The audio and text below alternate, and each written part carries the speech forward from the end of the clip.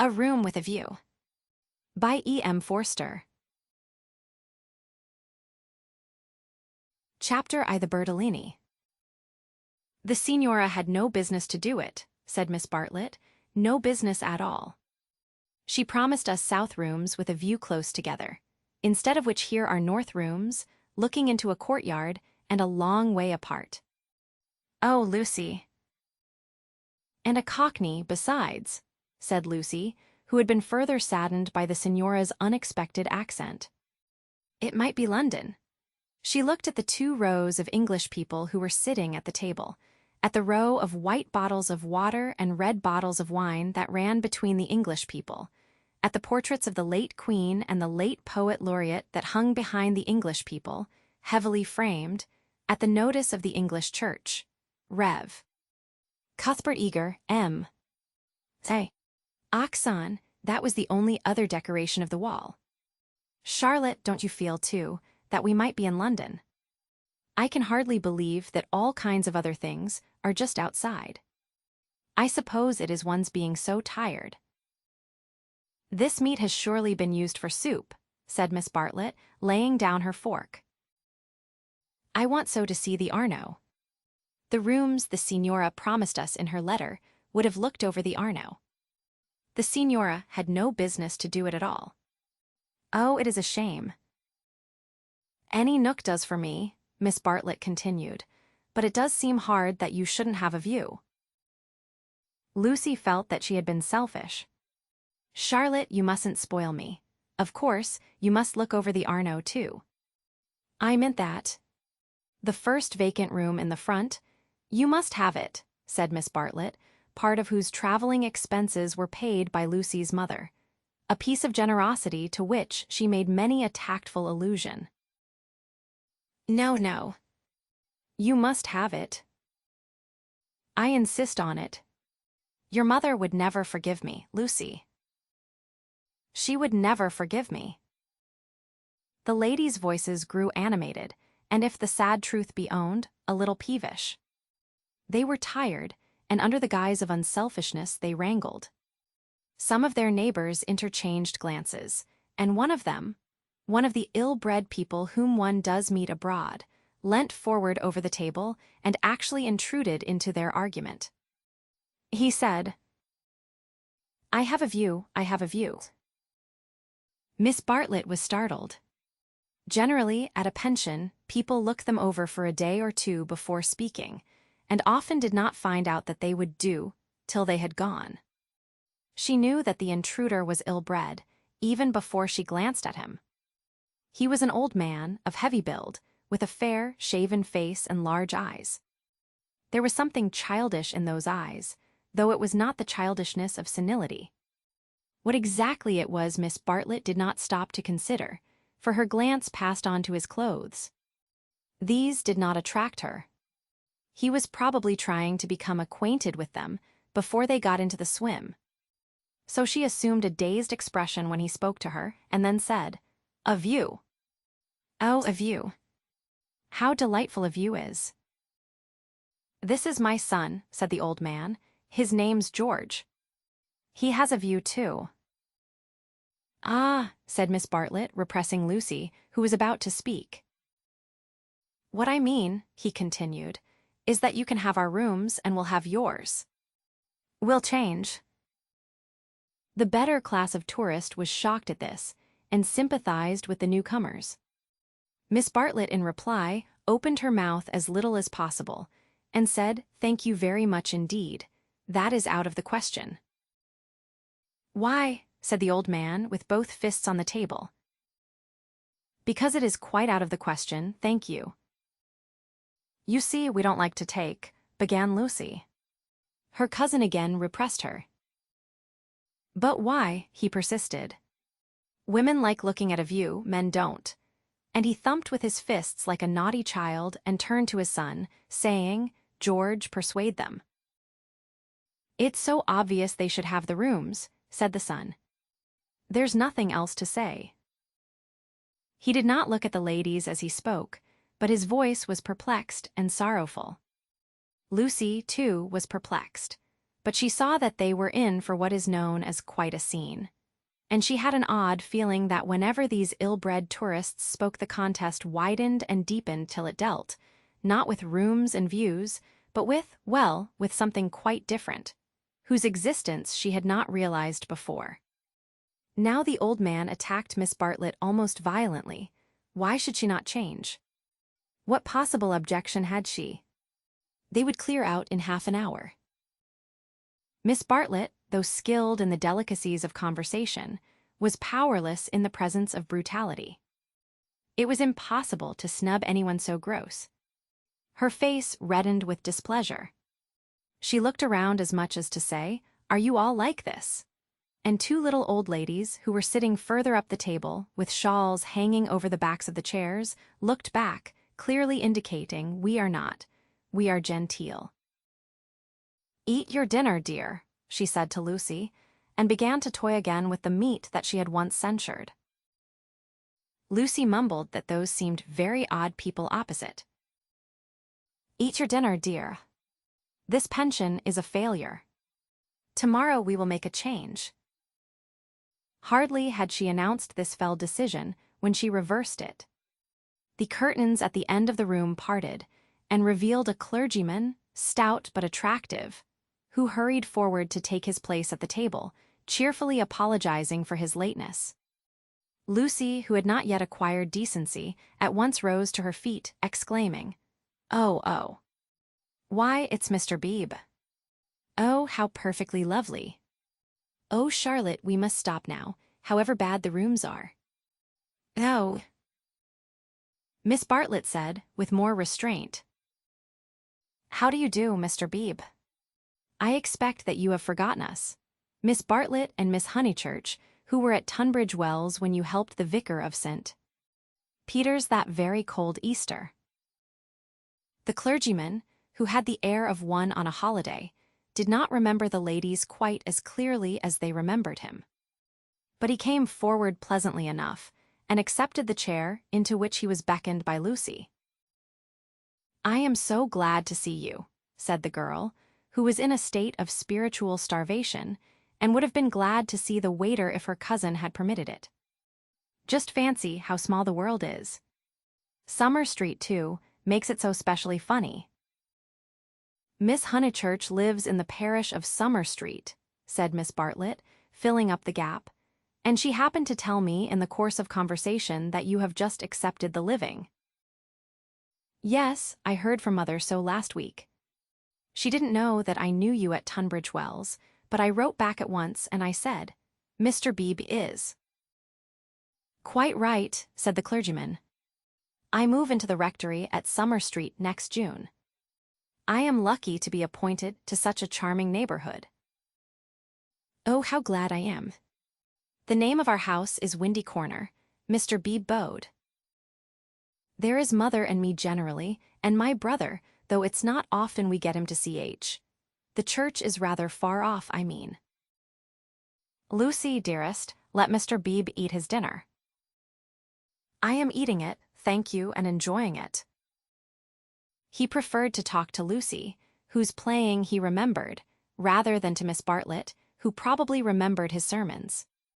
He asked the girl whether she knew Florence well, and was informed at some length that she had never been there before. It is delightful to advise a newcomer, and he was first in the field. "Don't neglect the country round," his advice concluded. "The first fine afternoon drive up to Cecil, and round by Sedignano, or something of that sort." "No," cried a voice from the top of the table. "Mr. Beebe, you are wrong. The first fine afternoon, your ladies must go to Prato." "That lady looks so clever," whispered Miss Bartlett to her cousin. "We are in luck." And indeed, a perfect torrent of information burst on them. People told them what to see, when to see it, how to stop the electric trams, how to get rid of the beggars, how much to give for a vellum blotter, how much the place would grow upon them. The pension Bertolini had decided, almost enthusiastically, that they would do. Whichever way they looked, kind ladies smiled and shouted at them. And above all rose the voice of the clever lady, crying, Prado. They must go to Prado. That place is too sweetly squalid for words. I love it. I revel in shaking off the trammels of respectability, as you know. The young man named George glanced at the clever lady, and then returned moodily to his plate. Obviously, he and his father did not do. Lucy, in the midst of her success, found time to wish they did. It gave her no extra pleasure that anyone should be left in the cold, and when she rose to go, she turned back and gave the two outsiders a nervous little bow. The father did not see it. The son acknowledged it, not by another bow, but by raising his eyebrows and smiling. He seemed to be smiling across something.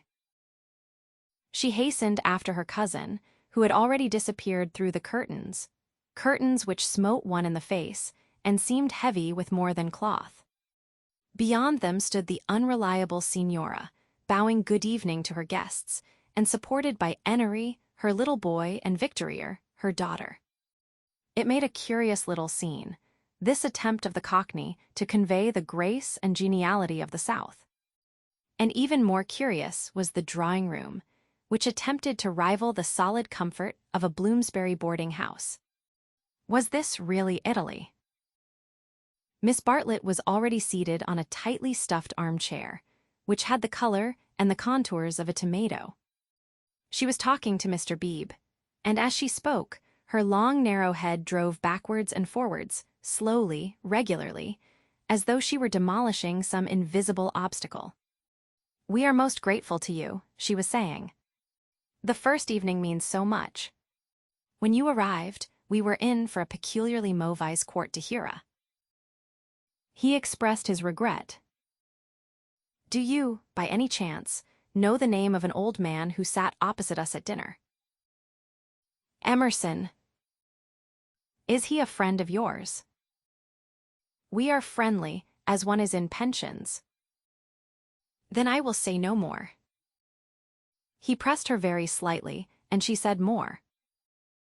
"I am, as it were," she concluded, "the chaperone of my young cousin, Lucy, and it would be a serious thing if I put her under an obligation to people of whom we know nothing." His manner was somewhat unfortunate. "I hope I acted for the best." "You acted very naturally," said he. He seemed thoughtful, and after a few moments added, "All the same, I don't think much harm would have come of accepting." "No harm, of course. But we could not be under an obligation." "He is rather a peculiar man." Again he hesitated, and then said gently, "I think he would not take advantage of your acceptance, nor expect you to show gratitude. He has the merit, if it is one, of saying exactly what he means. He has rooms he does not value, and he thinks you would value them. He no more thought of putting you under an obligation than he thought of being polite. It is so difficult, at least, I find it difficult, to understand people who speak the truth." Lucy was pleased and said, "I was hoping that he was nice. I do so always hope that people will be nice." "I think he is nice and tiresome. I differ from him on almost every point of any importance, and so, I expect, I may say I hope, you will differ. But his is a type one disagrees with rather than deplores. When he first came here, he not unnaturally put people's backs up. He has no tact and no manners. I don't mean by that he has bad manners, and he will not keep his opinions to himself. We nearly complained about him to our depressing Signora, but I am glad to say we thought better of it." "Am I to conclude," said Miss Bartlett, "that he is a socialist?" Mr. Beebe accepted the convenient word, not without a slight twitching of the lips. "And presumably, he has brought up his son to be a socialist, too." "I hardly know George, for he hasn't learnt to talk yet. He seems a nice creature, and I think he has brains. Of course, he has all his father's mannerisms, and it is quite possible that he, too, may be a socialist." "Oh, you relieve me," said Miss Bartlett. "So you think I ought to have accepted their offer? You feel I have been narrow-minded and suspicious." "Not at all," he answered. I never suggested that. But ought I not to apologize, at all events, for my apparent rudeness? He replied, with some irritation, that it would be quite unnecessary, and got up from his seat to go to the smoking room. "Was I a bore?" said Miss Bartlett, as soon as he had disappeared. "Why didn't you talk, Lucy? He prefers young people, I'm sure. I do hope I haven't monopolized him. I hoped you would have him all the evening, as well as all dinner time." "He is nice," exclaimed Lucy. "Just what I remember. He seems to see good in everyone. No one would take him for a clergyman." "My dear Lucia." "Well, you know what I mean. And you know how clergymen generally laugh. Mr. Beebe laughs just like an ordinary man." "Funny girl. How you do remind me of your mother. I wonder if she will approve of Mr. Beebe." "I'm sure she will, and so will Freddy. I think everyone at Windy Corner will approve. It is the fashionable world. Yam used to Tunbridge Wells, where we are all hopelessly behind the times." "Yes," said Lucy despondently. There was a haze of disapproval in the air, but whether the disapproval was of herself, or of Mr. Beebe, or of the fashionable world at Windy Corner, or of the narrow world at Tunbridge Wells, she could not determine. She tried to locate it, but as usual she blundered. Miss Bartlett sedulously denied disapproving of anyone, and added, "I am afraid you are finding me a very depressing companion." And the girl again thought, "I must have been selfish or unkind. I must be more careful. It is so dreadful for Charlotte, being poor." Fortunately, one of the little old ladies, who for some time had been smiling very benignly, now approached and asked if she might be allowed to sit where Mr. Beebe had sat. Permission granted, she began to chatter gently about Italy, the plunge it had been to come there, the gratifying success of the plunge, the improvement in her sister's health, the necessity of closing the bedroom windows at night, and of thoroughly emptying the water bottles in the morning. She handled her subjects agreeably, and they were, perhaps, more worthy of attention than the high discourse upon Guelphs and Ghibellines, which was proceeding tempestuously at the other end of the room. It was a real catastrophe, not a mere episode, that evening of hers at Venice, when she had found in her bedroom something that is one worse than a flea, though one better than something else. But here you are as safe as in England. Signora Bertolini is so English. Yet our rooms smell, said poor Lucy. We dread going to bed. Ah, then you look into the court, she sighed. If only Mr. Emerson was more tactful. We were so sorry for you at dinner. I think he was meaning to be kind. Undoubtedly he was, said Miss Bartlett. Mr. Beebe has just been scolding me for my suspicious nature. Of course, I was holding back on my cousin's account. Of course, said the little old lady, and they murmured that one could not be too careful with a young girl. Lucy tried to look demure, but could not help feeling a great fool. No one was careful with her at home, or, at all events, she had not noticed it. About old Mr. Emerson, I hardly know. No, he is not tactful. Yet, have you ever noticed that there are people who do things which are most indelicate, and yet at the same time, beautiful? Beautiful, said Miss Bartlett, puzzled at the word. Are not beauty and delicacy the same? So one would have thought, said the other helplessly. But things are so difficult, I sometimes think. She proceeded no further into things, for Mr. Beebe reappeared, looking extremely pleasant. Miss Bartlett, he cried, it's all right about the rooms. I'm so glad. Mr. Emerson was talking about it in the smoking room, and knowing what I did, I encouraged him to make the offer again. He has let me come and ask you. He would be so pleased. Oh, Charlotte, cried Lucy to her cousin, we must have the rooms now. The old man is just as nice and kind as he can be. Miss Bartlett was silent. "I fear," said Mr. Beebe after a pause, "that I have been officious. I must apologize for my interference." Gravely displeased, he turned to go. Not till then did Miss Bartlett reply.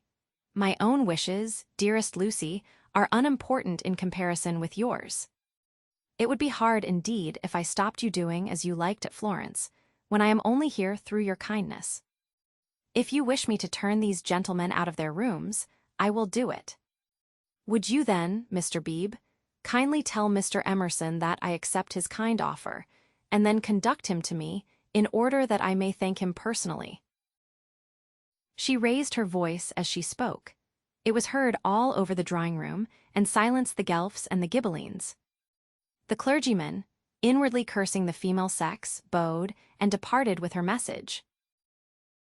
"Remember, Lucy, I alone am implicated in this. I do not wish the acceptance to come from you. Grant me that, at all events."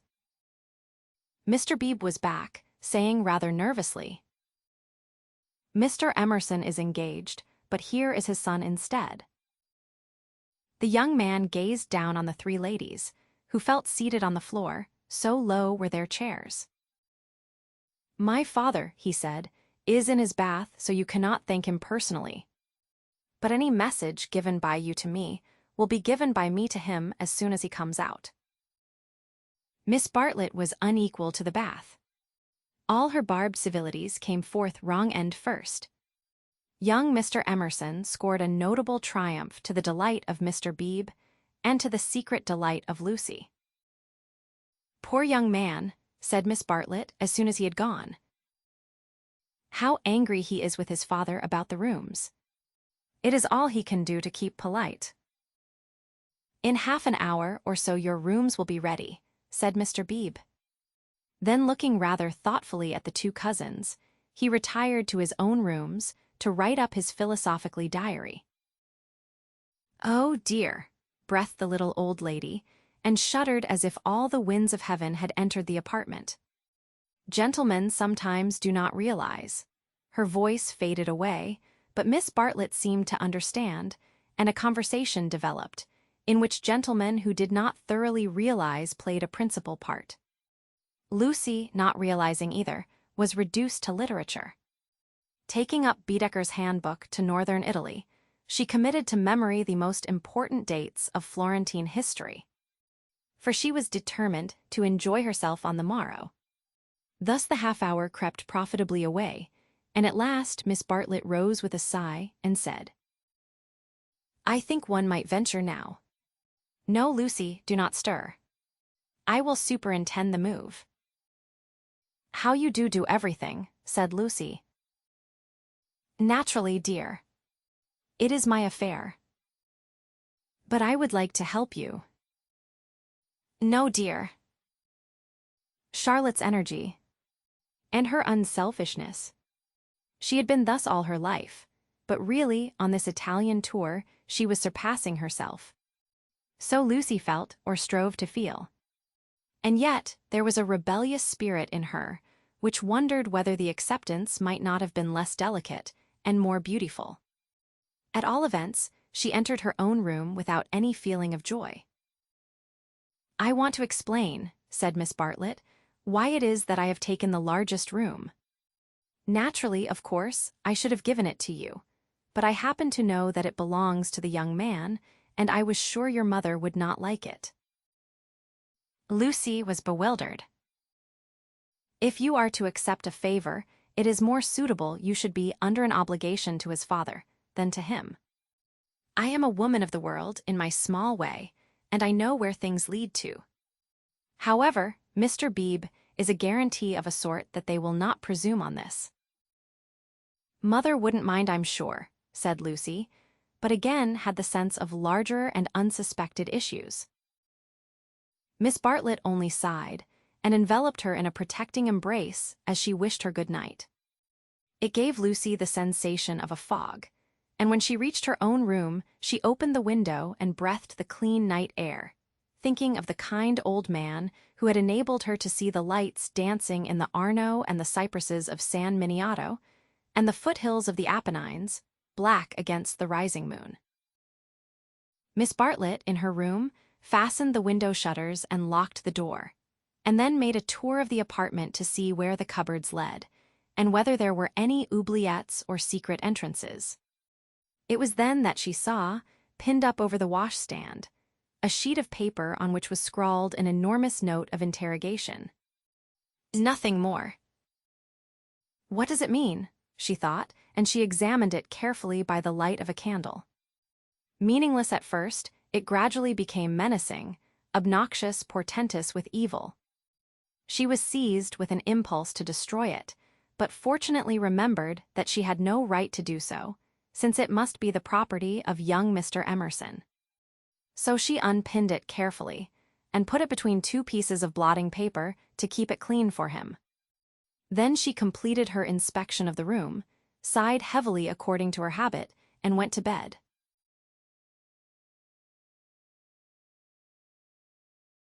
It was pleasant to wake up in Florence, to open the eyes upon a bright bare room, with a floor of red tiles which look clean though they are not, with a painted ceiling whereon pink griffins and blue amorini sport in a forest of yellow violins and bassoons.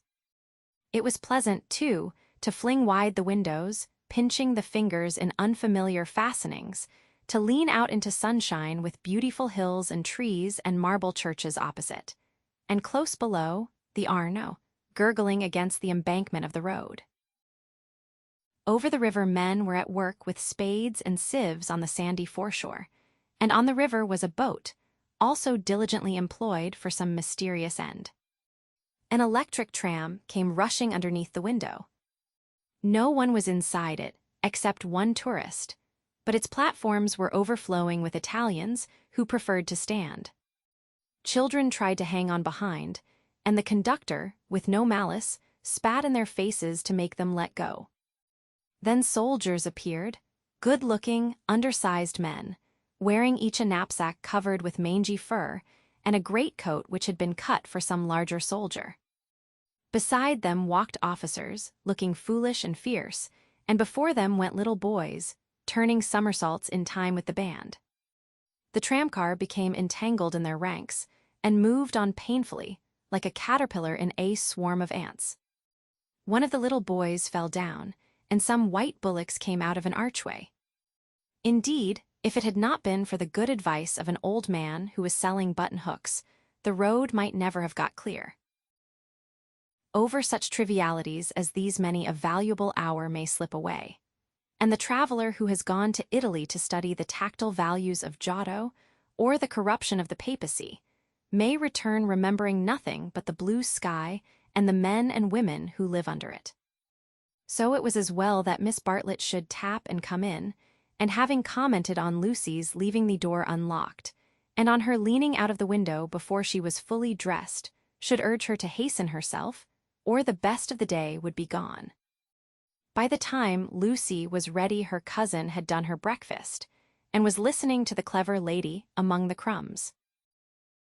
A conversation then ensued, on not unfamiliar lines. Miss Bartlett was, after all, a wee bit tired, and thought they had better spend the morning settling in, unless Lucy would at all like to go out. Lucy would rather like to go out, as it was her first day in Florence, but of course she could go alone. Miss Bartlett could not allow this. Of course she would accompany Lucy everywhere. Oh, certainly not. Lucy would stop with her cousin. Oh, no. That would never do. Oh, yes. At this point, the clever lady broke in. If it is Mrs. Grundy who is troubling you, I do assure you that you can neglect the good person. Being English, Miss Honeychurch will be perfectly safe.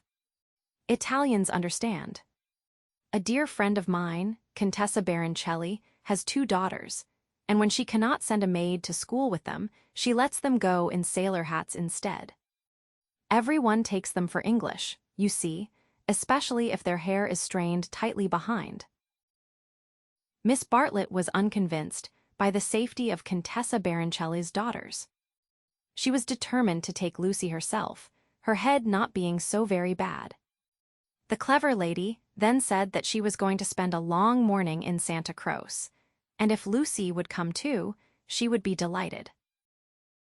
"I will take you by a dear dirty back way, Miss Honeychurch, and if you bring me luck, we shall have an adventure." Lucy said that this was most kind, and at once opened the Baedeker to see where Santa Croce was.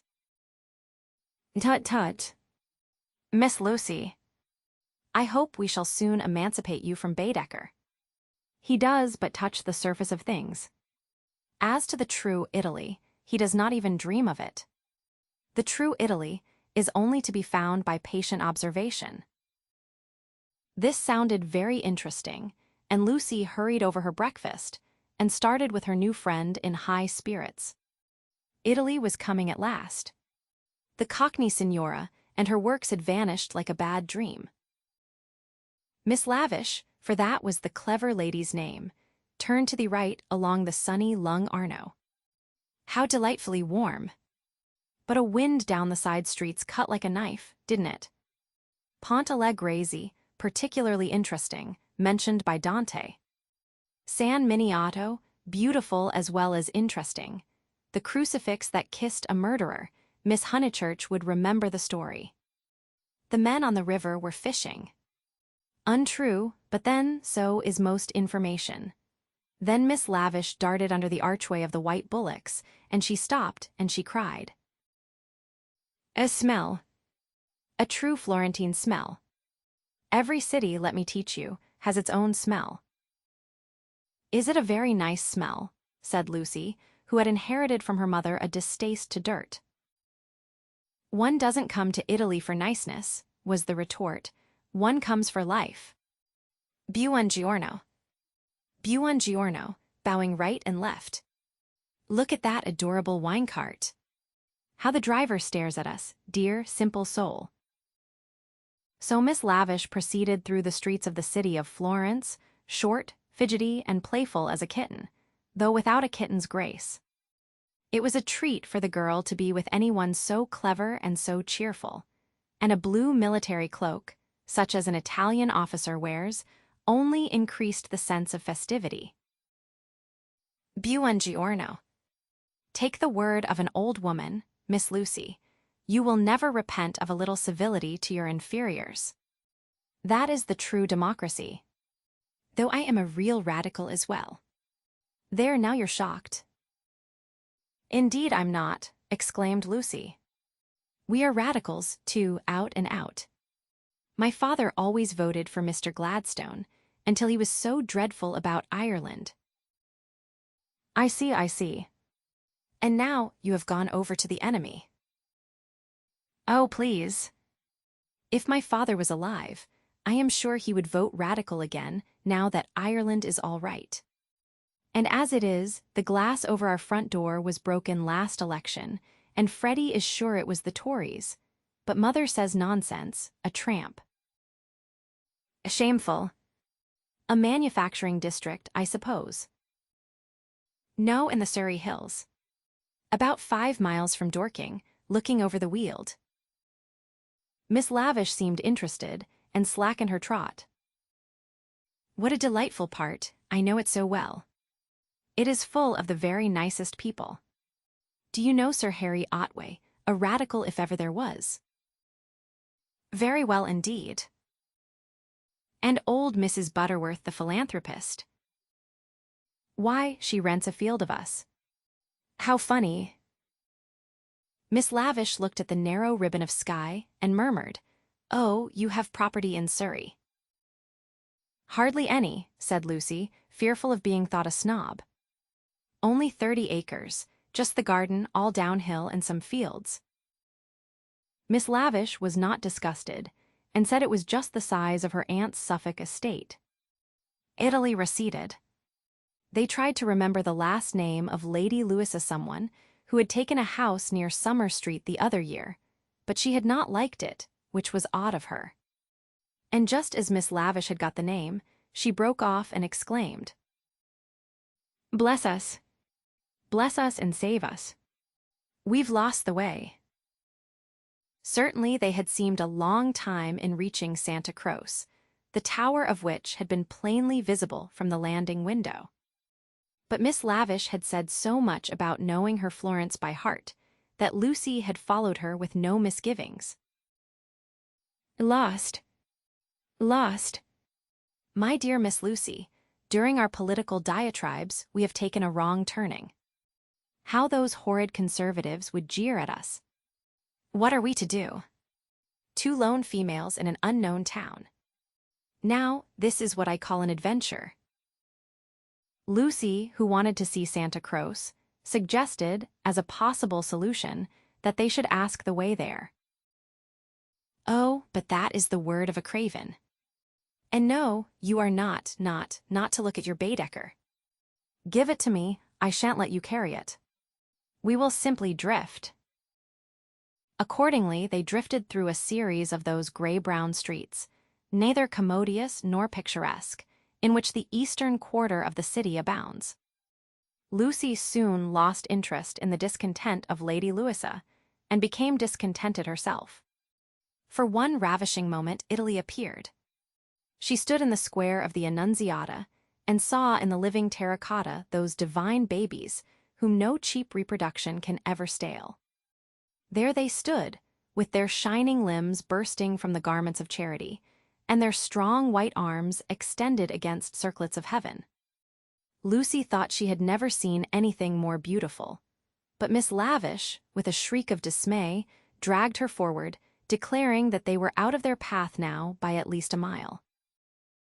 The hour was approaching at which the continental breakfast begins, or rather ceases, to tell, and the ladies bought some hot chestnut paste out of a little shop, because it looked so typical. It tasted partly of the paper in which it was wrapped, partly of hair oil, partly of the great unknown. But it gave them strength to drift into another piazza, large and dusty, on the farther side of which rose a black-and-white facade of surpassing ugliness. Miss Lavish spoke to it dramatically. It was Santa Croce. The adventure was over. Stop a minute, let those 2 people go on, or I shall have to speak to them. I do detest conventional intercourse. Nasty. They are going into the church, too. Oh, the British are abroad. We sat opposite them at dinner last night. They have given us their rooms. They were so very kind. Look at their figures, laughed Miss Lavish. They walk through my Italy like a pair of cows. It's very naughty of me, but I would like to set an examination paper at Dover, and turn back every tourist who couldn't pass it. What would you ask us? Miss Lavish laid her hand pleasantly on Lucy's arm, as if to suggest that she, at all events, would get full marks. In this exalted mood they reached the steps of the great church, and were about to enter it when Miss Lavish stopped, squeaked, flung up her arms, and cried, "There goes my local color box. I must have a word with him." And in a moment she was away over the piazza, her military cloak flapping in the wind. Nor did she slacken speed till she caught up an old man with white whiskers and nipped him playfully upon the arm. Lucy waited for nearly 10 minutes. Then she began to get tired. The beggars worried her, the dust blew in her eyes, and she remembered that a young girl ought not to loiter in public places. She descended slowly into the piazza with the intention of rejoining Miss Lavish, who was really almost too original. But at that moment, Miss Lavish and her local color box moved also, and disappeared down a side street, both gesticulating largely. Tears of indignation came to Lucy's eyes partly because Miss Lavish had jilted her, partly because she had taken her Baedeker. How could she find her way home? How could she find her way about in Santa Croce? Her first morning was ruined, and she might never be in Florence again. A few minutes ago she had been all high spirits, talking as a woman of culture and half persuading herself that she was full of originality. Now she entered the church depressed and humiliated, not even able to remember whether it was built by the Franciscans or the Dominicans. Of course, it must be a wonderful building. But how like a barn? And how very cold. Of course, it contained frescoes by Giotto, in the presence of whose tactile values she was capable of feeling what was proper. But who was to tell her which they were? She walked about disdainfully, unwilling to be enthusiastic over monuments of uncertain authorship or date. There was no one even to tell her which, of all the sepulchral slabs that paved the nave and transepts, was the one that was really beautiful, the one that had been most praised by Mr. Ruskin. Then the pernicious charm of Italy worked on her, and instead of acquiring information, she began to be happy. She puzzled out the Italian notices, the notices that forbade people to introduce dogs into the church, the notice that prayed people, in the interest of health and out of respect to the sacred edifice in which they found themselves, not to spit. She watched the tourists. Their noses were as red as their Baedekers, so cold was Santa Croce. She beheld the horrible fate that overtook 3 papists, 2 he-babies and a she-baby, who began their career by sousing each other with the holy water, and then proceeded to the Machiavelli memorial, dripping but hallowed. Advancing towards it very slowly and from immense distances, they touched the stone with their fingers, with their handkerchiefs, with their heads, and then retreated. What could this mean? They did it again and again. Then Lucy realized that they had mistaken Machiavelli for some saint, hoping to acquire virtue. Punishment followed quickly. The smallest he-baby stumbled over one of the sepulchral slabs, so much admired by Mr. Ruskin, and entangled his feet in the features of a recumbent bishop.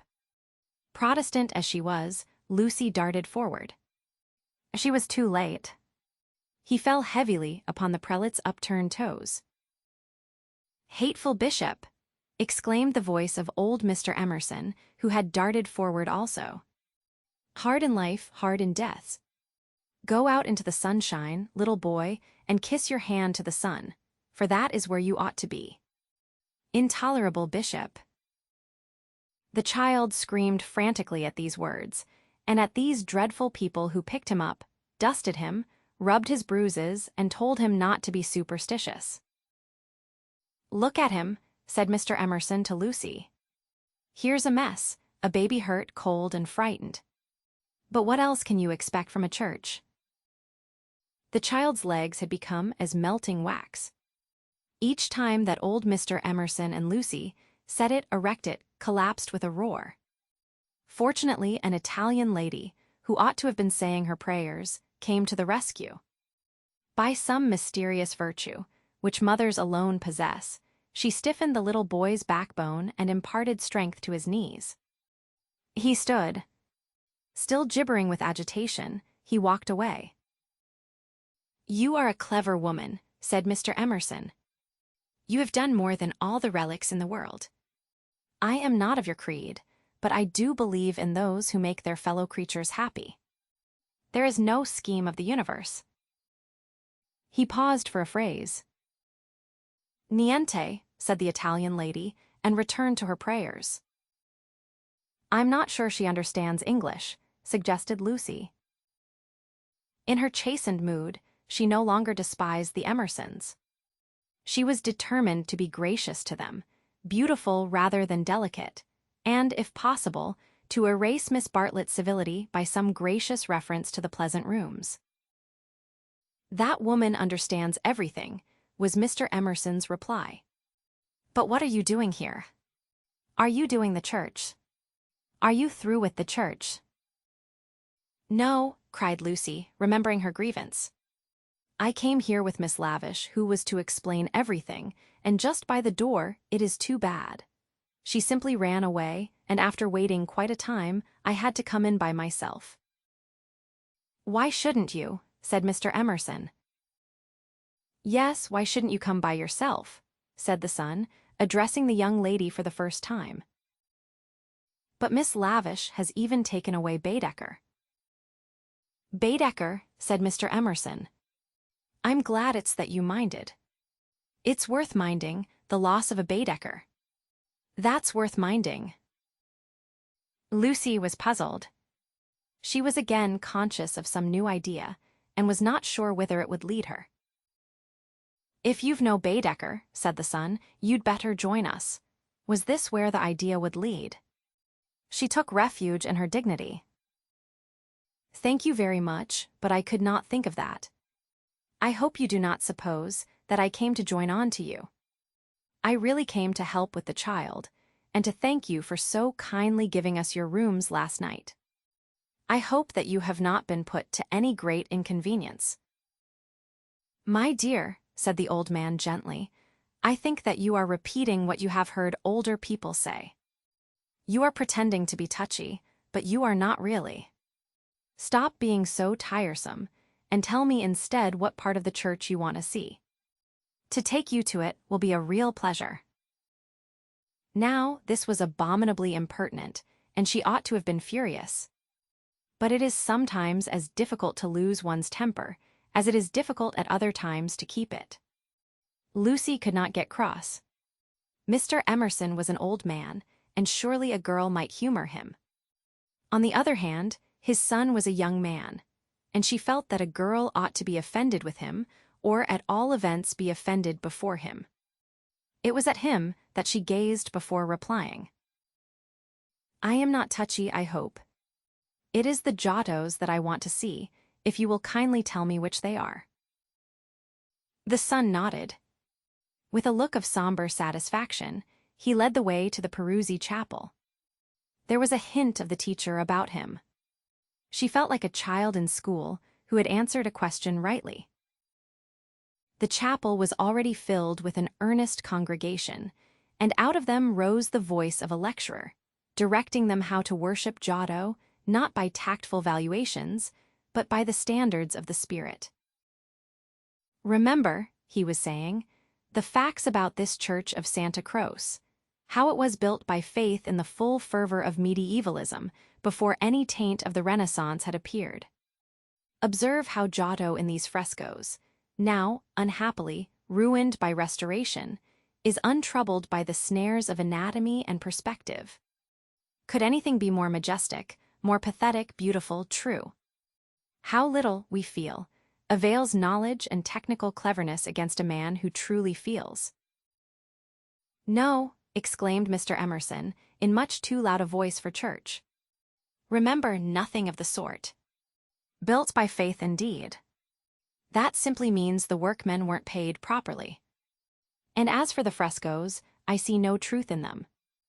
Look at that fat man in blue. He must weigh as much as I do, and he is shooting into the sky like an air balloon." He was referring to the fresco of the Ascension of St. John. Inside, the lecturer's voice faltered, as well it might. The audience shifted uneasily, and so did Lucy. She was sure that she ought not to be with these men, but they had cast a spell over her.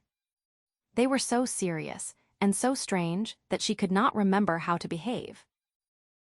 Now, did this happen or didn't it? Yes or no? George replied, "It happened like this, if it happened at all. I would rather go up to heaven by myself than be pushed by cherubs, and if I got there, I should like my friends to lean out of it, just as they do here."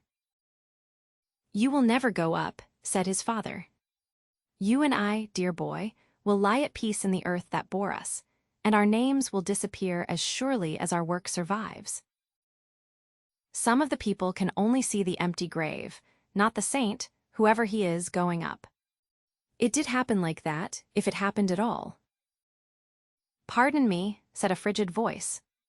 "The chapel is somewhat small for two parties. We will incommode you no longer."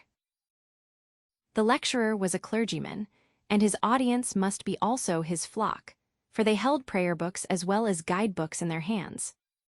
They filed out of the chapel in silence. Amongst them were the two little old ladies of the pension Bertolini, Miss Teresa and Miss Catherine Allen. "Stop," cried Mr. Emerson. "There's plenty of room for us all." "Stop." The procession disappeared without a word. Soon the lecturer could be heard in the next chapel, describing the life of St. Francis. "George, I do believe that clergyman is the Brixton curate. George went into the next chapel and returned, saying perhaps he is. I don't remember. Then I had better speak to him and remind him who I am. It's that Mr. Eager. Why did he go? Did we talk too loud? How vexatious. I shall go and say we are sorry.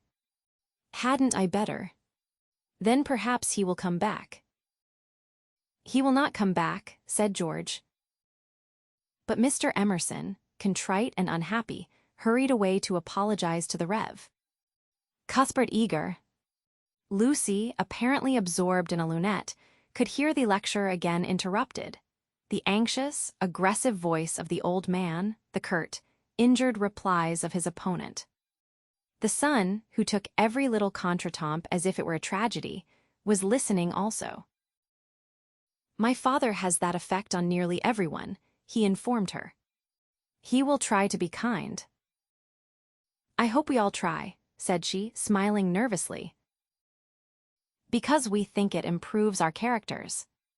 But he is kind to people because he loves them, and they find him out and are offended or frightened. How silly of them, said Lucy, though in her heart she sympathized.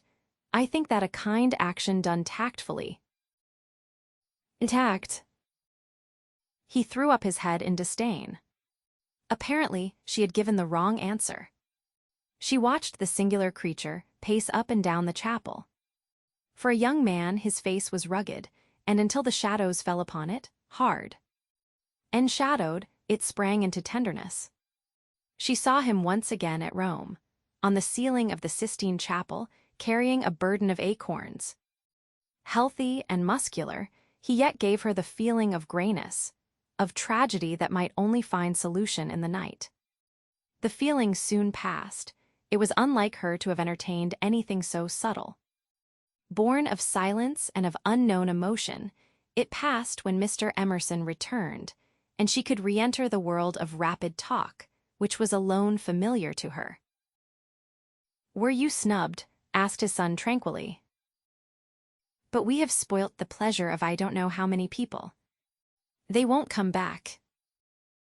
Full of innate sympathy, quickness to perceive good in others, vision of the brotherhood of man, scraps of the lecture on St. Francis came floating round the partition wall. Don't let us spoil yours, he continued to Lucy. Have you looked at those saints? Yes, said Lucy. They are lovely. Do you know which is the tombstone that is praised in Ruskin? He did not know, and suggested that they should try to guess it. George, rather to her relief, refused to move, and she and the old man wandered not unpleasantly about Santa Croce, which, though it is like a barn, has harvested many beautiful things inside its walls. There were also beggars to avoid and guides to dodge round the pillars, and an old lady with her dog, and here and there a priest modestly edging to his mass through the groups of tourists. But Mr. Emerson was only half interested. He watched the lecturer, whose success he believed he had impaired, and then he anxiously watched his son. Why will he look at that fresco? He said uneasily. I saw nothing in it. I like Giotto, she replied. It is so wonderful what they say about his tactile values. Though I like things like the Della Robbia babies better. So you ought. A baby is worth a dozen saints. And my baby's worth the whole of paradise, and as far as I can see he lives in hell. Lucy again felt that this did not do. In hell, he repeated. He's unhappy. Oh dear, said Lucy. How can he be unhappy when he is strong and alive? What more is one to give him? And think how he has been brought up, free from all the superstition and ignorance that lead men to hate one another in the name of God. With such an education as that, I thought he was bound to grow up happy. She was no theologian, but she felt that here was a very foolish old man, as well as a very irreligious one. She also felt that her mother might not like her talking to that kind of person, and that Charlotte would object most strongly. "What are we to do with him?" he asked. "He comes out for his holiday to Italy and behaves like that, like the little child who ought to have been playing and who hurt himself upon the tombstone." "Hey, what did you say?" Lucy had made no suggestion. Suddenly he said, "Now don't be stupid over this. I don't require you to fall in love with my boy, but I do think you might try and understand him. You are nearer his age, and if you let yourself go, I am sure you are sensible. You might help me. He has known so few women, and you have the time. You stop here several weeks, I suppose. But let yourself go. You are inclined to get muddled, if I may judge from last night. Let yourself go. Pull out from the depths those thoughts that you do not understand, and spread them out in the sunlight and know the meaning of them. By understanding George, you may learn to understand yourself. It will be good for both of you." To this extraordinary speech, Lucy found no answer. "I only know what it is that's wrong with him, not why it is." "And what is it?" asked Lucy fearfully, expecting some harrowing tale. "The old trouble, things won't fit." "What things?" "The things of the universe." "It is quite true." "They don't." "Oh, Mr. Emerson, whatever do you mean?" In his ordinary voice, so that she scarcely realized he was quoting poetry, he said, "From far, from eve and morning, and yon 12-winded sky, the stuff of life to knit me blew hither. Here am I." George and I both know this, but why does it distress him? We know that we come from the winds, and that we shall return to them, that all life is perhaps a knot, a tangle, a blemish in the eternal smoothness. But why should this make us unhappy? Let us rather love one another, and work and rejoice. I don't believe in this world's sorrow. Miss Honeychurch assented. "Then make my boy think like us. Make him realize that by the side of the everlasting why there is a yes, a transitory yes if you like, but a yes." Suddenly she laughed, surely one ought to laugh. A young man melancholy because the universe wouldn't fit, because life was a tangle or a wind or a yes or something. "I'm very sorry," she cried. "You'll think me unfeeling, but," then she became matronly. "Oh, but your son wants employment. Has he no particular hobby?" "Why, I myself have worries, but I can generally forget them at the piano, and collecting stamps did no end of good for my brother. Perhaps Italy bores him. You ought to try the Alps or the lakes." The old man's face saddened, and he touched her gently with his hand. This did not alarm her. She thought that her advice had impressed him and that he was thanking her for it. Indeed, he no longer alarmed her at all. She regarded him as a kind thing, but quite silly. Her feelings were as inflated spiritually as they had been an hour ago aesthetically, before she lost Baedeker. The dear George, now striding towards them over the tombstones, seemed both pitiable and absurd. He approached, his face in the shadow. He said, "Miss Bartlett." "Oh, good gracious me," said Lucy, suddenly collapsing and again seeing the whole of life in a new perspective. "Where? Where?" "In the nave." "I see.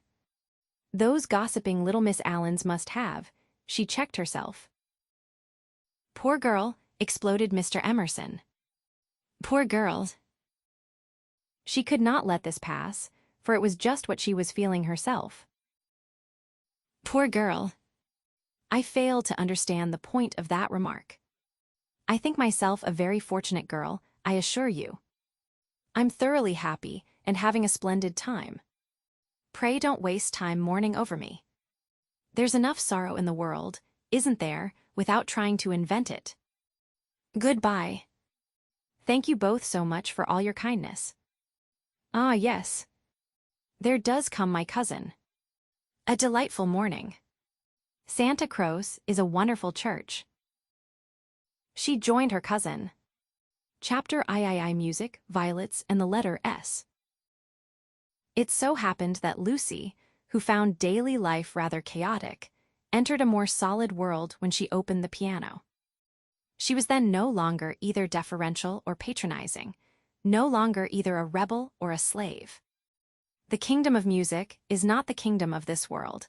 It will accept those whom breeding and intellect and culture have alike rejected.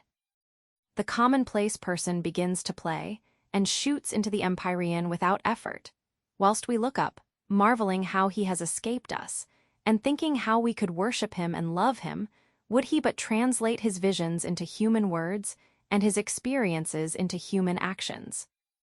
Perhaps he cannot, certainly he does not or does so very seldom. Lucy had done so never. She was no dazzling executante. Her runs were not at all like strings of pearls, and she struck no more right notes than was suitable for one of her age and situation. Nor was she the passionate young lady, who performs so tragically on a summer's evening with the window open. Passion was there, but it could not be easily labeled.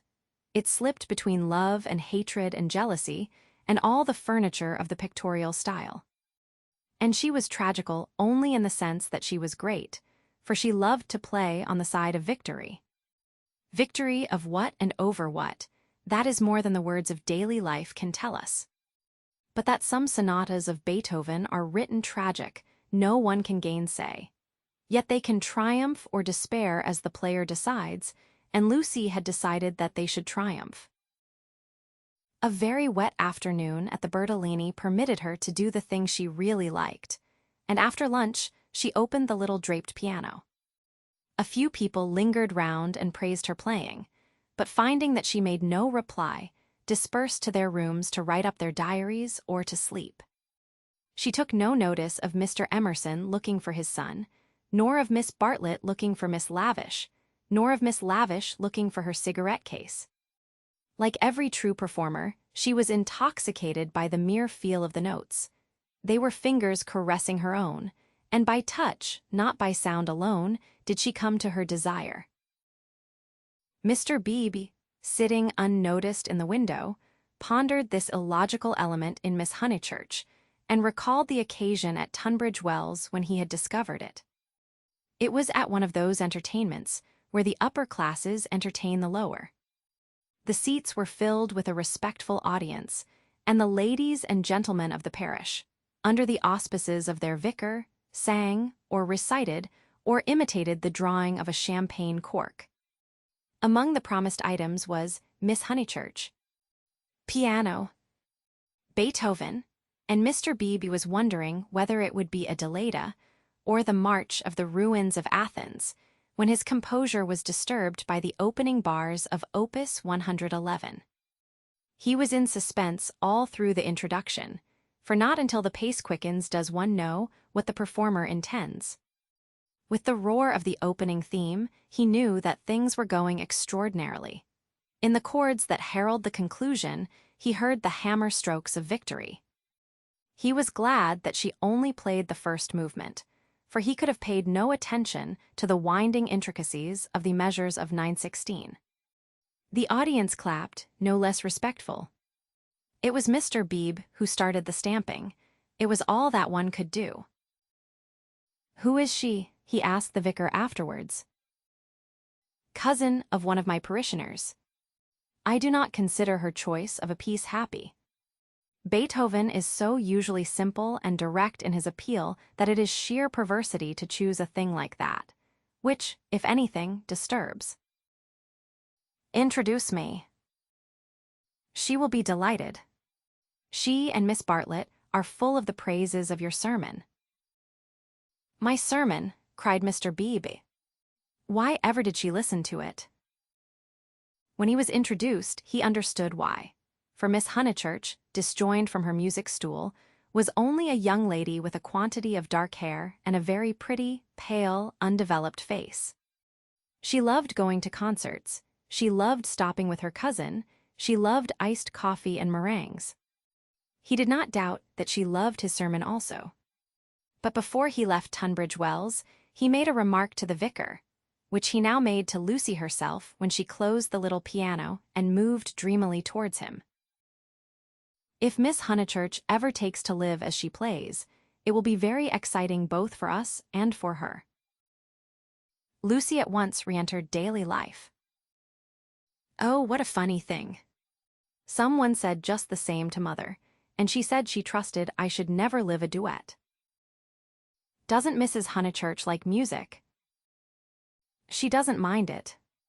But she doesn't like one to get excited over anything. She thinks I am silly about it. She thinks I can't make out. Once, I said that I liked my own playing better than anyone's. She has never got over it. Of course, I didn't mean that I played well. I only meant. Of course, said he, wondering why she bothered to explain. Music, said Lucy, as if attempting some generality. She could not complete it, and looked out absently upon Italy in the wet.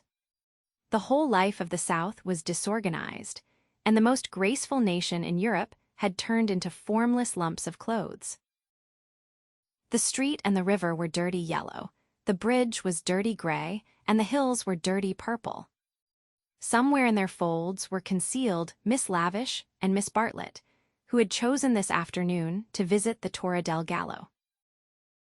What about music? Said Mr. Beebe. Poor Charlotte will be sopped, was Lucy's reply.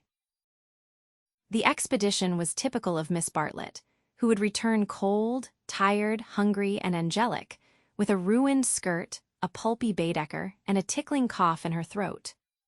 On another day, when the whole world was singing and the air ran into the mouth, like wine, she would refuse to stir from the drawing-room, saying that she was an old thing and no fit companion for a hardy girl. Miss Lavish has led your cousin astray. She hopes to find the true Italy in the wet, I believe. Miss Lavish is so original, murmured Lucy. This was a stock remark, the supreme achievement of the pension Bertolini in the way of definition. Miss Lavish was so original.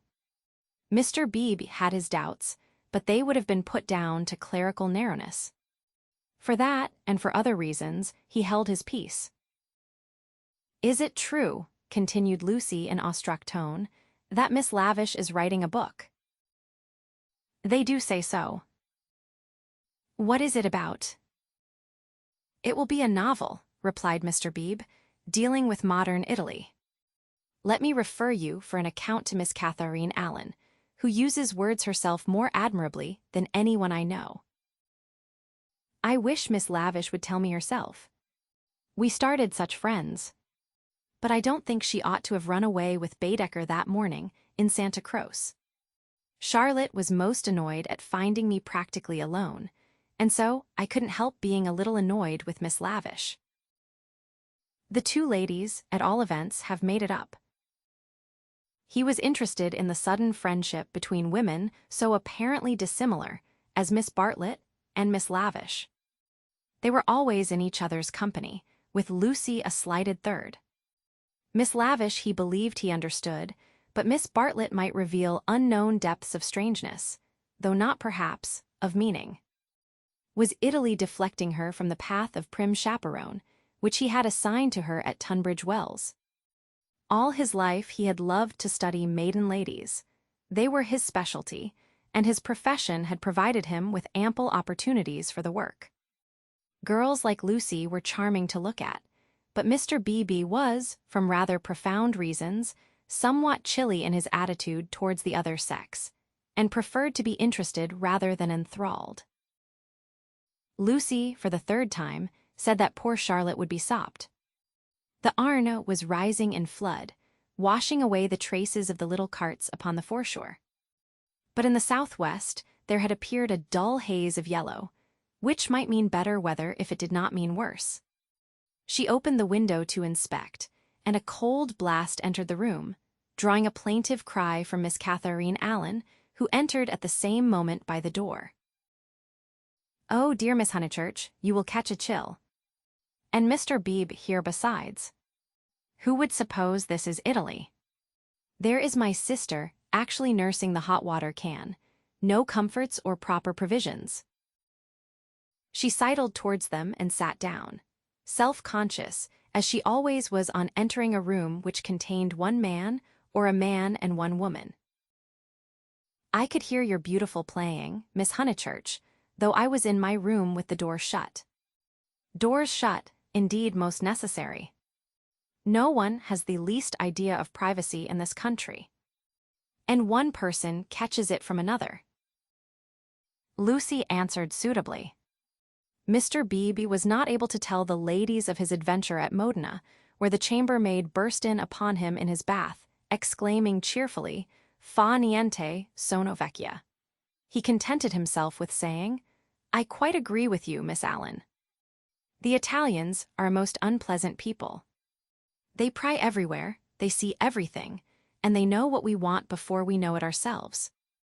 We are at their mercy. They read our thoughts, they foretell our desires. From the cab driver down to Giotto, they turn us inside out, and I resent it. Yet in their heart of hearts they are, how superficial. They have no conception of the intellectual life. How right is Signora Bertolini, who exclaimed to me the other day, 'Ho, Mr. Beebe, if you knew what I suffer over the children's education. I won't ave my little Victorier taught by a hignorant Italian, what can't explain nothink.'" Miss Allen did not follow, but gathered that she was being mocked in an agreeable way. Her sister was a little disappointed in Mr. Beebe, having expected better things from a clergyman whose head was bald and who wore a pair of russet whiskers. Indeed, who would have supposed that tolerance, sympathy, and a sense of humor would inhabit that militant form? In the midst of her satisfaction, she continued to sidle, and at last the cause was disclosed. From the chair beneath her, she extracted a gunmetal cigarette case, on which were powdered in turquoise the initials E. L. "That belongs to Lavish," said the clergyman. "A good fellow, Lavish, but I wish she'd start a pipe." "Oh, Mr. Beebe," said Miss Allen, divided between awe and mirth. "Indeed, though it is dreadful for her to smoke, it is not quite as dreadful as you suppose. She took to it, practically in despair, after her life's work was carried away in a landslip. Surely that makes it more excusable." "What was that?" asked Lucy. Mr. Beebe sat back complacently, and Miss Allen began as follows. "It was a novel, and I am afraid, from what I can gather, not a very nice novel. It is so sad when people who have abilities misuse them, and I must say they nearly always do. Anyhow, she left it almost finished in the Grotto of the Calvary at the Cappuccini Hotel at Amalfi, while she went for a little ink. She said, 'Can I have a little ink, please?' But you know what Italians are, and meanwhile the grotto fell roaring on to the beach, and the saddest thing of all is that she cannot remember what she has written. The poor thing was very ill after it, and so got tempted into cigarettes. It is a great secret, but I am glad to say that she is writing another novel. She told Teresa and Miss Pole the other day that she had got up all the local color. This novel is to be about modern Italy, the other was historical, but that she could not start till she had an idea. First she tried Perugia for an inspiration, then she came here. This must on no account get round. And so cheerful through it all. I cannot help thinking that there is something to admire in everyone, even if you do not approve of them." Miss Allen was always thus being charitable against her better judgment. A delicate pathos perfumed her disconnected remarks, giving them unexpected beauty, just as in the decaying autumn woods there sometimes rise odors reminiscent of spring. She felt she had made almost too many allowances, and apologized hurriedly for her toleration. "All the same, she is a little too, I hardly like to say unwomanly, but she behaved most strangely when the Emersons arrived." Mr. Beebe smiled as Miss Allen plunged into an anecdote which he knew she would be unable to finish in the presence of a gentleman. "I don't know, Miss Honeychurch, if you have noticed that Miss Pole, the lady who has so much yellow hair, takes lemonade. That old Mr. Emerson, who puts things very strangely." Her jaw dropped. She was silent. Mr. Beebe, whose social resources were endless, went out to order some tea, and she continued to Lucy in a hasty whisper. Stomach. He warned Miss Pole of her stomach acidity, he called it, and he may have meant to be kind. I must say I forgot myself and laughed, it was so sudden. As Teresa truly said, it was no laughing matter. But the point is that Miss Lavish was positively attracted by his mentioning S, and said she liked plain speaking and meeting different grades of thought. She thought they were commercial travelers. Drummers was the word she used, and all through dinner she tried to prove that England, our great and beloved country, rests on nothing but commerce. Teresa was very much annoyed and left the table before the cheese, saying as she did so, "There, Miss Lavish, is one who can confute you better than I," and pointed to that beautiful picture of Lord Tennyson. Then Miss Lavish said, "Tut. The early Victorians, just imagine." Tut. The early Victorians. My sister had gone, and I felt bound to speak. I said, "Miss Lavish, I am an early Victorian, at least, that is to say, I will hear no breath of censure against our dear Queen." It was horrible speaking. I reminded her how the Queen had been to Ireland when she did not want to go, and I must say she was dumbfounded and made no reply. But unluckily, Mr. Emerson overheard this part and called in his deep voice, "Quite so, quite so. I honor the woman for her Irish visit, the woman. I tell things so badly, but you see what a tangle we were in by this time, all on account of S. having been mentioned in the first place." But that was not all. After dinner, Miss Lavish actually came up and said, "Miss Allen, I am going into the smoking room to talk to those two nice men. Come too." Needless to say, I refused such an unsuitable invitation, and she had the impertinence to tell me that it would broaden my ideas, and said that she had 4 brothers, all university men, except one who was in the army, who always made a point of talking to commercial travelers. "Let me finish the story," said Mr. Beebe, who had returned. Miss Lavish tried Miss Pole, myself, everyone, and finally said, "I shall go alone." She went. At the end of 5 minutes, she returned unobtrusively with a green baize board, and began playing Patience. "Whatever happened?" cried Lucy. "No one knows. No one will ever know. Miss Lavish will never dare to tell, and Mr. Emerson does not think it worth telling." "Mr. Beebe, old Mr. Emerson, is he nice or not nice? I do so want to know." Mr. Beebe laughed and suggested that she should settle the question for herself. "No, but it is so difficult. Sometimes he is so silly, and then I do not mind him. Miss Allen, what do you think? Is he nice?" The little old lady shook her head and sighed disapprovingly. Mr. Beebe, whom the conversation amused, stirred her up by saying, "I consider that you are bound to class him as nice, Miss Allen, after that business of the violets." "Violets? Oh dear. Who told you about the violets? How do things get round? A pension is a bad place for gossips.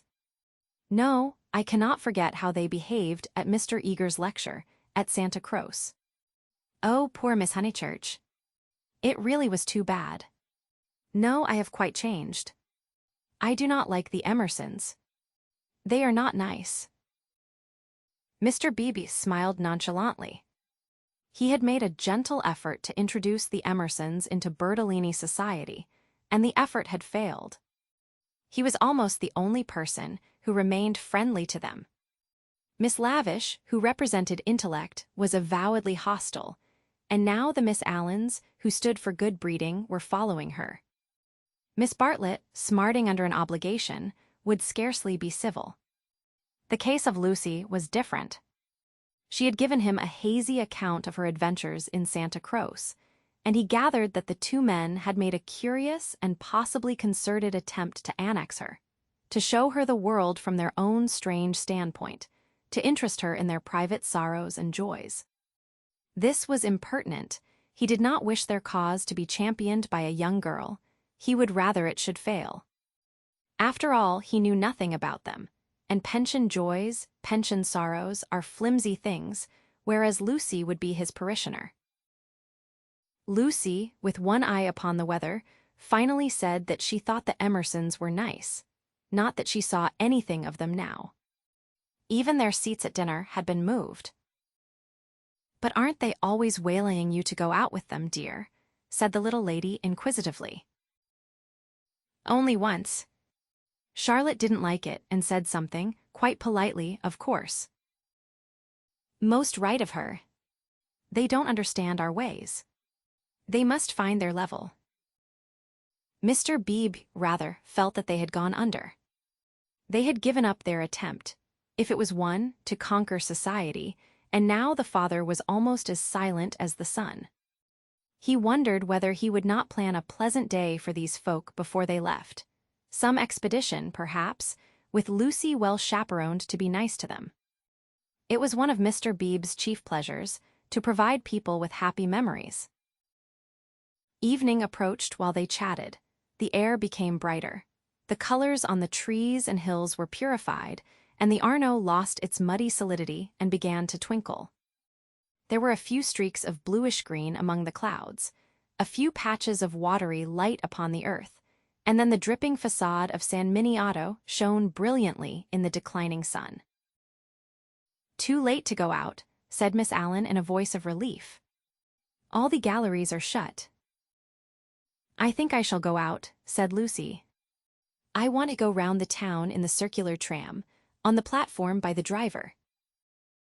Her two companions looked grave. Mr. Beebe, who felt responsible for her in the absence of Miss Bartlett, ventured to say, "I wish we could. Unluckily, I have letters. If you do want to go out alone, won't you be better on your feet?" "Italians, dear, you know," said Miss Allen. "Perhaps I shall meet someone who reads me through and through." But they still looked disapproval, and she so far conceded to Mr. Beebe as to say that she would only go for a little walk, and keep to the street frequented by tourists. "She oughtn't really to go at all," said Mr. Beebe, as they watched her from the window, "and she knows it. I put it down to too much Beethoven." Mr. Beebe was right. Lucy never knew her desires so clearly as after music. She had not really appreciated the clergyman's wit, nor the suggestive twitterings of Miss Allen. Conversation was tedious.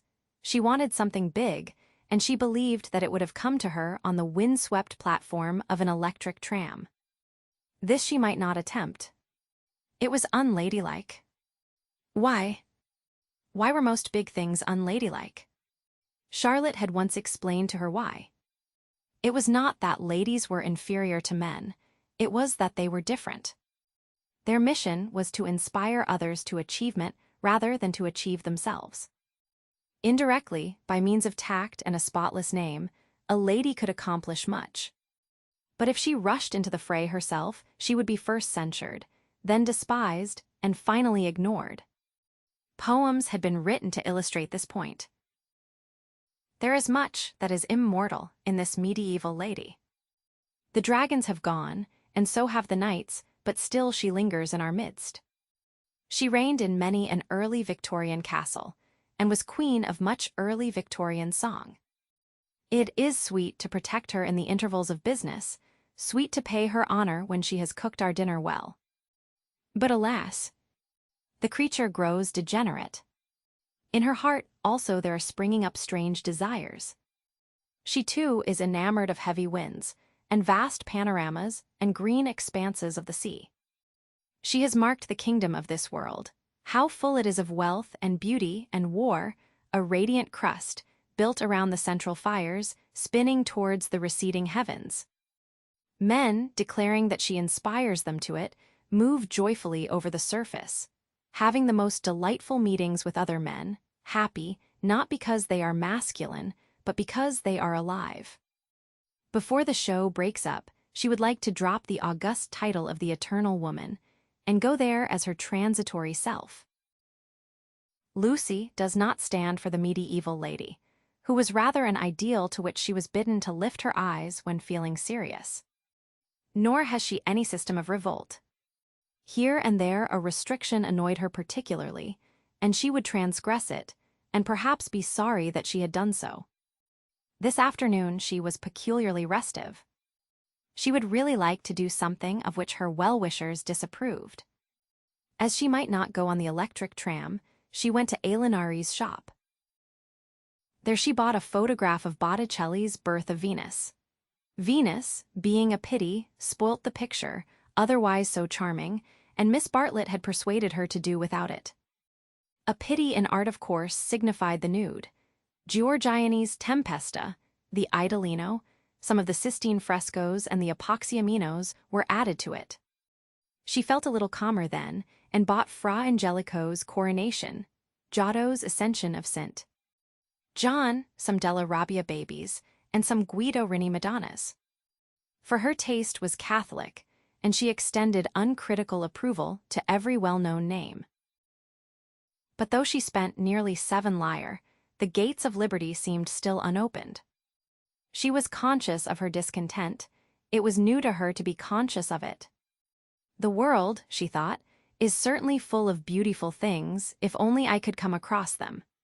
It was not surprising that Mrs. Honeychurch disapproved of music, declaring that it always left her daughter peevish, unpractical, and touchy.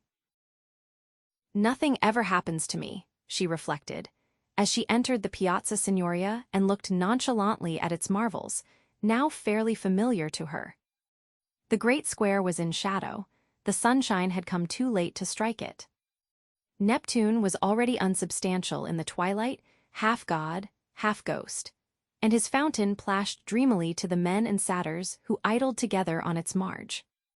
The loggia showed as the triple entrance of a cave, wherein many a deity, shadowy, but immortal, looking forth upon the arrivals and departures of mankind. It was the hour of unreality, the hour, that is, when unfamiliar things are real.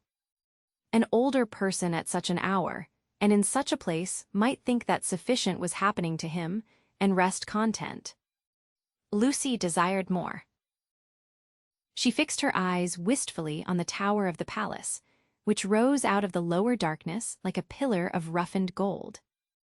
It seemed no longer a tower, no longer supported by earth, but some unattainable treasure throbbing in the tranquil sky. Its brightness mesmerized her, still dancing before her eyes when she bent them to the ground and started towards home. Then something did happen. 2 Italians by the loggia had been bickering about a debt. "Sink liar," they had cried, "sink liar." They sparred at each other, and one of them was hit lightly upon the chest.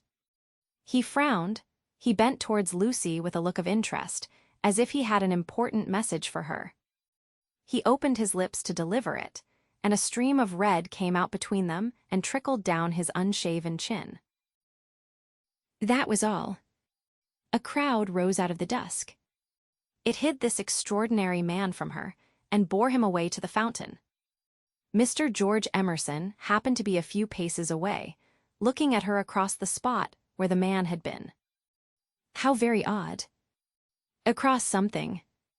Even as she caught sight of him, he grew dim. The palace itself grew dim, swayed above her, fell onto her softly, slowly, noiselessly, and the sky fell with it. She thought, "Oh, what have I done? Oh, what have I done?" she murmured and opened her eyes. George Emerson still looked at her, but not across anything. She had complained of dullness, and lo! One man was stabbed, and another held her in his arms. They were sitting on some steps in the Uffizi arcade. He must have carried her. He rose when she spoke, and began to dust his knees. She repeated, "Oh, what have I done?" "You fainted." I am very sorry." "How are you now?"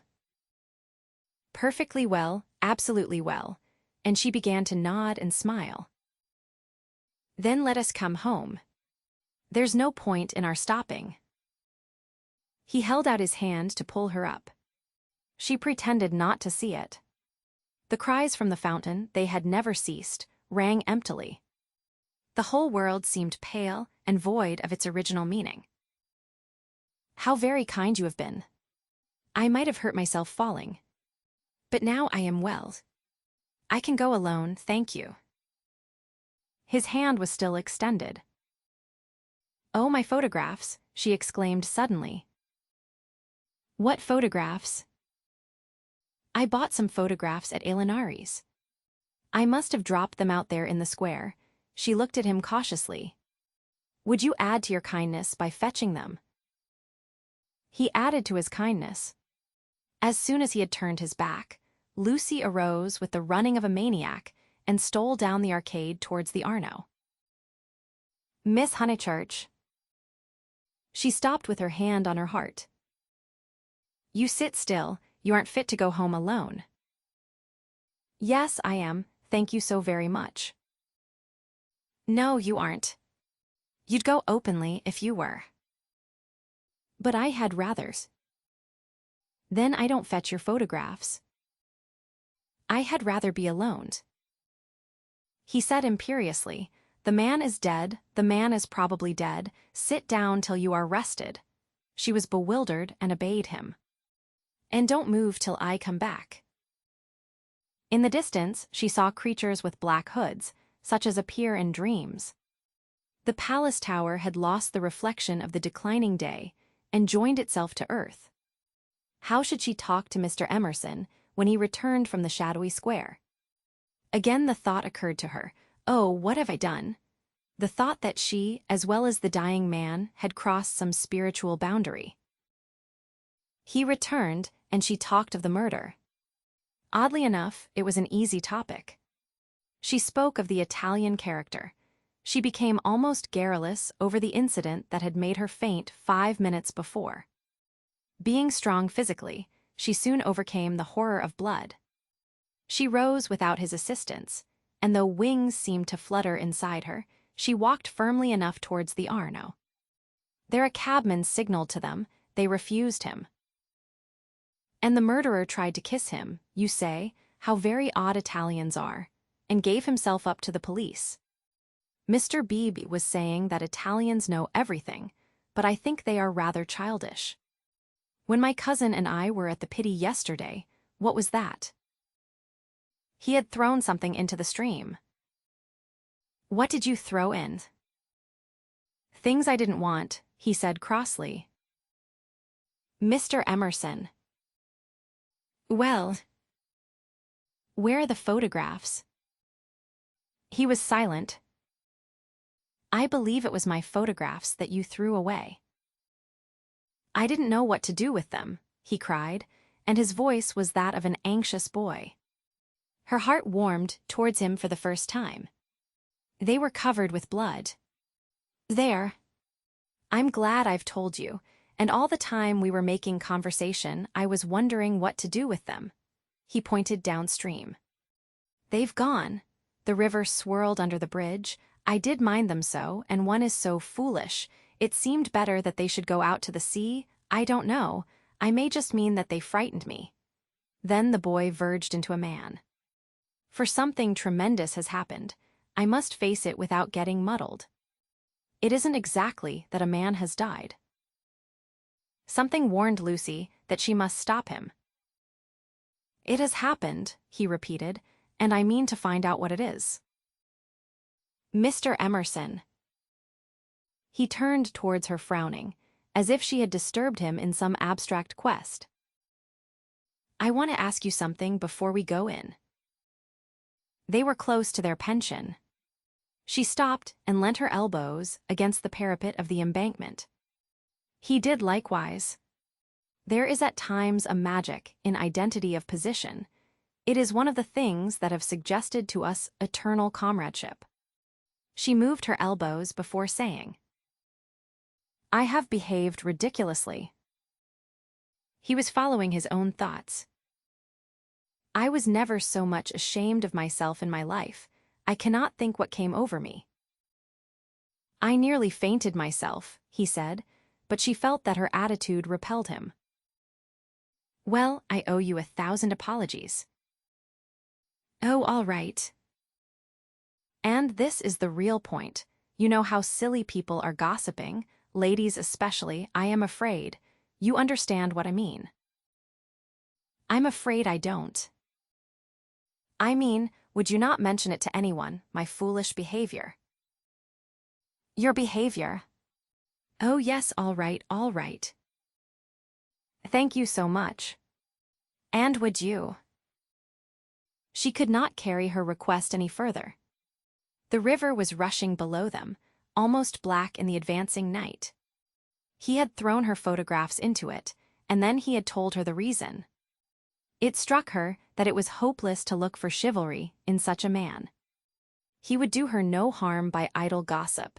He was trustworthy, intelligent, and even kind. He might even have a high opinion of her. But he lacked chivalry. His thoughts, like his behavior, would not be modified by awe. It was useless to say to him, "And would you?" and hope that he would complete the sentence for himself, averting his eyes from her nakedness like the knight in that beautiful picture. She had been in his arms, and he remembered it, just as he remembered the blood on the photographs that she had bought in Aelinari's shop. It was not exactly that a man had died. Something had happened to the living. They had come to a situation where character tells, and where childhood enters upon the branching paths of youth. "Well, thank you so much," she repeated. "How quickly these accidents do happen, and then one returns to the old life." "I don't." Anxiety moved her to question him. His answer was puzzling. "I shall probably want to live." "But why, Mr. Emerson?" "What do you mean?" "I shall want to live, I say." Leaning her elbows on the parapet, she contemplated the river Arno, whose roar was suggesting some unexpected melody to her ears.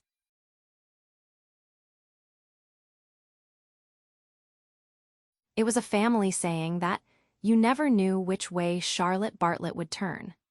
She was perfectly pleasant and sensible over Lucy's adventure, found the abridged account of it quite adequate, and paid suitable tribute to the courtesy of Mr. George Emerson. She and Miss Lavish had had an adventure also. They had been stopped at the Dazio coming back, and the young officials there, who seemed impudent and désoevré, had tried to search their reticules for provisions. It might have been most unpleasant. Fortunately, Miss Lavish was a match for anyone. For good or for evil, Lucy was left to face her problem alone. None of her friends had seen her, either in the piazza or, later on, by the embankment. Mr. Beebe, indeed, noticing her startled eyes at dinner-time, had again passed to himself the remark of too much Beethoven. But he only supposed that she was ready for an adventure, not that she had encountered it. This solitude oppressed her. She was accustomed to have her thoughts confirmed by others, or, at all events, contradicted. It was too dreadful not to know whether she was thinking right or wrong. At breakfast next morning, she took decisive action. There were two plans between which she had to choose. Mr. Beebe was walking up to the Torre del Gallo with the Emersons and some American ladies. Would Miss Bartlett and Miss Honeychurch join the party? Charlotte declined for herself. She had been there in the rain the previous afternoon. But she thought it an admirable idea for Lucy, who hated shopping, changing money, fetching letters, and other irksome duties, all of which Miss Bartlett must accomplish this morning and could easily accomplish alone. "No, Charlotte," cried the girl with real warmth. "It's very kind of Mr. Beebe, but I am certainly coming with you." "I had much rather." "Very well, dear," said Miss Bartlett, with a faint flush of pleasure that called forth a deep flush of shame on the cheeks of Lucy. How abominably she behaved to Charlotte, now as always. But now she should alter. All morning she would be really nice to her. She slipped her arm into her cousin's, and they started off along the Lung, Arno. The river was a lion that morning in strength, voice, and color. Miss Bartlett insisted on leaning over the parapet to look at it. She then made her usual remark, which was, "How I do wish Freddy and your mother could see this, too." Lucy fidgeted.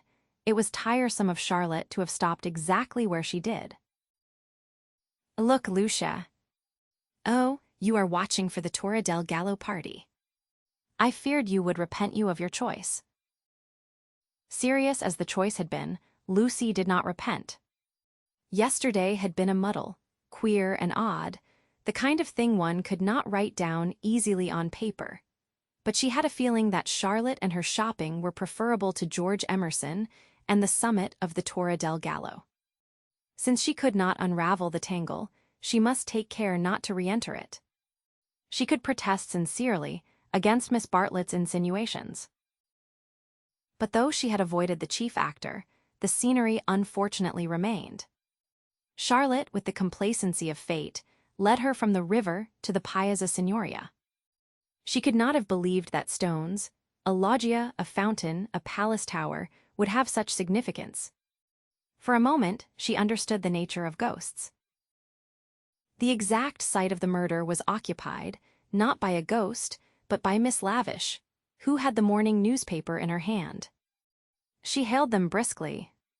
The dreadful catastrophe of the previous day had given her an idea which she thought would work up into a book. "Oh, let me congratulate you," said Miss Bartlett. "After your despair of yesterday. What a fortunate thing."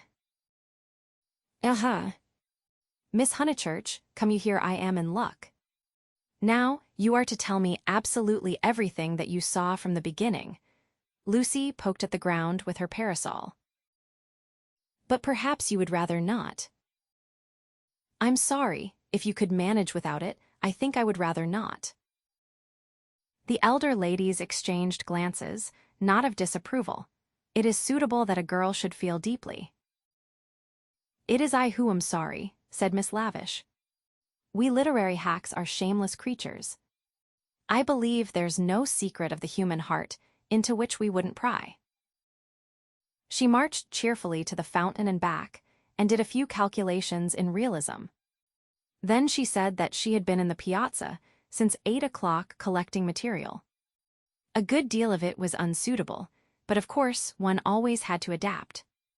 The two men had quarreled over a 5-franc note. For the 5-franc note she should substitute a young lady, which would raise the tone of the tragedy, and at the same time furnish an excellent plot. "What is the heroine's name?" asked Miss Bartlett. "Leonora," said Miss Lavish. Her own name was Eleanor. "I do hope she's nice." That desideratum would not be omitted. "And what is the plot?" Love, murder, abduction, revenge was the plot. But it all came while the fountain plashed to the satyrs in the morning sun. "I hope you will excuse me for boring on like this," Miss Lavish concluded. "It is so tempting to talk to really sympathetic people. Of course, this is the barest outline. There will be a deal of local coloring, descriptions of Florence and the neighborhood, and I shall also introduce some humorous characters. And let me give you all fair warning, I intend to be unmerciful to the British tourist." "Oh, you wicked woman," cried Miss Bartlett. "I am sure you are thinking of the Emersons." Miss Lavish gave a Machiavellian smile. "I confess that in Italy my sympathies are not with my own countrymen. It is the neglected Italians who attract me, and whose lives I am going to paint so far as I can. For I repeat and I insist, and I have always held most strongly, that a tragedy such as yesterday's is not the less tragic because it happened in humble life." There was a fitting silence when Miss Lavish had concluded. Then the cousins wished success to her labors and walked slowly away across the square. "She is my idea of a really clever woman," said Miss Bartlett. That last remark struck me as so particularly true. It should be a most pathetic novel. Lucy assented. At present her great aim was not to get put into it. Her perceptions this morning were curiously keen, and she believed that Miss Lavish had her on trial for an ingenuity. "She is emancipated, but only in the very best sense of the word," continued Miss Bartlett slowly. "None but the superficial would be shocked at her. We had a long talk yesterday.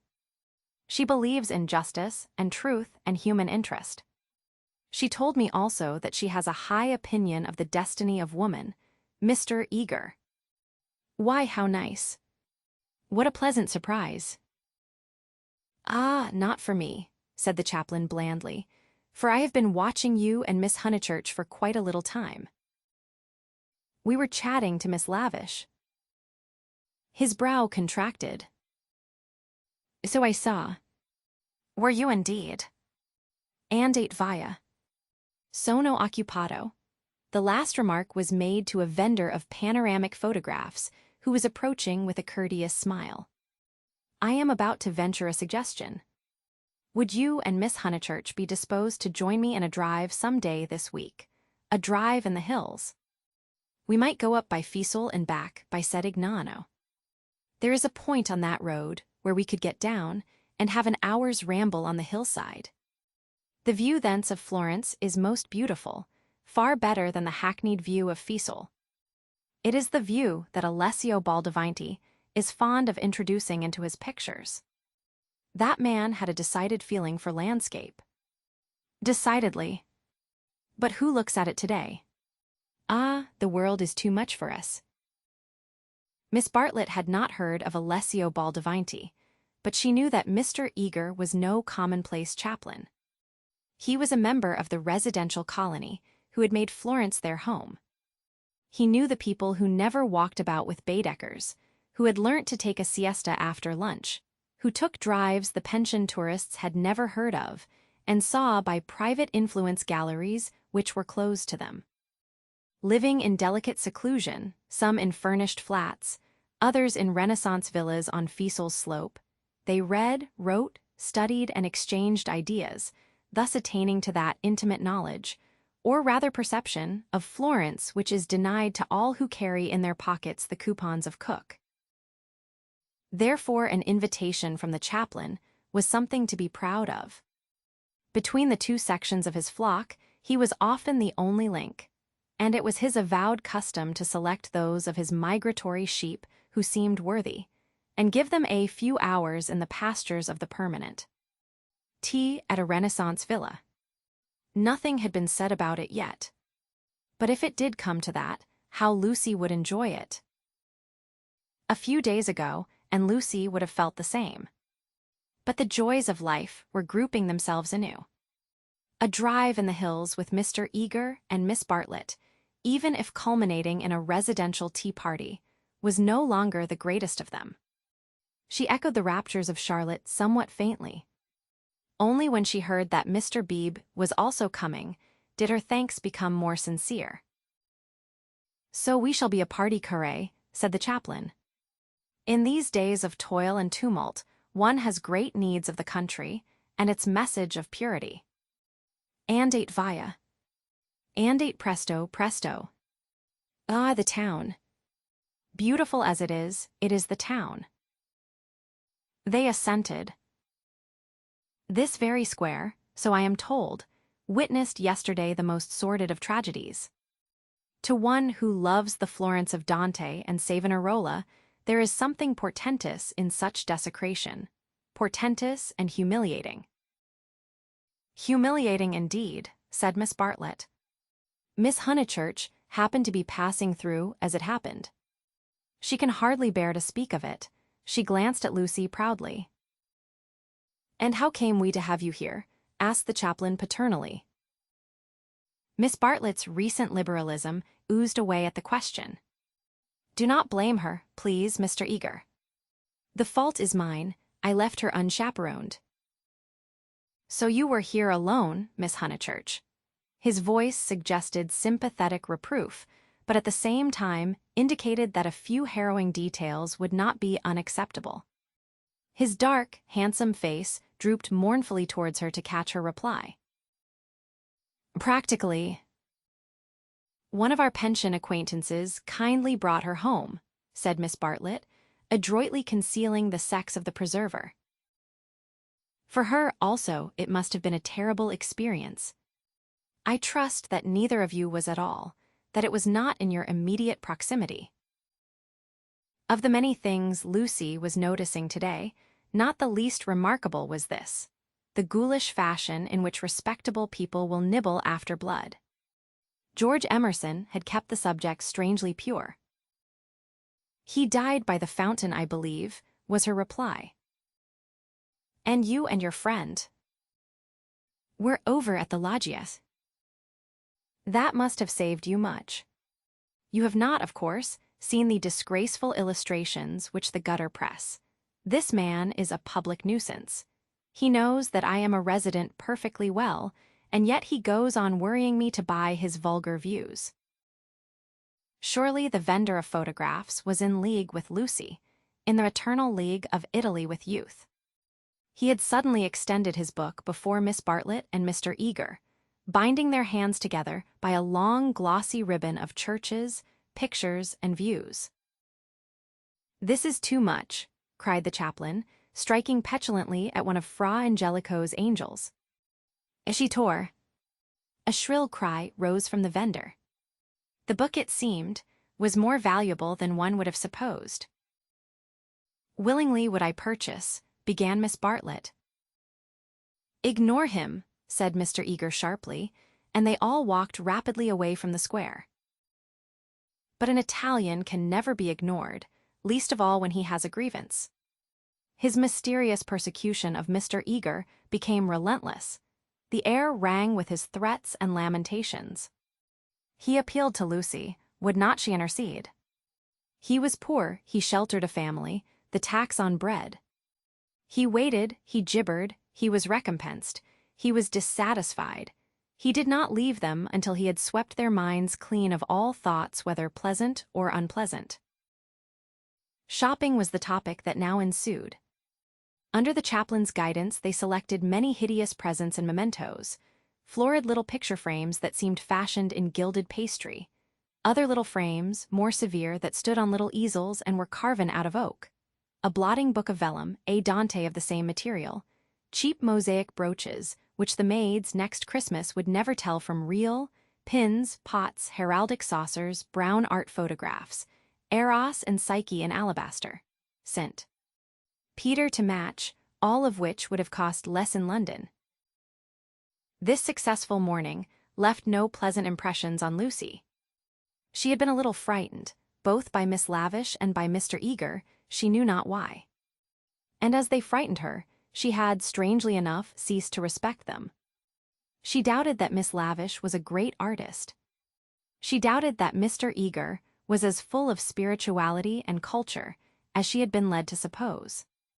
They were tried by some new test, and they were found wanting. As for Charlotte, she was exactly the same. It might be possible to be nice to her, it was impossible to love her. The son of a laborer, I happen to know it for a fact. A mechanic of some sort himself when he was young, then he took to writing for the socialistic press. I came across him at Brixton. They were talking about the Emersons. How wonderfully people rise in these days, sighed Miss Bartlett, fingering a model of the Leaning Tower of Pisa. Generally, replied Mr. Eager, one has only sympathy for their success. The desire for education and for social advance. In these things there is something not wholly vile. There are some working men whom one would be very willing to see out here in Florence, little as they would make of it. Is he a journalist now? Miss Bartlett asked. He is not. He made an advantageous marriage. He uttered this remark with a voice full of meaning, and ended with a sigh. Oh, so he has a wife. Dead, Miss Bartlett, dead. I wonder, yes, I wonder how he has the effrontery to look me in the face, to dare to claim acquaintance with me. He was in my London parish long ago.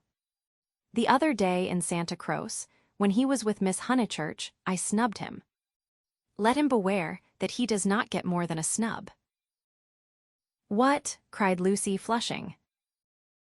Exposure, hissed Mr. Eager. He tried to change the subject, but in scoring a dramatic point, he had interested his audience more than he had intended. Miss Bartlett was full of very natural curiosity. Lucy, though she wished never to see the Emersons again, was not disposed to condemn them on a single word. "Do you mean," she asked, "that he is an irreligious man?" "We know that already." "Lucy, dear," said Miss Bartlett, gently reproving her cousin's penetration. "I should be astonished if you knew all. The boy, an innocent child at the time, I will exclude. God knows what his education and his inherited qualities may have made him." "Perhaps," said Miss Bartlett, "it is something that we had better not hear." "To speak plainly," said Mr. Eager, "it is. I will say no more." For the first time, Lucy's rebellious thoughts swept out in words, for the first time in her life. "You have said very little." "It was my intention to say very little," was his frigid reply. He gazed indignantly at the girl, who met him with equal indignation. She turned towards him from the shop counter, her breast heaved quickly. He observed her brow and the sudden strength of her lips. It was intolerable that she should disbelieve him. "Murder, if you want to know," he cried angrily. "That man murdered his wife." "How?" she retorted. "To all intents and purposes he murdered her. That day in Santa Croce, did they say anything against me?" "Not a word, Mr. Eager, not a single word."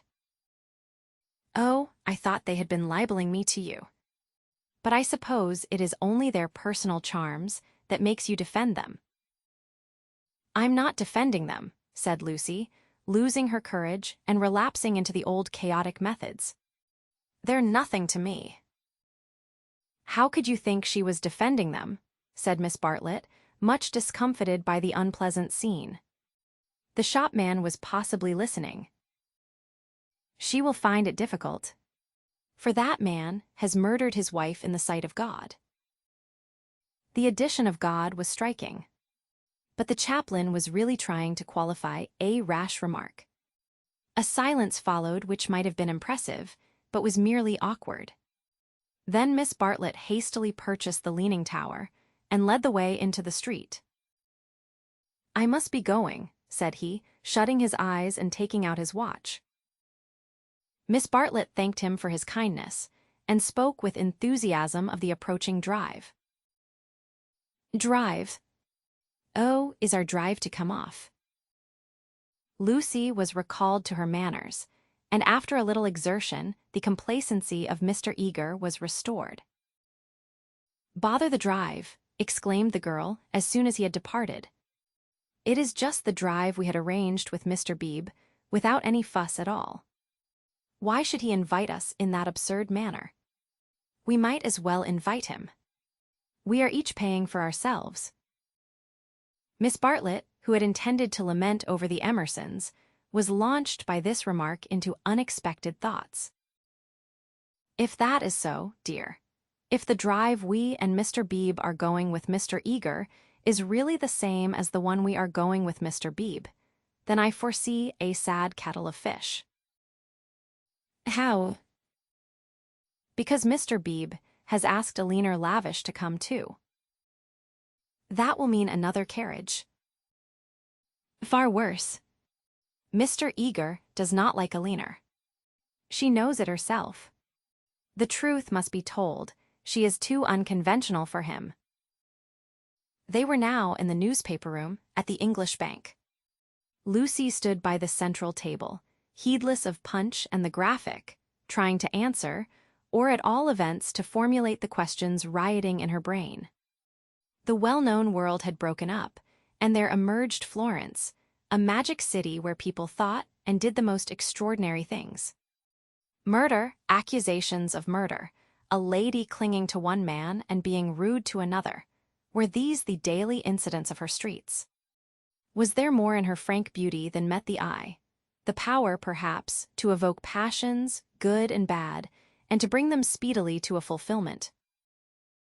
Happy Charlotte, who, though greatly troubled over things that did not matter, seemed oblivious to things that did, who could conjecture with admirable delicacy where things might lead to, but apparently lost sight of the goal as she approached it. Now she was crouching in the corner, trying to extract a circular note from a kind of linen nose-bag, which hung in chaste concealment round her neck. She had been told that this was the only safe way to carry money in Italy. It must only be broached within the walls of the English bank. As she groped, she murmured, "Whether it is Mr. Beebe who forgot to tell Mr. Eager, or Mr. Eager who forgot when he told us, or whether they have decided to leave a leaner out altogether, which they could scarcely do, but in any case we must be prepared. It is you they really want. I am only asked for appearances. You shall go with the two gentlemen, and I and a leaner will follow behind. A one-horse carriage would do for us. Yet how difficult it is." "It is indeed," replied the girl, with a gravity that sounded sympathetic. "What do you think about it?" asked Miss Bartlett, flushed from the struggle and buttoning up her dress. "I don't know what I think, nor what I want." "Oh, dear Lucy. I do hope Florence isn't boring you. Speak the word, and, as you know, I would take you to the ends of the earth tomorrow." "Thank you, Charlotte," said Lucy, and pondered over the offer. There were letters for her at the bureau, one from her brother, full of athletics and biology, one from her mother, delightful as only her mother's letters could be. She had read in it of the crocuses which had been bought for yellow and were coming up puce, of the new parlor maid, who had watered the ferns with essence of lemonade, of the semi-detached cottages which were ruining Summer Street and breaking the heart of Sir Harry Otway. She recalled the free, pleasant life of her home, where she was allowed to do everything, and where nothing ever happened to her. The road up through the pine woods, the clean drawing-room, the view over the Sussex Weald, all hung before her bright and distinct, but pathetic as the pictures in a gallery to which, after much experience, a traveler returns. "And the news?" asked Miss Bartlett. "Mrs. Vyse and her son have gone to Rome," said Lucy, giving the news that interested her least. "Do you know the Vyses?" "Oh, not that way back. We can never have too much of the dear Piazza Signoria. They're nice people, the Vyses. So clever, my idea of what's really clever. Don't you long to be in Rome?" "I die for it." "The Piazza Signoria is too stony to be brilliant. It has no grass, no flowers, no frescoes, no glittering walls of marble or comforting patches of ruddy brick. By an odd chance, unless we believe in a presiding genius of places, the statues that relieve its severity suggest not the innocence of childhood, nor the glorious bewilderment of youth, but the conscious achievements of maturity. Perseus and Judith, Hercules and Thusnelda, they have done or suffered something, and though they are immortal, immortality has come to them after experience, not before. Here, not only in the solitude of nature, might a hero meet a goddess, or a heroine a god. "Charlotte," cried the girl suddenly, "here's an idea. What if we popped off to Rome tomorrow, straight to the Vyses' hotel? For I do know what I want. I'm sick of Florence." "No, you said you'd go to the ends of the earth." "Do. Miss Bartlett, with equal vivacity, replied. "Oh, you droll person. Pray, what would become of your drive in the hills?" They passed together through the gaunt beauty of the square, laughing over the unpractical suggestion.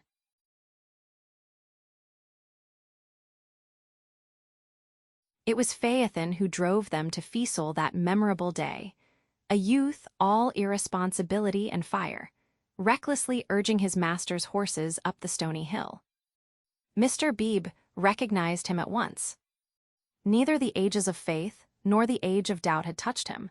He was Phaethon in Tuscany driving a cab. And it was Persephone whom he asked leave to pick up on the way, saying that she was his sister. Persephone, tall and slender and pale, returning with the spring to her mother's cottage, and still shading her eyes from the unaccustomed light. To her Mr. Eager objected, saying that here was the thin edge of the wedge, and one must guard against imposition. But the ladies interceded, and when it had been made clear that it was a very great favor, the goddess was allowed to mount beside the god. Phaethon at once slipped the left rein over her head, thus enabling himself to drive with his arm round her waist. She did not mind. Mr. Eager, who sat with his back to the horses, saw nothing of the indecorous proceeding and continued his conversation with Lucy. The other two occupants of the carriage were old Mr. Emerson and Miss Lavish. For a dreadful thing had happened. Mr. Beebe, without consulting Mr. Eager, had doubled the size of the party. And though Miss Bartlett and Miss Lavish had planned all the morning how the people were to sit, at the critical moment when the carriages came round they lost their heads, and Miss Lavish got in with Lucy, while Miss Bartlett, with George Emerson and Mr. Beebe, followed on behind. It was hard on the poor chaplain to have his party carré thus transformed. Tea at a Renaissance villa, if he had ever meditated it, was now impossible. Lucy and Miss Bartlett had a certain style about them, and Mr. Beebe, though unreliable, was a man of parts. But a shoddy lady writer and a journalist who had murdered his wife in the sight of God, they should enter no villa at his introduction. Lucy, elegantly dressed in white, sat erect and nervous amid these explosive ingredients, attentive to Mr. Eager, repressive towards Miss Lavish, watchful of old Mr. Emerson, hitherto fortunately asleep, thanks to a heavy lunch and the drowsy atmosphere of spring. She looked on the expedition as the work of fate. But for it, she would have avoided George Emerson successfully.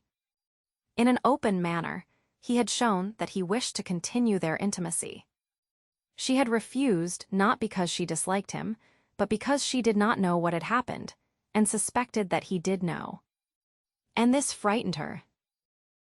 For the real event, whatever it was, had taken place, not in the loggia but by the river. To behave wildly at the sight of death is pardonable.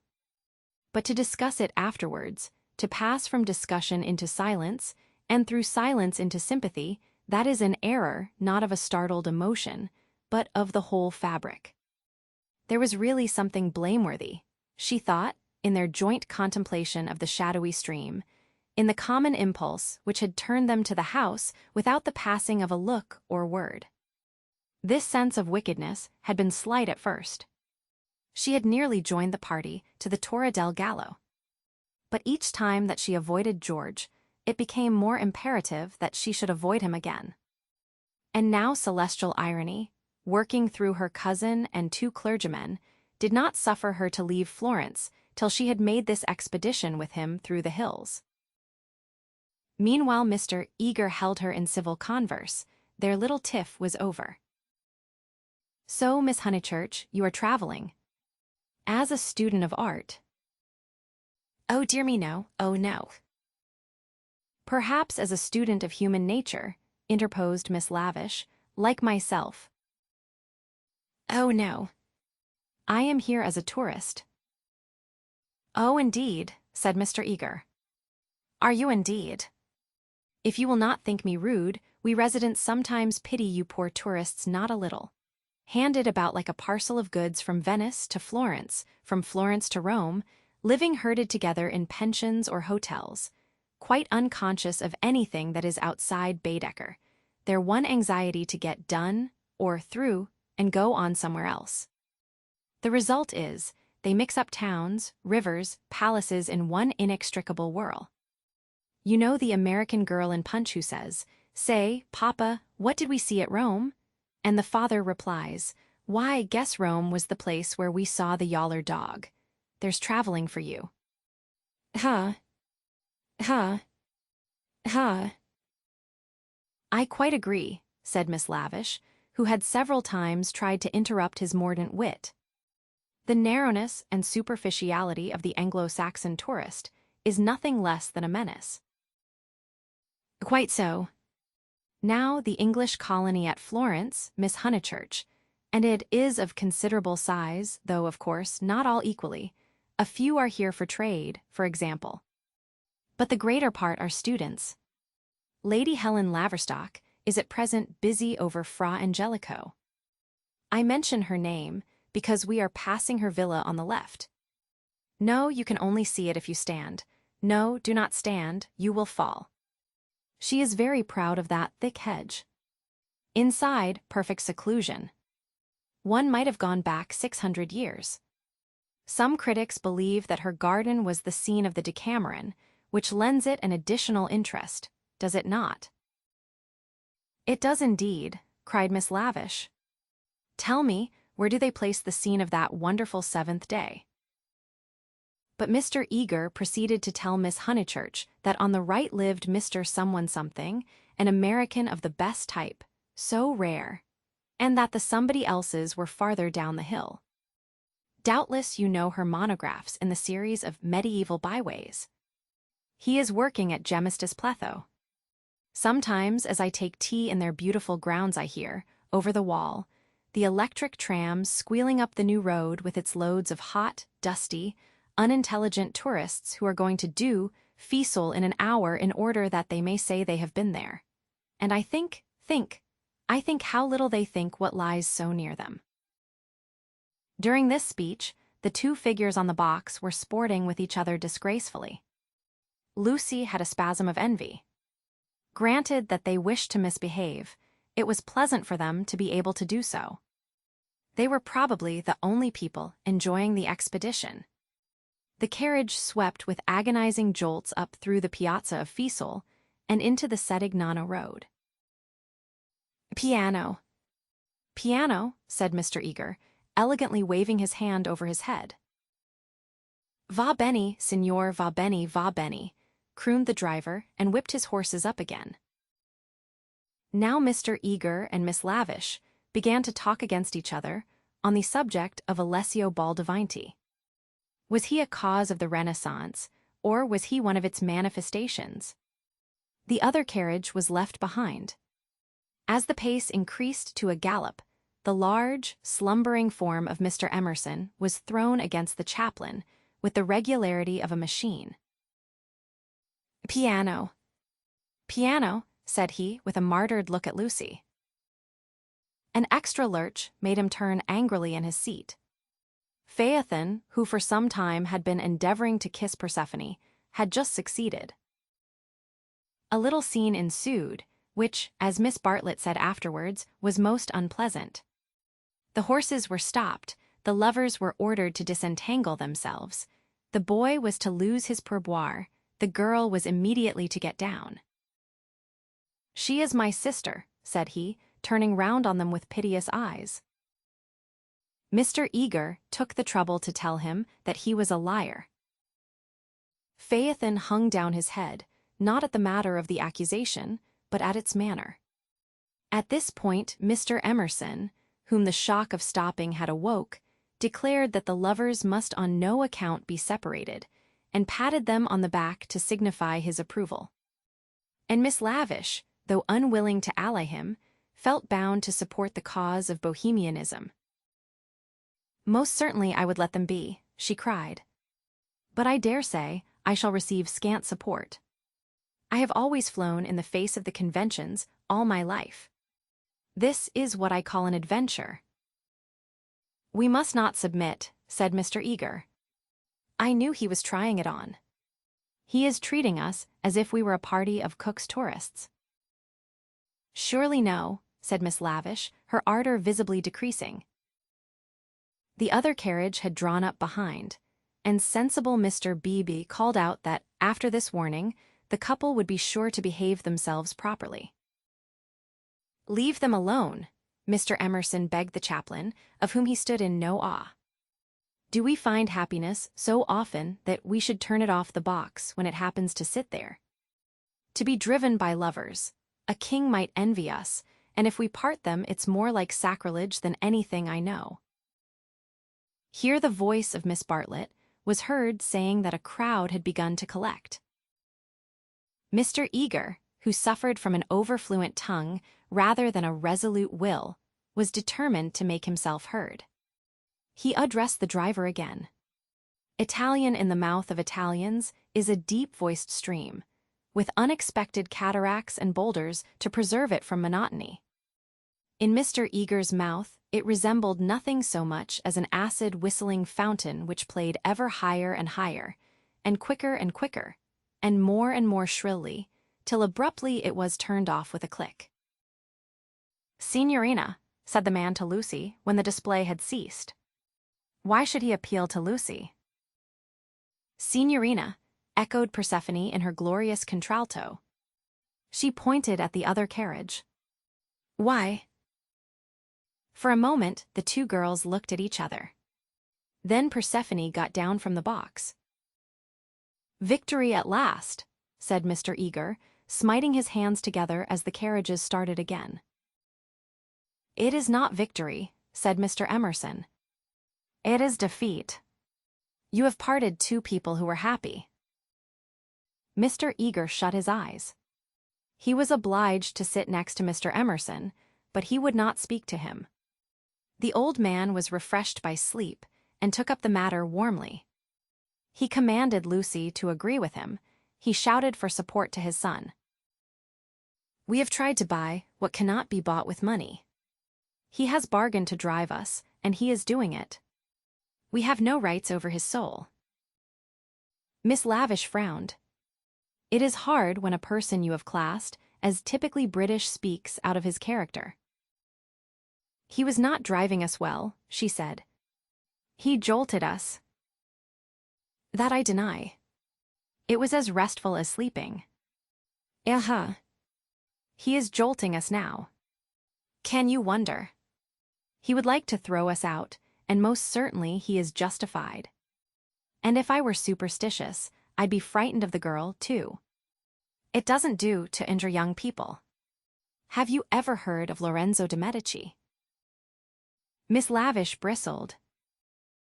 "Most certainly I have. Do you refer to Lorenzo il Magnifico, or to Lorenzo, Duke of Urbino, or to Lorenzo surnamed Lorenzino on account of his diminutive stature?" "The Lord knows. Possibly he does know, for I refer to Lorenzo the poet. He wrote a line, so I heard yesterday, which runs like this: 'Don't go fighting against the spring.'" Mr. Eager could not resist the opportunity for erudition. "Non fate gara al maggio," he murmured. "War not with the May" would render a correct meaning. "The point is, we have warred with it. Look," he pointed to the Val d'Arno, which was visible far below them, through the budding trees. 50 miles of spring, and we've come up to admire them. Do you suppose there's any difference between spring in nature and spring in man? But there we go, praising the one and condemning the other as improper, ashamed that the same laws work eternally through both." No one encouraged him to talk. Presently, Mr. Eager gave a signal for the carriages to stop, and marshaled the party for their ramble on the hill. A hollow like a great amphitheater, full of terraced steps and misty olives, now lay between them and the heights of Fiesole, and the road, still following its curve, was about to sweep on to a promontory which stood out in the plain. It was this promontory, uncultivated, wet, covered with bushes and occasional trees, which had caught the fancy of Alessio Baldavinti nearly 500 years before. He had ascended it, that diligent and rather obscure master, possibly with an eye to business, possibly for the joy of ascending. Standing there, he had seen that view of the Val d'Arno and distant Florence, which he afterwards had introduced not very effectively into his work. But where exactly had he stood? That was the question which Mr. Eager hoped to solve now. And Miss Lavish, whose nature was attracted by anything problematical, had become equally enthusiastic. But it is not easy to carry the pictures of Alessio Baldavinti in your head, even if you have remembered to look at them before starting. And the haze in the valley increased the difficulty of the quest. The party sprang about from tuft to tuft of grass. their anxiety to keep together being only equaled by their desire to go different directions. Finally, they split into groups. Lucy clung to Miss Bartlett and Miss Lavish. The Emersons returned to hold laborious converse with the drivers, while the two clergymen, who were expected to have topics in common, were left to each other. The two elder ladies soon threw off the mask. In the audible whisper that was now so familiar to Lucy, they began to discuss, not Alessio Baldavinti, but the drive. Miss Bartlett had asked Mr. George Emerson what his profession was, and he had answered the railway. She was very sorry that she had asked him. She had no idea that it would be such a dreadful answer, or she would not have asked him. Mr. Beebe had turned the conversation so cleverly, and she hoped that the young man was not very much hurt at her asking him. "The railway," gasped Miss Lavish. "Oh, but I shall die." Of course it was the railway. She could not control her mirth. "He is the image of a porter on the Southeastern." Elinor, be quiet, plucking at her vivacious companion. "Hush. They'll hear the Emersons." "I can't stop. Let me go my wicked way." "A porter's." "Elinor." "I'm sure it's all right," put in Lucy. "The Emersons won't hear, and they wouldn't mind if they did." Miss Lavish did not seem pleased at this. Miss Honeychurch listening, she said rather crossly, "Poof. Woof. You naughty girl. Go away." "Oh, Lucy, you ought to be with Mr. Eager, I'm sure." "I can't find them now, and I don't want to either." "Mr. Eager will be offended. It is your party." "Please, I'd rather stop here with you." "No, I agree," said Miss Lavish. "It's like a school feast. The boys have got separated from the girls. Miss Lucy, you are to go. We wish to converse on high topics unsuited for your ear." The girl was stubborn. As her time at Florence drew to its close, she was only at ease amongst those to whom she felt indifferent. Such a one was Miss Lavish, and such for the moment was Charlotte. She wished she had not called attention to herself. They were both annoyed at her remark and seemed determined to get rid of her. "How tired one gets," said Miss Bartlett. "Oh, I do wish Freddy and your mother could be here." Unselfishness, with Miss Bartlett, had entirely usurped the functions of enthusiasm. Lucy did not look at the view either. She would not enjoy anything till she was safe at Rome. "Then sit you down," said Miss Lavish. "Observe my foresight." With many a smile, she produced two of those mackintosh squares that protect the frame of the tourist from damp grass or cold marble steps. She sat on one, who was to sit on the other? Lucy, without a moment's doubt, Lucy. "The ground will do for me. Really, I have not had rheumatism for years. If I do feel it coming on, I shall stand. Imagine your mother's feelings if I let you sit in the wet in your white linen." She sat down heavily where the ground looked particularly moist. "Here we are, all settled delightfully. Even if my dress is thinner, it will not show so much, being brown. Sit down, dear, you are too unselfish, you don't assert yourself enough." She cleared her throat. "Now don't be alarmed, this isn't a cold. It's the tiniest cough, and I have had it 3 days. It's nothing to do with sitting here at all." There was only one way of treating the situation. At the end of 5 minutes, Lucy departed in search of Mr. Beebe and Mr. Eager, vanquished by the mackintosh square. She addressed herself to the drivers, who were sprawling in the carriages, perfuming the cushions with cigars. The miscreant, a bony young man scorched black by the sun, rose to greet her with the courtesy of a host and the assurance of a relative. "Dove," said Lucy, after much anxious thought. His face lit up. Of course he knew where. Not so far either. His arms swept 3/4 of the horizon. He should just think he did know where. He pressed his fingertips to his forehead and then pushed them towards her, as if oozing with visible extract of knowledge.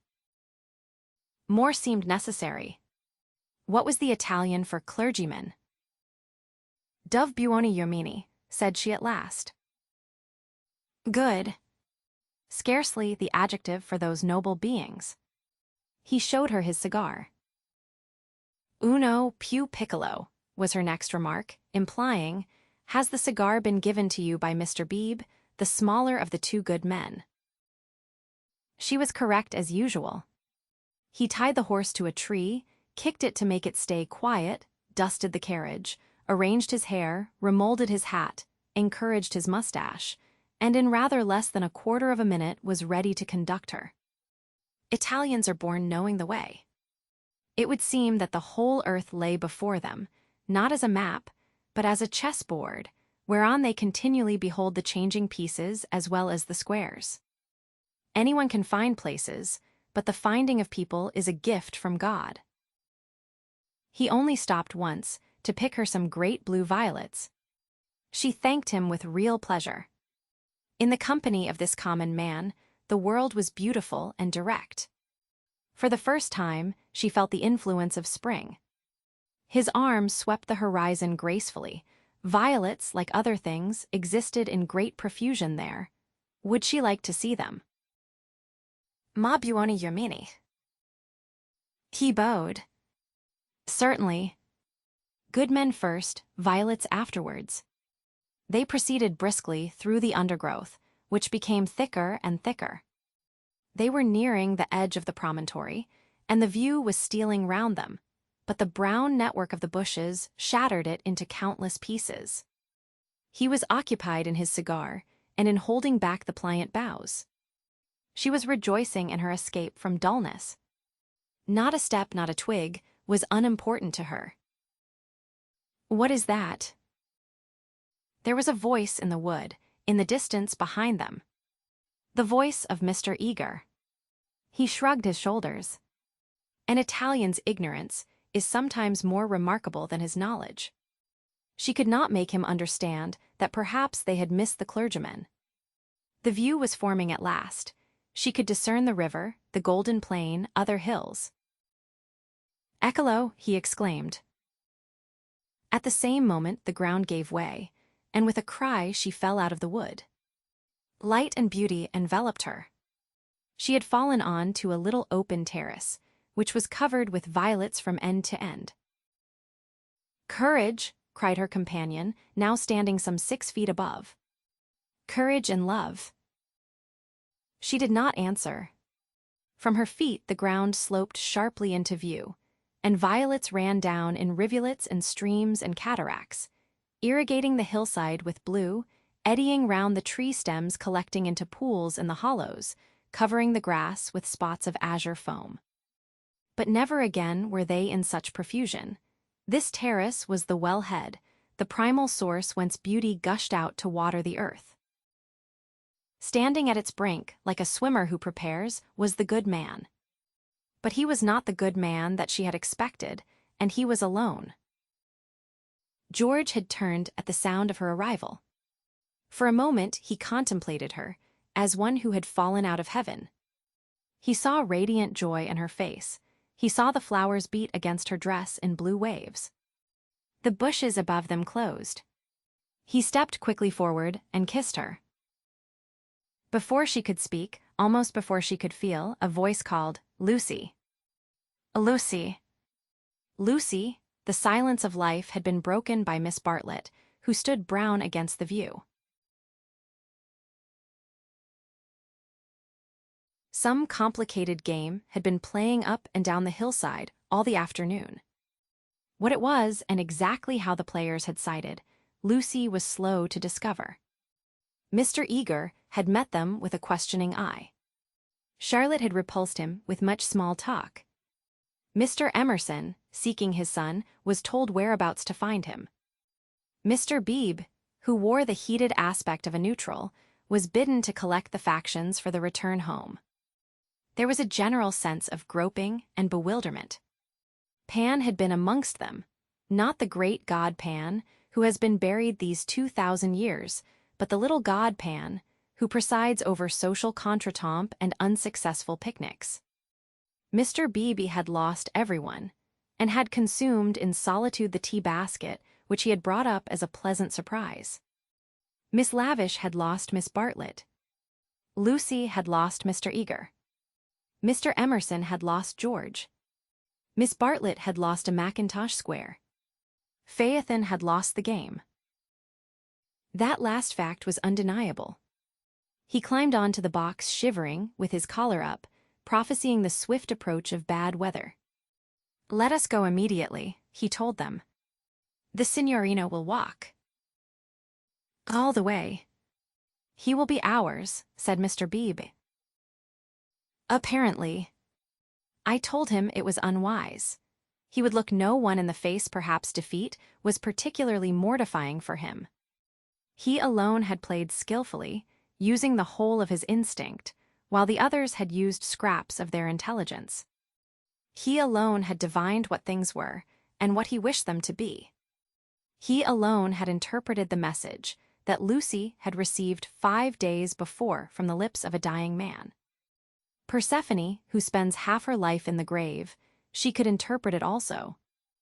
Not so these English. They gain knowledge slowly, and perhaps too late. The thoughts of a cab driver, however just, seldom affect the lives of his employers. He was the most competent of Miss Bartlett's opponents, but infinitely the least dangerous.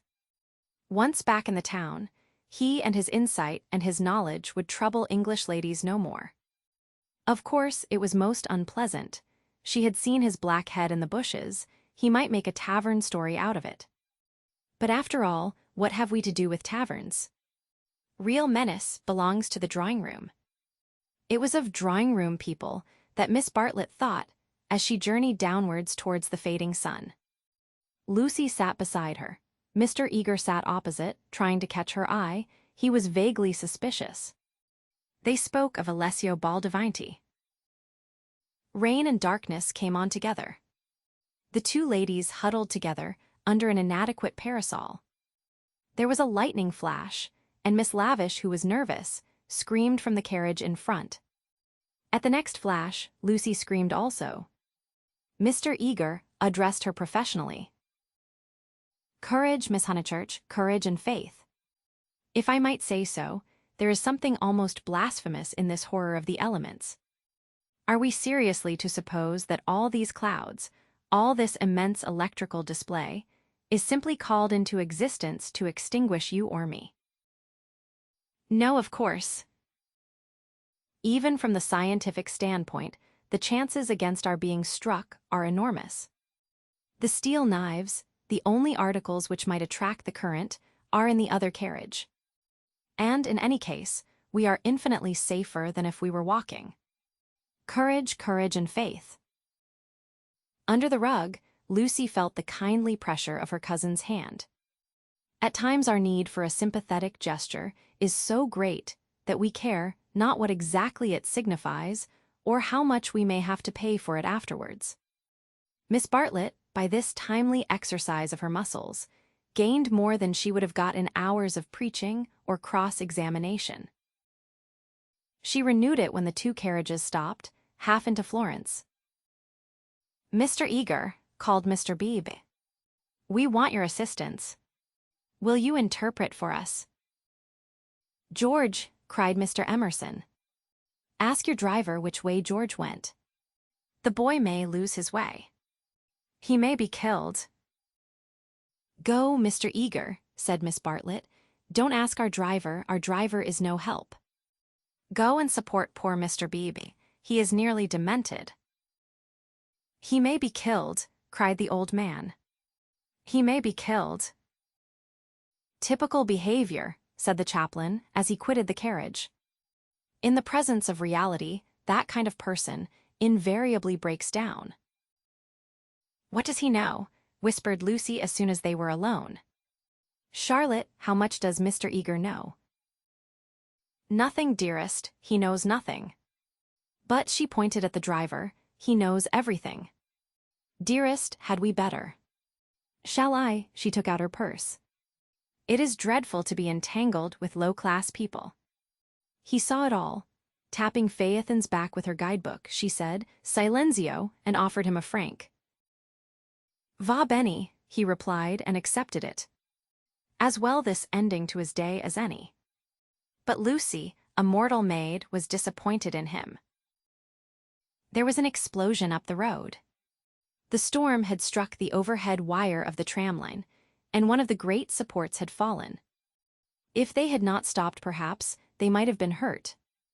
They chose to regard it as a miraculous preservation, and the floods of love and sincerity, which fructify every hour of life, burst forth in tumult. They descended from the carriages, they embraced each other. It was as joyful to be forgiven past unworthinesses as to forgive them. For a moment they realized vast possibilities of good. The older people recovered quickly. In the very height of their emotion, they knew it to be unmanly or unladylike. Miss Lavish calculated that, even if they had continued, they would not have been caught in the accident. Mr. Eager mumbled a temperate prayer.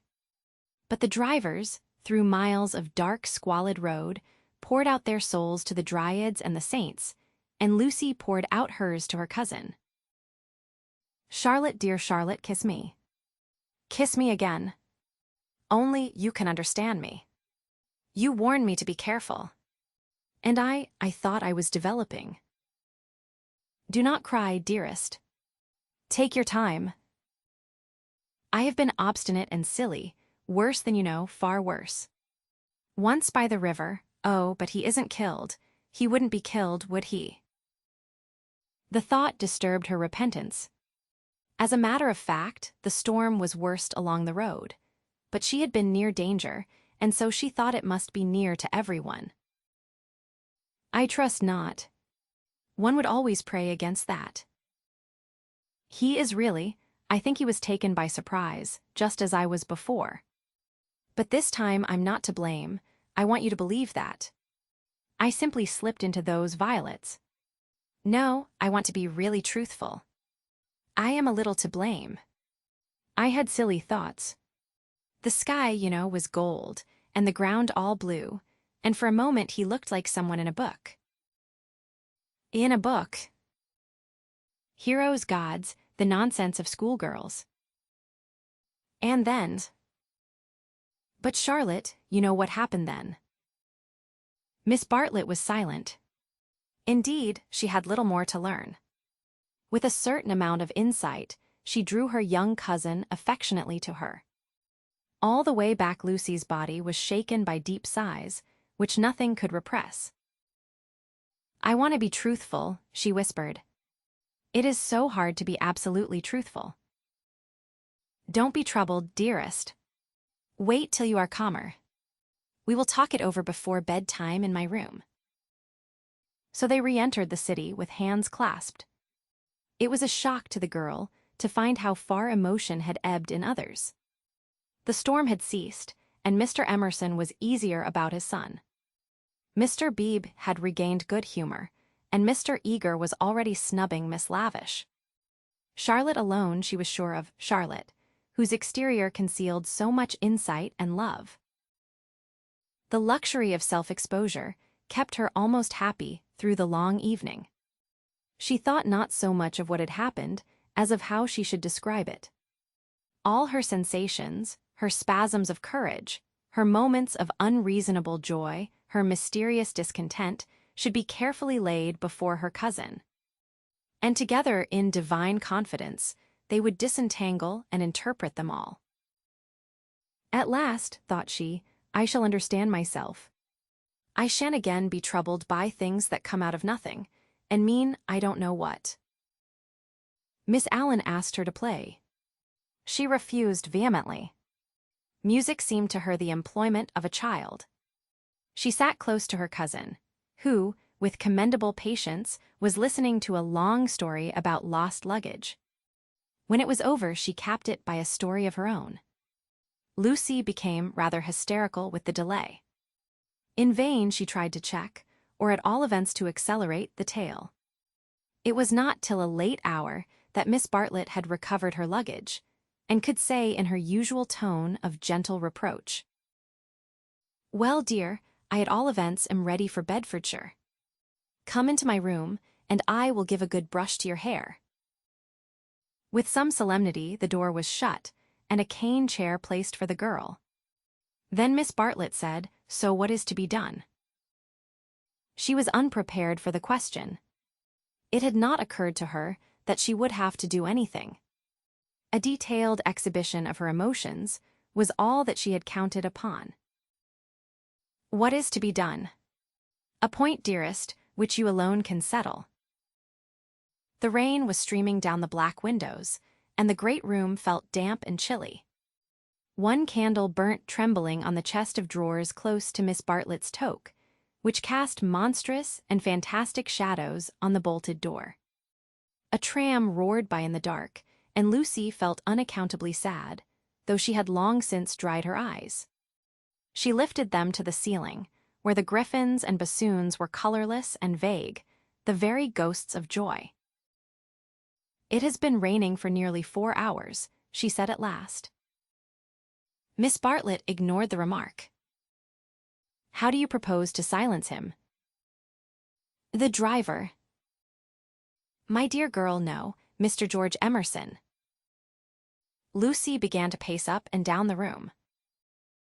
"I don't understand," she said at last.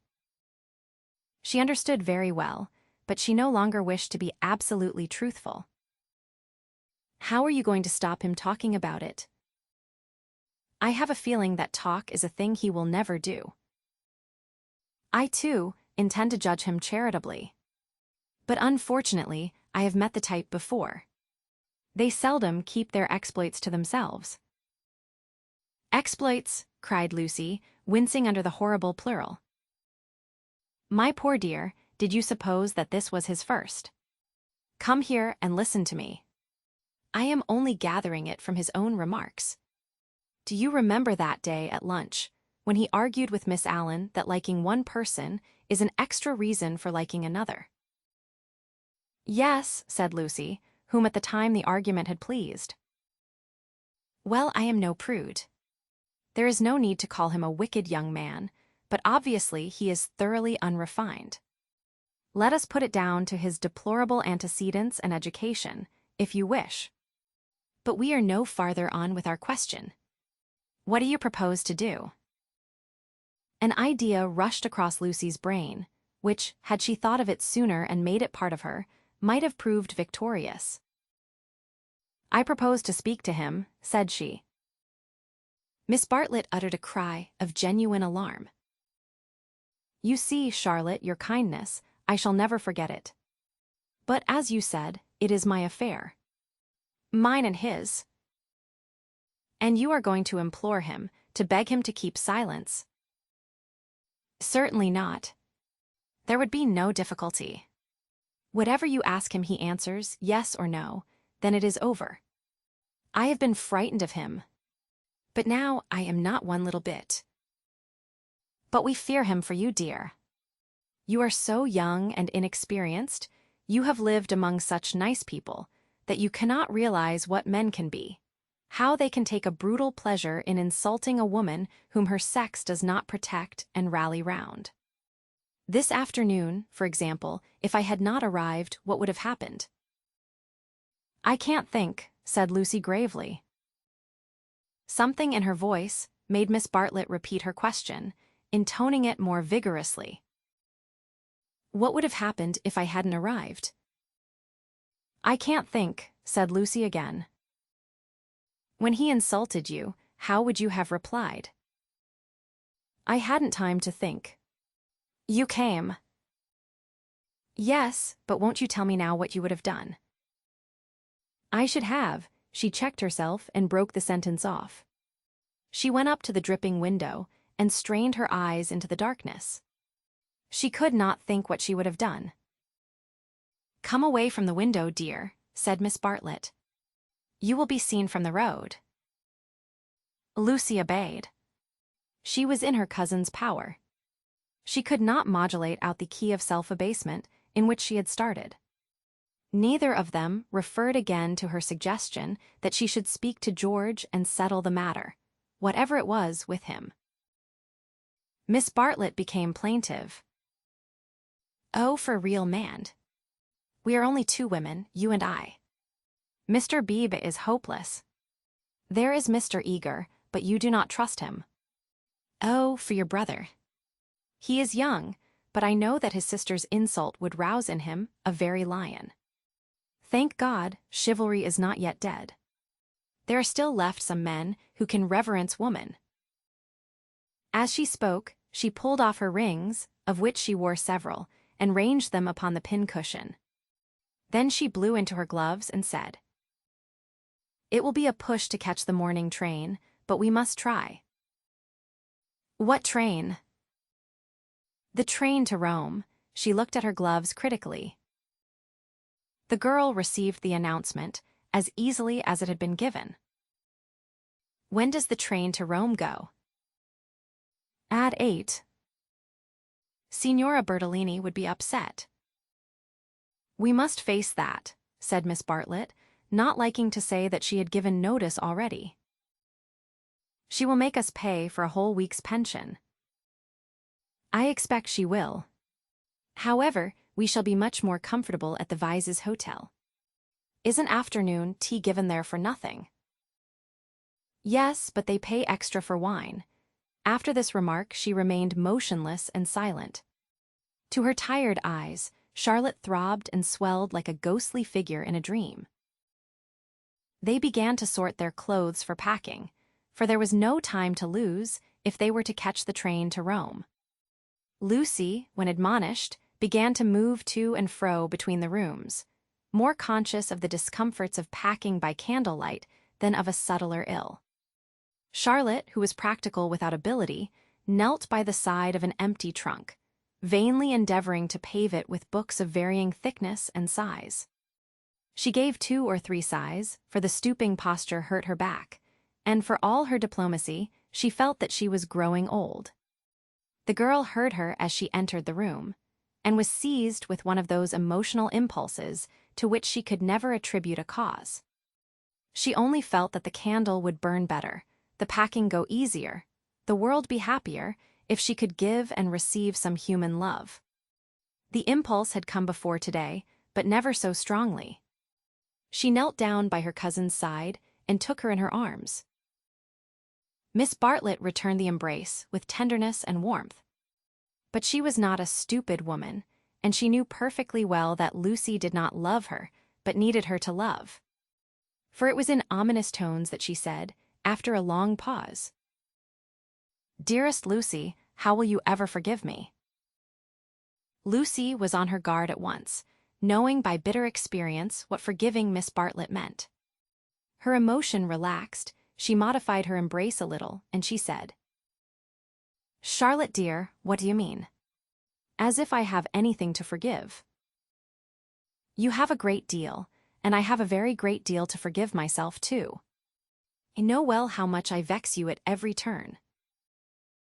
But now—" Miss Bartlett assumed her favorite role, that of the prematurely aged martyr. "Ah, but yes. I feel that our tour together is hardly the success I had hoped. I might have known it would not do. You want someone younger and stronger, and more in sympathy with you. I am too uninteresting and old-fashioned, only fit to pack and unpack your things. Please." My only consolation was that you found people more to your taste, and were often able to leave me at home.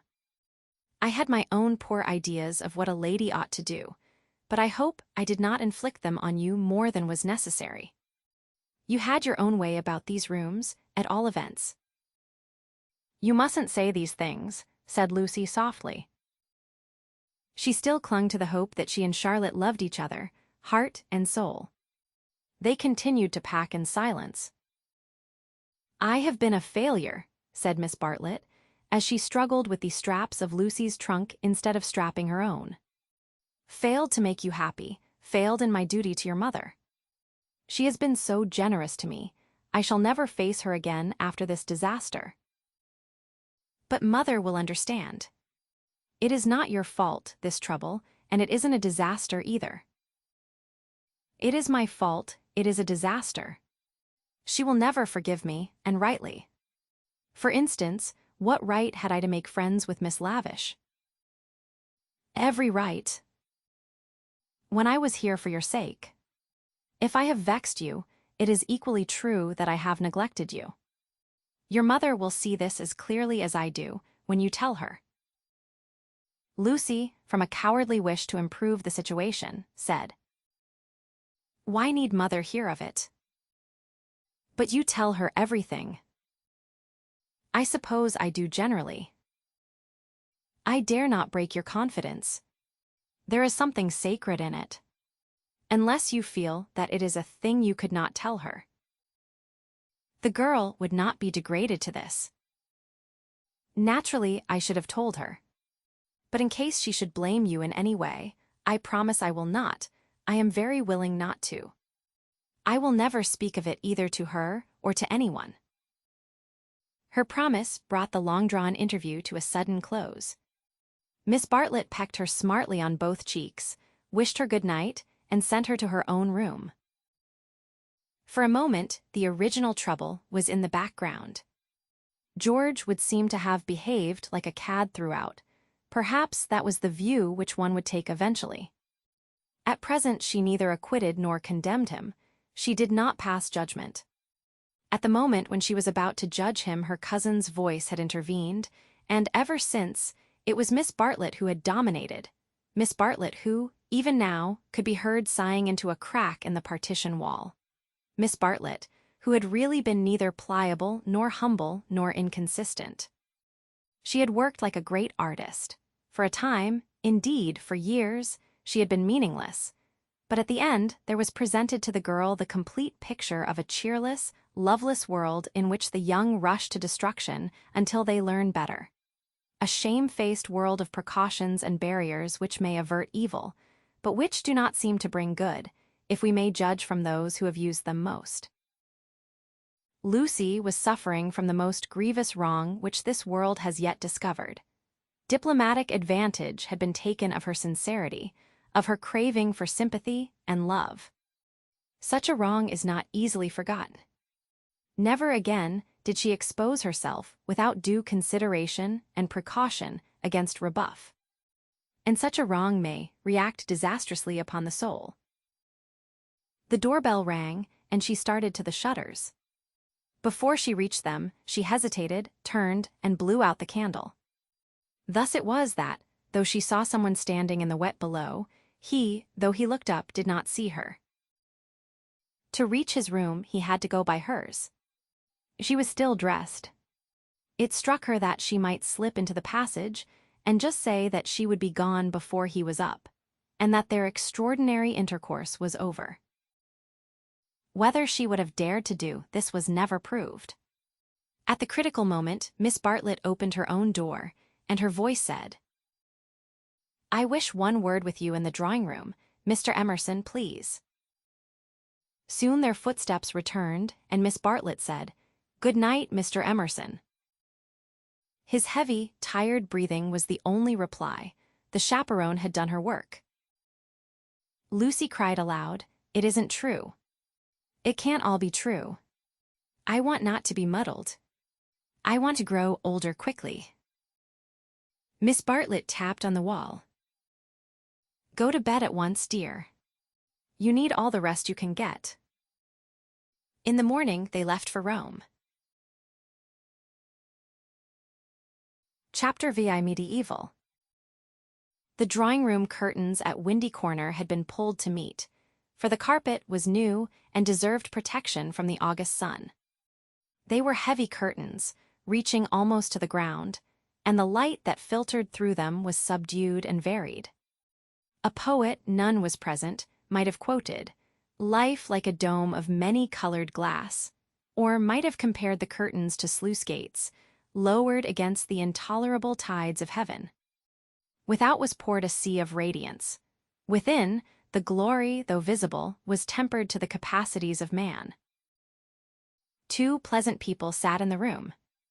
One, a boy of 19, was studying a small manual of anatomy and peering occasionally at a bone which lay upon the piano. From time to time he bounced in his chair and puffed and groaned, for the day was hot and the print small, and the human frame fearfully made. And his mother, who was writing a letter, did continually read out to him what she had written. And continually did she rise from her seat and part the curtains so that a rivulet of light fell across the carpet, and make the remark that they were still there. "Where aren't they?" said the boy, who was Freddy, Lucy's brother. "I tell you I'm getting fairly sick." "For goodness' sake, go out of my drawing room, then," cried Mrs. Honeychurch, who hoped to cure her children of slang by taking it literally. Freddy did not move or reply. "I think things are coming to a head," she observed, rather wanting her son's opinion on the situation if she could obtain it without undue supplication. Time they did. I am glad that Cecil is asking her this once more. It's his third go, isn't it? Freddy, I do call the way you talk unkind. I didn't mean to be unkind. Then he added, but I do think Lucy might have got this off her chest in Italy. I don't know how girls manage things, but she can't have said no properly before, or she wouldn't have to say it again now. Over the whole thing, I can't explain, I do feel so uncomfortable. Do you indeed, dear? How interesting. I feel never mind. He returned to his work. Just listen to what I have written to Mrs. Vyse. I said, Dear Mrs. Vyse. Yes, Mother, you told me. A jolly good letter. I said, Dear Mrs. Vyse, Cecil has just asked my permission about it, and I should be delighted if Lucy wishes it. But she stopped reading. I was rather amused at Cecil asking my permission at all. He has always gone in for unconventionality, and parents nowhere, and so forth. When it comes to the point, he can't get on without me. Nor me. You. Freddy nodded. What do you mean? He asked me for my permission also. She exclaimed, How very odd of him. Why so? Asked the son in air. Why shouldn't my permission be asked? What do you know about Lucy or girls or anything? Whatever did you say? I said to Cecil, take her or leave her, it's no business of mine. What a helpful answer. But her own answer, though more normal in its wording, had been to the same effect. The bother is this, began Freddy. Then he took up his work again, too shy to say what the bother was. Mrs. Honeychurch went back to the window. Freddy, you must come. There they still are. I don't see you ought to go peeping like that. Peeping like that? Can't I look out of my own window? But she returned to the writing table, observing, as she passed her son, still page 322. Freddy snorted and turned over 2 leaves. For a brief space they were silent. Close by, beyond the curtains, the gentle murmur of a long conversation had never ceased. The bother is this, I have put my foot in it with Cecil most awfully. He gave a nervous gulp. Not content with permission, which I did give, that is to say, I said, I don't mind. Well, not content with that, he wanted to know whether I wasn't off my head with joy. He practically put it like this. Wasn't it a splendid thing for Lucy, and for Windy Corner generally if he married her? And he would have an answer. He said it would strengthen his hand. I hope you gave a careful answer, dear. I answered no, said the boy, grinding his teeth. There. Fly into a stew. I can't help it, had to say it. I had to say no. He ought never to have asked me. Ridiculous child, cried his mother. You think you're so holy and truthful, but really it's only abominable conceit. Do you suppose that a man like Cecil would take the slightest notice of anything you say? I hope he boxed your ears. How dare you say no?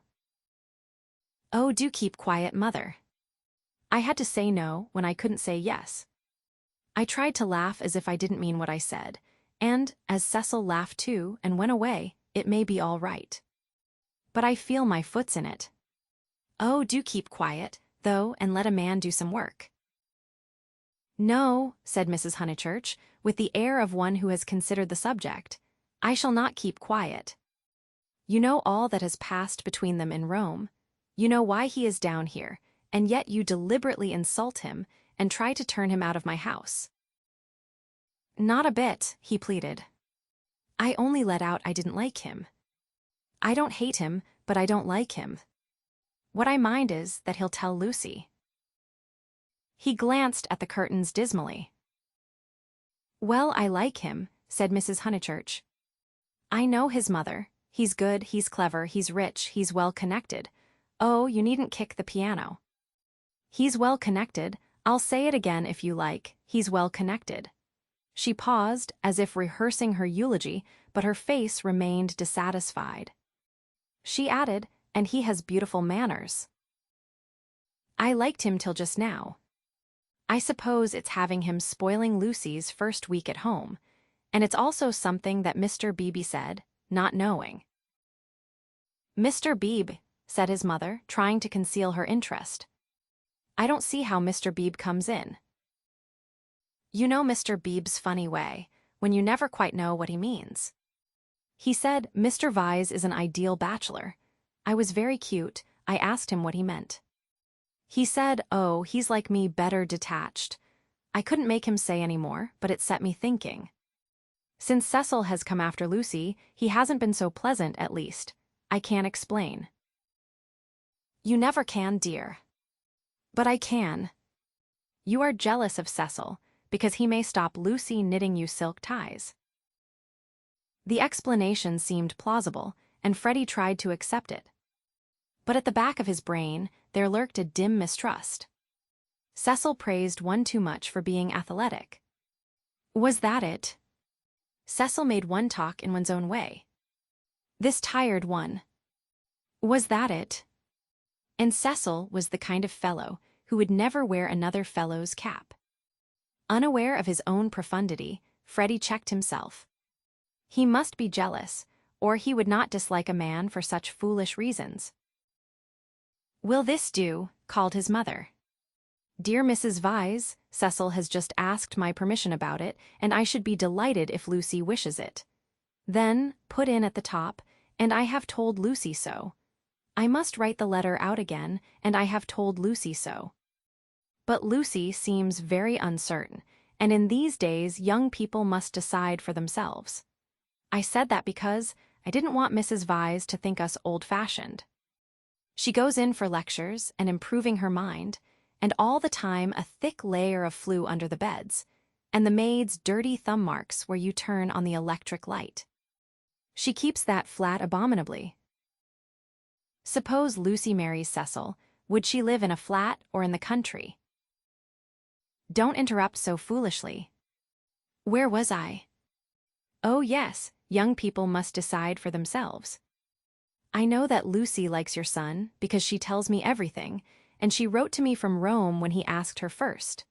No, I'll cross that last bit out, it looks patronizing. I'll stop at because she tells me everything, or shall I cross that out too? Cross it out too, said Freddy. Mrs. Honeychurch left it in. Then the whole thing runs, Dear Mrs. Vyse, Cecil has just asked my permission about it, and I should be delighted if Lucy wishes it, and I have told Lucy so. But Lucy seems very uncertain, and in these days young people must decide for themselves. I know that Lucy likes your son because she tells me everything.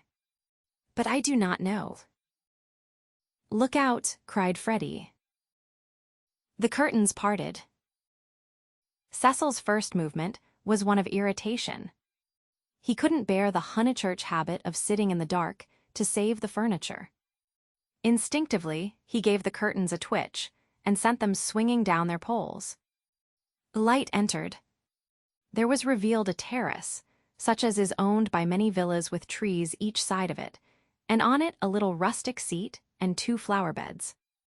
But it was transfigured by the view beyond, for Windy Corner was built on the range that overlooks the Sussex Weald. Lucy, who was in the little seat, seemed on the edge of a green magic carpet which hovered in the air above the tremulous world. Cecil entered. Appearing thus late in the story, Cecil must be at once described. He was medieval, like a Gothic statue, tall and refined, with shoulders that seemed braced square by an effort of the will, and a head that was tilted a little higher than the usual level of vision. He resembled those fastidious saints who guard the portals of a French cathedral. Well-educated, well-endowed, and not deficient physically, he remained in the grip of a certain devil whom the modern world knows as self-consciousness, and whom the medieval, with dimmer vision, worshipped as asceticism. A Gothic statue implies celibacy, just as a Greek statue implies fruition, and perhaps this was what Mr. Beebe meant. And Freddy, who ignored history and art, perhaps meant the same when he failed to imagine Cecil wearing another fellow's cap. Mrs. Honeychurch left her letter on the writing table and moved towards her young acquaintance. "Oh, Cecil," she exclaimed. "Oh, Cecil, do tell me." "I promise, sposi," said he. They stared at him anxiously. "She has accepted me," he said, and the sound of the thing in English made him flush and smile with pleasure and look more human. "I am so glad," said Mrs. Honeychurch, while Freddy proffered a hand that was yellow with chemicals. They wished that they also knew Italian, for our phrases of approval and of amazement are so connected with little occasions that we fear to use them on great ones. We are obliged to become vaguely poetic, or to take refuge in scriptural reminiscences. "Welcome as one of the family," said Mrs. Honeychurch, waving her hand at the furniture. "This is indeed a joyous day. I feel sure that you will make our dear Lucy happy." "I hope so," replied the young man, shifting his eyes to the ceiling. "We mothers," simpered Mrs. Honeychurch, and then realized that she was affected, sentimental, bombastic, all the things she hated most. Why could she not be Freddy, who stood stiff in the middle of the room, looking very cross and almost handsome? "I say, Lucy," called Cecil, for conversation seemed to flag. Lucy rose from the seat. She moved across the lawn and smiled in at them, just as if she was going to ask them to play tennis. Then she saw her brother's face. Her lips parted, and she took him in her arms. He said, "Steady on." "Not a kiss for me?" asked her mother. Lucy kissed her also. "Would you take them into the garden and tell Mrs. Honeychurch all about it?" Cecil suggested. "And I'd stop here and tell my mother." "We go with Lucy," said Freddy, as if taking orders. "Yes, you go with Lucy." They passed into the sunlight. Cecil watched them cross the terrace and descend out of sight by the steps.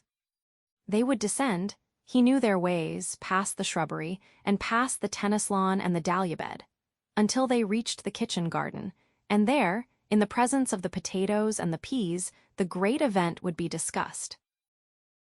Smiling indulgently, he lit a cigarette and rehearsed the events that had led to such a happy conclusion.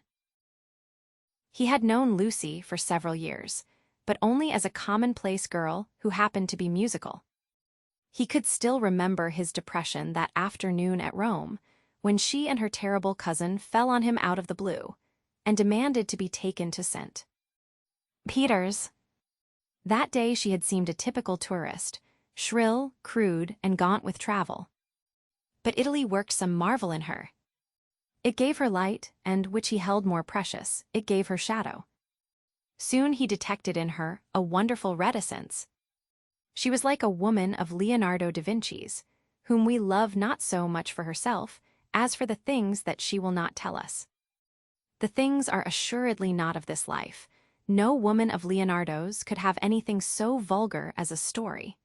She did develop most wonderfully day by day. So it happened that from patronizing civility he had slowly passed, if not to passion, at least to a profound uneasiness. Already at Rome, he had hinted to her that they might be suitable for each other. It had touched him greatly that she had not broken away at the suggestion. Her refusal had been clear and gentle. After it, as the horrid phrase went, she had been exactly the same to him as before. 3 months later, on the margin of Italy, among the flower-clad Alps, he had asked her again in bald, traditional language. She reminded him of a Leonardo more than ever. Her sunburnt features were shadowed by fantastic rock. At his words, she had turned and stood between him and the light with immeasurable plains behind her. He walked home with her unashamed, feeling not at all like a rejected suitor. The things that really mattered were unshaken. So now he had asked her once more, and, clear and gentle as ever, she had accepted him, giving no coy reasons for her delay, but simply saying that she loved him and would do her best to make him happy. His mother, too, would be pleased. She had counseled the step. He must write her a long account. Glancing at his hand, in case any of Freddy's chemicals had come off on it, he moved to the writing table. There he saw Dear Mrs. Vyse, followed by many erasures. He recoiled without reading any more, and after a little hesitation sat down elsewhere and penciled a note on his knee. Then he lit another cigarette, which did not seem quite as divine as the first, and considered what might be done to make Windy Corner drawing room more distinctive. With that outlook, it should have been a successful room, but the trail of Tottenham Court Road was upon it. He could almost visualize the motor vans of Messrs. Schulbred and Messrs. Maple arriving at the door and depositing this chair, those varnished bookcases, that writing table. The table recalled Mrs. Honeychurch's letter. He did not want to read that letter. His temptations never lay in that direction, but he worried about it nonetheless. It was his own fault that she was discussing him with his mother. He had wanted her support in his third attempt to win Lucy. He wanted to feel that others, no matter who they were, agreed with him, and so he had asked their permission. Mrs. Honeychurch had been civil but obtuse in essentials, while as for Freddy, he is only a boy, he reflected. I represent all that he despises. Why should he want me for a brother-in-law? The Honeychurches were a worthy family, but he began to realize that Lucy was of another clay, and perhaps, he did not put it very definitely, he ought to introduce her into more congenial circles as soon as possible. Mr. Beebe, said the maid, and the new rector of Summer Street was shown in. He had at once started on friendly relations, owing to Lucy's praise of him in her letters from Florence. Cecil greeted him rather critically. I've come for tea, Mr. Vyse. Do you suppose that I shall get it? I should say so. Food is the thing one does get here. Don't sit in that chair. Young Honeychurch has left a bone in it. A phooey. I know, said Cecil. I know. I can't think why Mrs. Honeychurch allows it.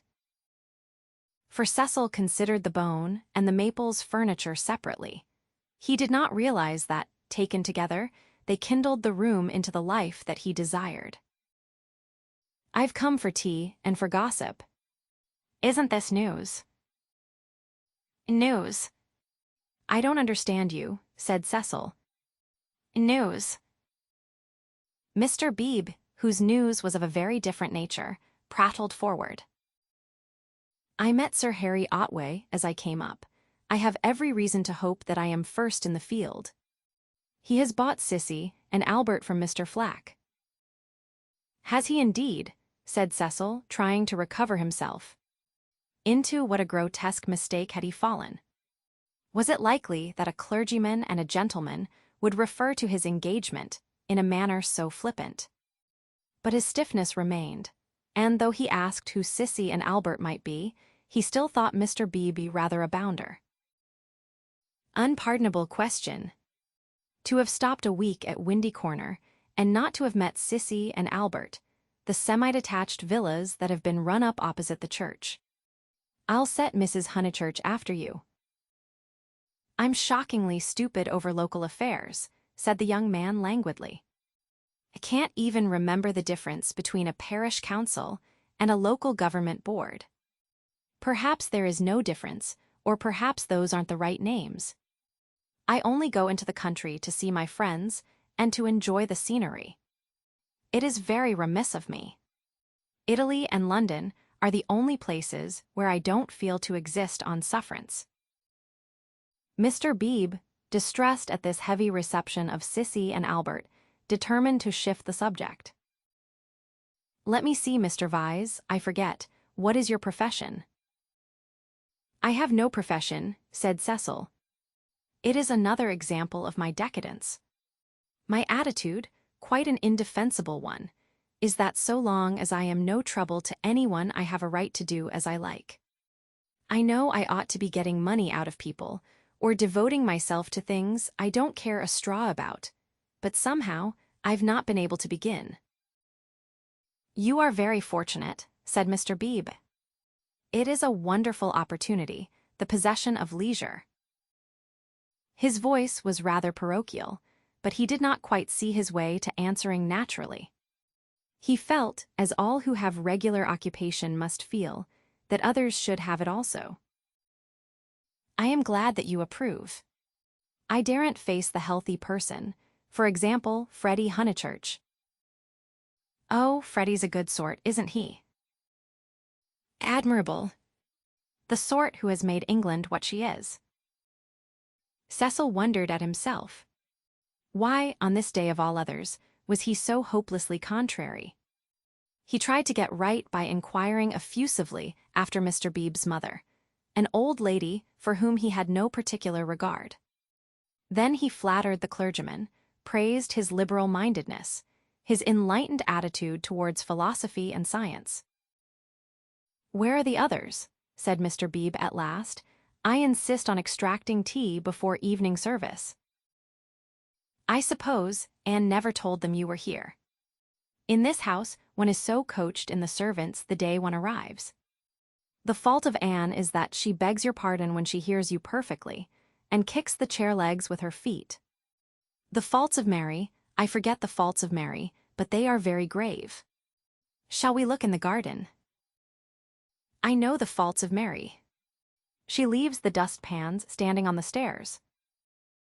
The fault of Euphemia is that she will not, simply will not, chop the suet sufficiently small. They both laughed, and things began to go better. The faults of Freddy, Cecil continued. Ah, he has too many. No one but his mother can remember the faults of Freddy. Try the faults of Miss Honeychurch, they are not innumerable. She has none, said the young man with grave sincerity. I quite agree. At present she has none. At present. I'm not cynical. I'm only thinking of my pet theory about Miss Honeychurch. Does it seem reasonable that she should play so wonderfully and live so quietly? I suspect that one day she will be wonderful in both. The watertight compartments in her will break down, and music and life will mingle. Then we shall have her heroically good, heroically bad, too heroic, perhaps, to be good or bad. Cecil found his companion interesting. And at present, you think her not wonderful as far as life goes. Well, I must say I've only seen her at Tunbridge Wells, where she was not wonderful, and at Florence. Since I came to Summer Street, she has been away. You saw her, didn't you, at Rome and in the Alps? Oh, I forgot. Of course, you knew her before. No, she wasn't wonderful in Florence either, but I kept on expecting that she would be. In what way? Conversation had become agreeable to them, and they were pacing up and down the terrace. I could as easily tell you what tune she'll play next. There was simply the sense that she had found wings and meant to use them. I can show you a beautiful picture in my Italian diary. Miss Honeychurch as a kite, Miss Bartlett holding the string. Picture number 2, the string breaks, The sketch was in his diary, but it had been made afterwards, when he viewed things artistically. At the time he had given surreptitious tugs to the string himself. But the string never broke. No. I mightn't have seen Miss Honeychurch rise, but I should certainly have heard Miss Bartlett fall. It is broken now, said the young man in low, vibrating tones. Immediately he realized that of all the conceited, ludicrous, contemptible ways of announcing an engagement, this was the worst. He cursed his love of metaphor. Had he suggested that he was a star and that Lucy was soaring up to reach him? Broken. What do you mean? I meant, said Cecil stiffly, that she is going to marry me. The clergyman was conscious of some bitter disappointment, which he could not keep out of his voice. I am sorry, I must apologize. I had no idea you were intimate with her, or I should never have talked in this flippant, superficial way. Mr. Vyse, you ought to have stopped me. And down the garden he saw Lucy herself. Yes, he was disappointed. Cecil, who naturally preferred congratulations to apologies, drew down his mouth at the corners. Was this the reception his action would get from the world? Of course, he despised the world as a whole. Every thoughtful man should. It is almost a test of refinement. But he was sensitive to the successive particles of it which he encountered. Occasionally, he could be quite crude. I am sorry I have given you a shock, he said dryly. I fear that Lucy's choice does not meet with your approval. Not that. But you ought to have stopped me. I know Miss Honeychurch only a little as time goes. Perhaps I oughtn't to have discussed her so freely with anyone, certainly not with you. You are conscious of having said something indiscreet. Mr. Beebe pulled himself together. Really, Mr. Vyse had the art of placing one in the most tiresome positions. He was driven to use the prerogatives of his profession. No, I have said nothing indiscreet. I foresaw at Florence that her quiet, uneventful childhood must end, and it has ended. I realized dimly enough that she might take some momentous step. She has taken it. She has learnt, you will let me talk freely, as I have begun freely. She has learnt what it is to love, the greatest lesson, some people will tell you, that our earthly life provides. It was now time for him to wave his hat at the approaching trio. He did not omit to do so. She has learnt through you, and if his voice was still clerical, it was now also sincere. Let it be your care that her knowledge is profitable to her. Grazy taunt, said Cecil, who did not like parsons. Have you heard? Shouted Mrs. Honeychurch as she twirled up the sloping garden. Oh, Mr. Beebe, have you heard the news? Freddy, now full of geniality, whistled the wedding march. Youth seldom criticizes the accomplished fact. Indeed I have, he cried. He looked at Lucy. In her presence he could not act the parson any longer, at all events not without apology. Mrs. Honeychurch, I'm going to do what I am always supposed to do, but generally I'm too shy. I want to invoke every kind of blessing on them, grave and gay, great and small. I want them all their lives to be supremely good and supremely happy as husband and wife, as father and mother. And now I want my tea. You only asked for it just in time, the lady retorted. How dare you be serious at Windy Corner? He took his tone from her. There was no more heavy beneficence, no more attempts to dignify the situation with poetry or the scriptures. None of them dared or was able to be serious anymore. An engagement is so potent a thing that sooner or later reduces all who speak of it to this state of cheerful awe. Away from it, in the solitude of their rooms, Mr. Beebe, and even Freddy, might again be critical. But in its presence, and in the presence of each other, they were sincerely hilarious. It has a strange power, for it compels not only the lips but the very heart. The chief parallel, to compare one great thing with another, is the power over us of a temple of some alien creed. Standing outside, we deride or oppose it, or at the most feel sentimental. Inside, though the saints and gods are not ours, we become true believers, in case any true believer should be present. So it was that after the gropings and the misgivings of the afternoon, they pulled themselves together and settled down to a very pleasant tea party.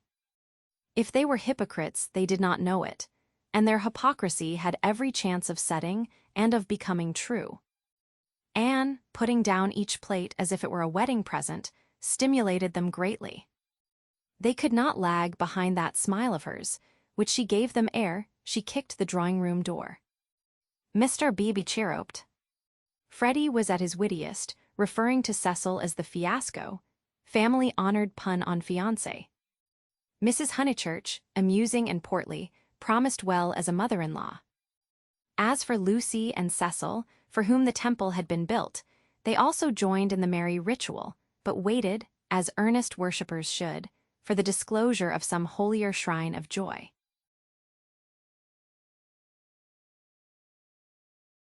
A few days after the engagement was announced, Mrs. Honeychurch made Lucy and her fiasco come to a little garden party in the neighborhood, for naturally she wanted to show people that her daughter was marrying a presentable man.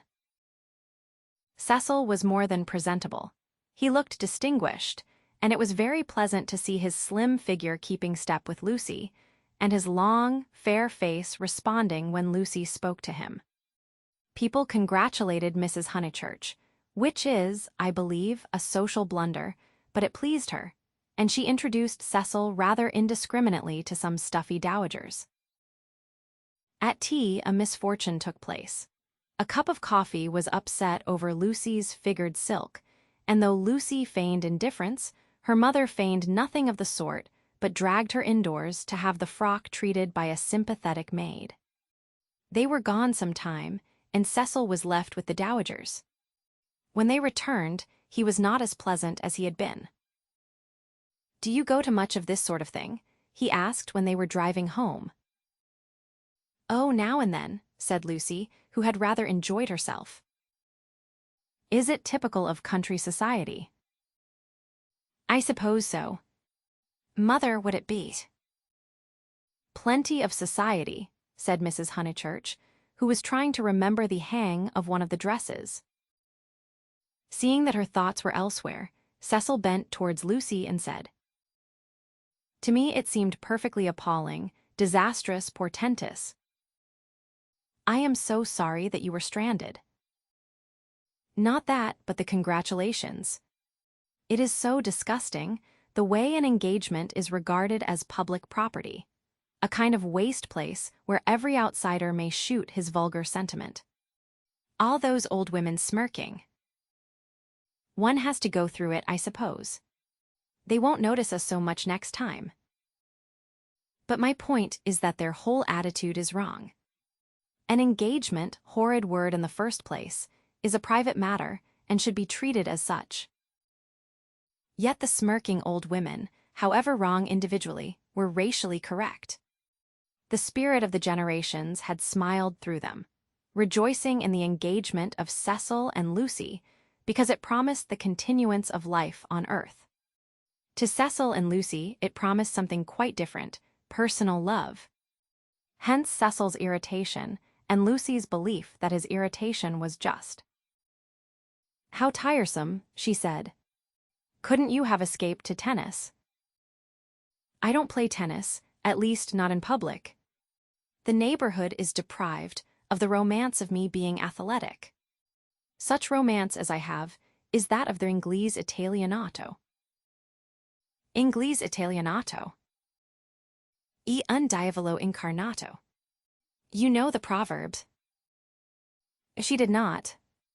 Nor did it seem applicable to a young man who had spent a quiet winter in Rome with his mother. But Cecil, since his engagement, had taken to effect a cosmopolitan naughtiness which he was far from possessing. "Well," said he, "I cannot help it if they do disapprove of me. There are certain irremovable barriers between myself and them, and I must accept them." We all have our limitations, I suppose, said wise Lucy. Sometimes they are forced on us, though, said Cecil, who saw from her remark that she did not quite understand his position. How? It makes a difference, doesn't it, whether we fully fence ourselves in, or whether we are fenced out by the barriers of others. She thought a moment, and agreed that it did make a difference. Difference? Cried Mrs. Honeychurch, suddenly alert. I don't see any difference. Fences are fences, especially when they are in the same place. We were speaking of motives, said Cecil, on whom the interruption jarred. My dear Cecil, look here. She spread out her knees and perched her card case on her lap. This is me. That's Windy Corner. The rest of the pattern is the other people. Motives are all very well, but the fence comes here. We weren't talking of real fences, said Lucy, laughing. Oh, I see, dear, poetry. She leant placidly back. Cecil wondered why Lucy had been amused.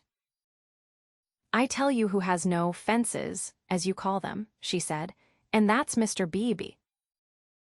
A parson fenceless would mean a parson defenseless. Lucy was slow to follow what people said, but quick enough to detect what they meant. She missed Cecil's epigram, but grasped the feeling that prompted it. Don't you like Mr. Beebe? She asked thoughtfully. I never said so, he cried. I consider him far above the average. I only denied, and he swept off on the subject of fences again and was brilliant. Now, a clergyman that I do hate, said she, wanting to say something sympathetic.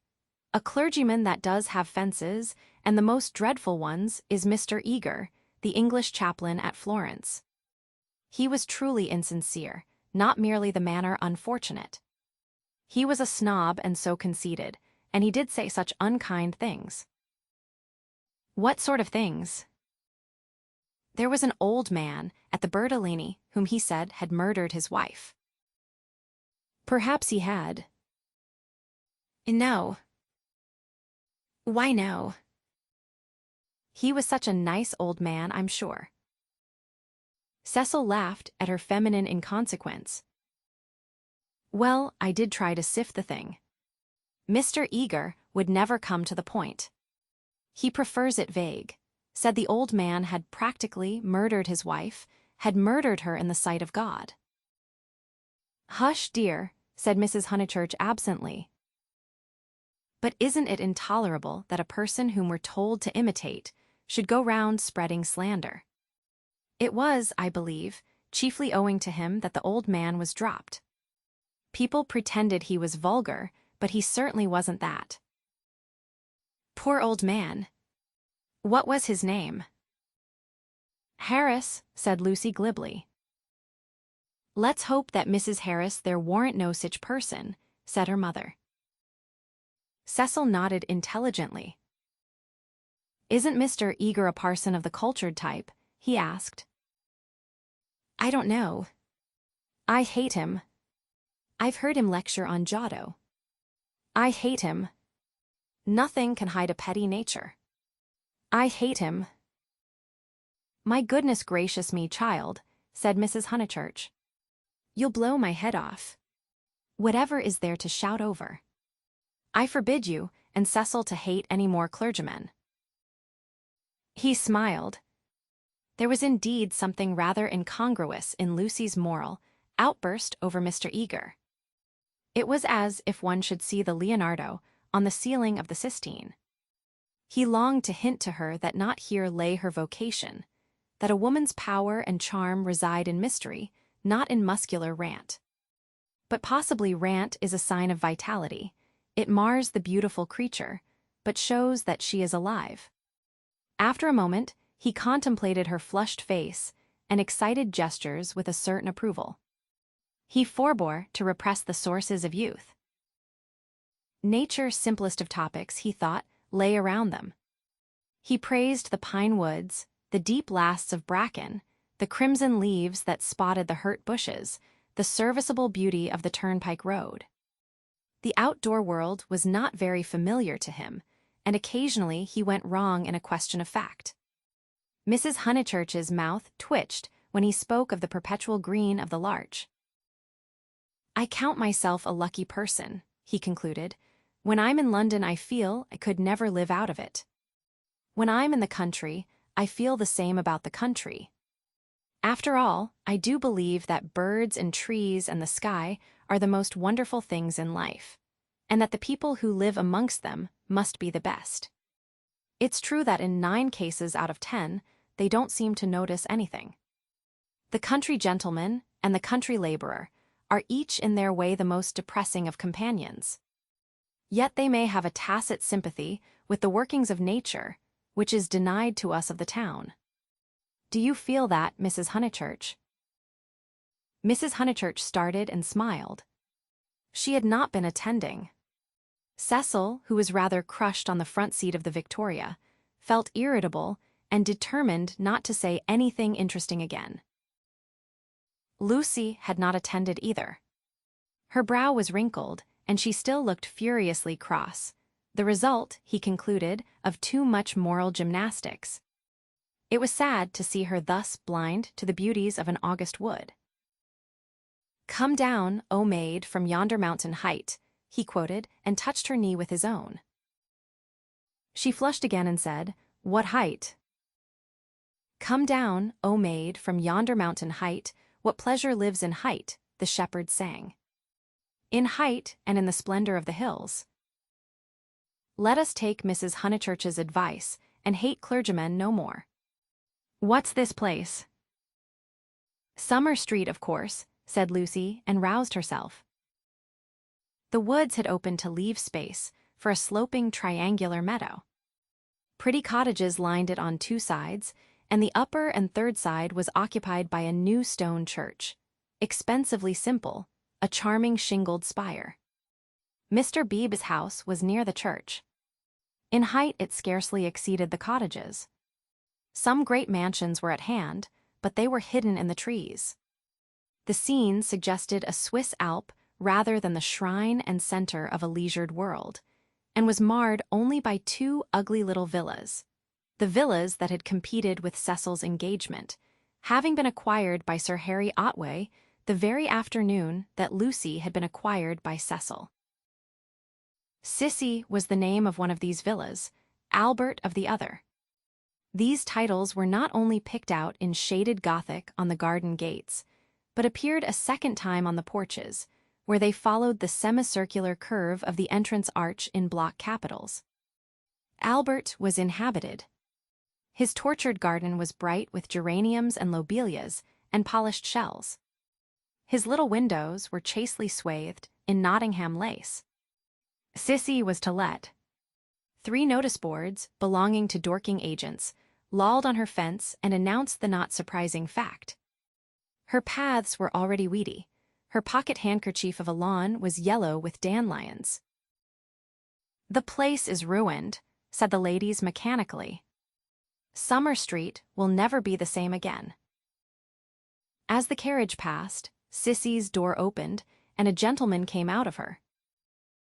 "Stop," cried Mrs. Honeychurch, touching the coachman with her parasol. "Here's Sir Harry." "Now we shall know." "Sir Harry, pull those things down at once." Sir Harry Otway, who need not be described, came to the carriage and said, "Mrs. Honeychurch, I meant to. I really can't turn out Miss Flack. Am I not always right? She ought to have gone before the contract was signed. Does she still live rent-free, as she did in her nephew's time? But what can I do?" He lowered his voice. "An old lady, so very vulgar and almost bedridden." "Turn her out," said Cecil bravely. Sir Harry sighed and looked at the villas mournfully. He had had full warning of Mr. Flack's intentions and might have bought the plot before building commenced, but he was apathetic and dilatory. He had known Summer Street for so many years that he could not imagine it being spoilt. Not till Mrs. Flack had laid the foundation stone, and the apparition of red and cream brick began to rise, did he take alarm.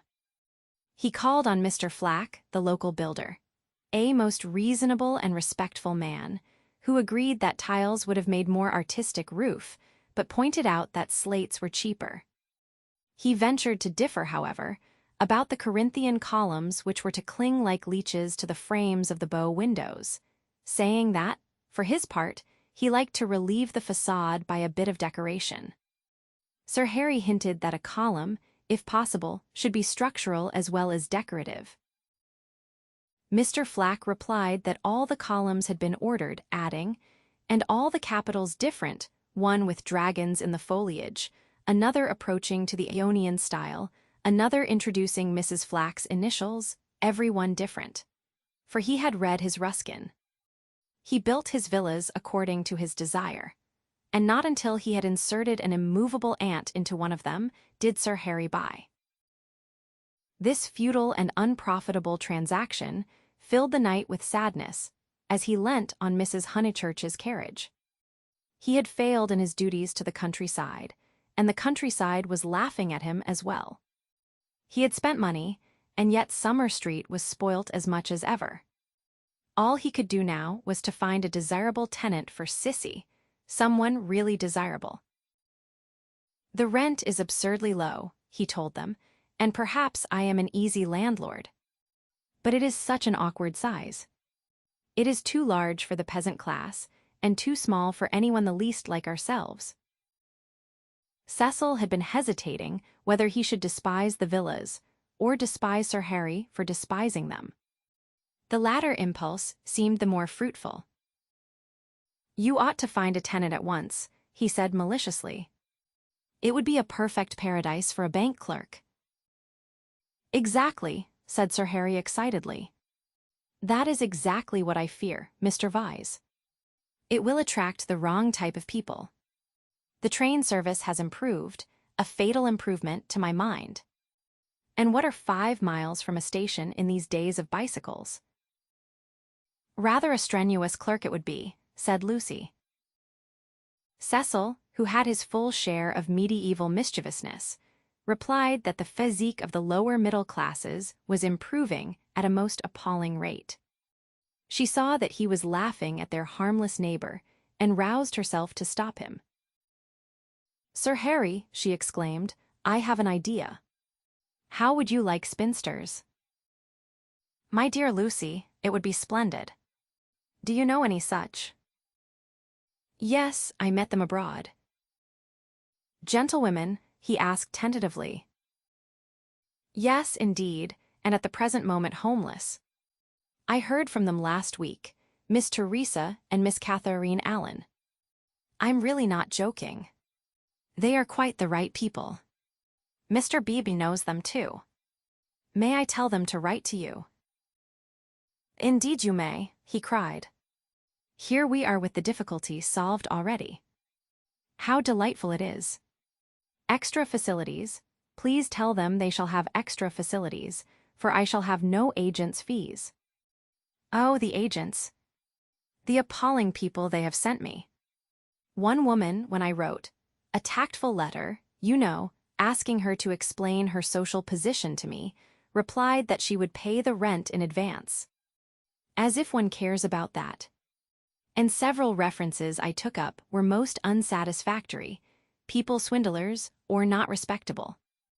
And oh, the deceit. I have seen a good deal of the seamy side this last week. The deceit of the most promising people. My dear Lucy, the deceit." She nodded. "My advice," put in Mrs. Honeychurch, "is to have nothing to do with Lucy and her decayed gentlewomen at all. I know the type. Preserve me from people who have seen better days, and bring heirlooms with them that make the house smell stuffy. It's a sad thing, but I'd far rather let to someone who is going up in the world than to someone who has come down." "I think I follow you," said Sir Harry, "but it is, as you say, a very sad thing." "The Misses Allen aren't that," cried Lucy. "Yes, they are," said Cecil. "I haven't met them, but I should say they were a highly unsuitable addition to the neighborhood." "Don't listen to him, Sir Harry, he's tiresome." "It's I who am tiresome," he replied. "I oughtn't to come with my troubles to young people. But really I am so worried, and Lady Otway will only say that I cannot be too careful, which is quite true, but no real help. Then may I write to my Mrs. Allen?" "Please." But his eye wavered when Mrs. Honeychurch exclaimed, "Beware. They are certain to have canaries. Sir Harry, beware of canaries. They spit the seed out through the bars of the cages, and then the mice come. Beware of women altogether. Only let to a man." "Really?" he murmured gallantly, though he saw the wisdom of her remark. "Men don't gossip over teacups. If they get drunk, there's an end of them. They lie down comfortably and sleep it off. If they're vulgar, they somehow keep it to themselves. It doesn't spread so. Give me a man, of course, provided he's clean." Sir Harry blushed. Neither he nor Cecil enjoyed these open compliments to their sex. Even the exclusion of the dirty did not leave them much distinction.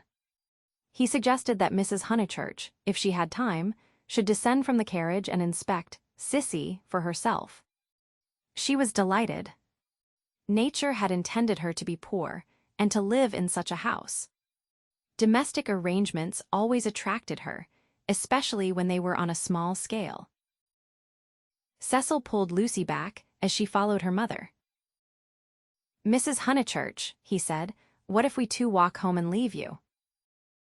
"Certainly," was her cordial reply. Sir Harry likewise seemed almost too glad to get rid of them. He beamed at them knowingly, said, "Aha! Young people, and then hastened to unlock the house. "Hopeless vulgarian," exclaimed Cecil almost before they were out of earshot. "Oh, Cecil. I can't help it. It would be wrong not to loathe that man. He isn't clever, but really he is nice. No, Lucy, he stands for all that is bad in country life. In London, he would keep his place. He would belong to a brainless club, and his wife would give brainless dinner parties. But down here he acts the little god with his gentility, and his patronage and his sham aesthetics, and everyone, even your mother, is taken in." "All that you say is quite true," said Lucy, though she felt discouraged. "I wonder whether it matters so very much." "It matters supremely. Sir Harry is the essence of that garden party. Oh goodness, how cross I feel. How I do hope he'll get some vulgar tenant in that villa, some woman so really vulgar that he'll notice it. Gentlefolks. Ah, with his bald head and retreating chin. But let's forget him." This Lucy was glad enough to do. If Cecil disliked Sir Harry Otway and Mr. Beebe, what guarantee was there that the people who really mattered to her would escape? For instance, Freddy. Freddy was neither clever, nor subtle, nor beautiful, and what prevented Cecil from saying, any minute, it would be wrong not to loathe Freddy? And what would she reply? Further than Freddy she did not go, but he gave her anxiety enough. She could only assure herself that Cecil had known Freddy some time, and that they had always got on pleasantly, except, perhaps, during the last few days, which was an accident, perhaps. "Which way shall we go?" she asked him. Nature, simplest of topics, she thought was around them. Summer Street lay deep in the woods, and she had stopped where a footpath diverged from the highroad. "Are there two ways?" "Perhaps the road is more sensible, as we're got up smart." "I'd rather go through the wood," said Cecil, with that subdued irritation that she had noticed in him all the afternoon. "Why is it, Lucy, that you always say the road? Do you know that you have never once been with me in the fields or the wood since we were engaged?" "Haven't I?" "The wood, then," said Lucy, startled at his queerness, but pretty sure that he would explain later. It was not his habit to leave her in doubt as to his meaning. She led the way into the whispering pines, and sure enough he did explain before they had gone a dozen yards. I had got an idea, I dare say wrongly, that you feel more at home with me in a room. A room, she echoed, hopelessly bewildered. Yes. Or at the most in a garden or on a road. Never in the real country like this. Oh, Cecil, whatever do you mean? I have never felt anything of the sort. You talk as if I was a kind of poetess sort of person. I don't know that you aren't. I connect you with a view, a certain type of view. Why shouldn't you connect me with a room? She reflected a moment, and then said, laughing. Do you know that you're right? I do. I must be a poetess after all. When I think of you, it's always as in a room. How funny. To her surprise, he seemed annoyed. A drawing room, pray. With no view. Yes, with no view, I fancy. Why not? I'd rather, he said reproachfully, that you connected me with the open air. She said again, Oh, Cecil, whatever do you mean? As no explanation was forthcoming, she shook off the subject as too difficult for a girl, and led him further into the wood, pausing every now and then at some particularly beautiful or familiar combination of the trees. She had known the wood between Summer Street and Windy Corner ever since she could walk alone. She had played at losing Freddy in it when Freddy was a purple-faced baby, and though she had been to Italy, it had lost none of its charm. Presently they came to a little clearing among the pines, another tiny green alp, solitary this time, and holding in its bosom a shallow pool. She exclaimed, the sacred lake. Why do you call it that? I can't remember why. I suppose it comes out of some book. It's only a puddle now, but you see that stream going through it. Well, a good deal of water comes down after heavy rains and can't get away at once, and the pool becomes quite large and beautiful. Then Freddy used to bathe there. He is very fond of it. And you. He meant, are you fond of it? But she answered dreamily, I bathed here, too, till I was found out. Then there was a row. At another time, he might have been shocked, for he had depths of prudishness within him. But now, with his momentary cult of the fresh air, he was delighted at her admirable simplicity. He looked at her as she stood by the pool's edge. She was got up smart, as she phrased it, and she reminded him of some brilliant flower that has no leaves of its own, but blooms abruptly out of a world of green. Who found you out? Charlotte, she murmured. She was stopping with us. Charlotte. Poor girl. She smiled gravely. A certain scheme, from which hitherto he had shrunk, now appeared practical. Lucy. Yes, I suppose we ought to be going, was her reply. Lucy, I want to ask something of you that I have never asked before. At the serious note in his voice, she stepped frankly and kindly towards him. What, Cecil? Hitherto never, not even that day on the lawn when you agreed to marry me. He became self-conscious and kept glancing round to see if they were observed. His courage had gone. Yes. Up to now, I have never kissed you. She was as scarlet as if he had put the thing most indelicately. No more you have, she stammered. Then I ask you, may I now? Of course you may, Cecil. You might before.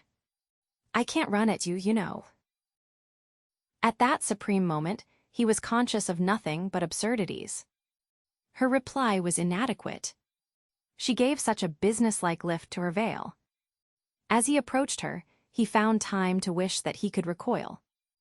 As he touched her, his gold pince-nez became dislodged and was flattened between them. Such was the embrace. He considered with truth that it had been a failure. Passion should believe itself irresistible. It should forget civility and consideration and all the other curses of a refined nature. Above all, it should never ask for leave where there is a right of way. Why could he not do as any laborer or navvy, nay, as any young man behind the counter would have done? He recast the scene. Lucy was standing flower-like by the water. He rushed up and took her in his arms. She rebuked him, permitted him, and revered him ever after for his manliness. For he believed that women revere men for their manliness. They left the pool in silence after this one salutation. He waited for her to make some remark which should show him her inmost thoughts. At last she spoke, and with fitting gravity. Emerson was the name, not Harris. What name? The old man's. What old man? That old man I told you about. The one Mr. Eager was so unkind to. He could not know that this was the most intimate conversation they had ever had.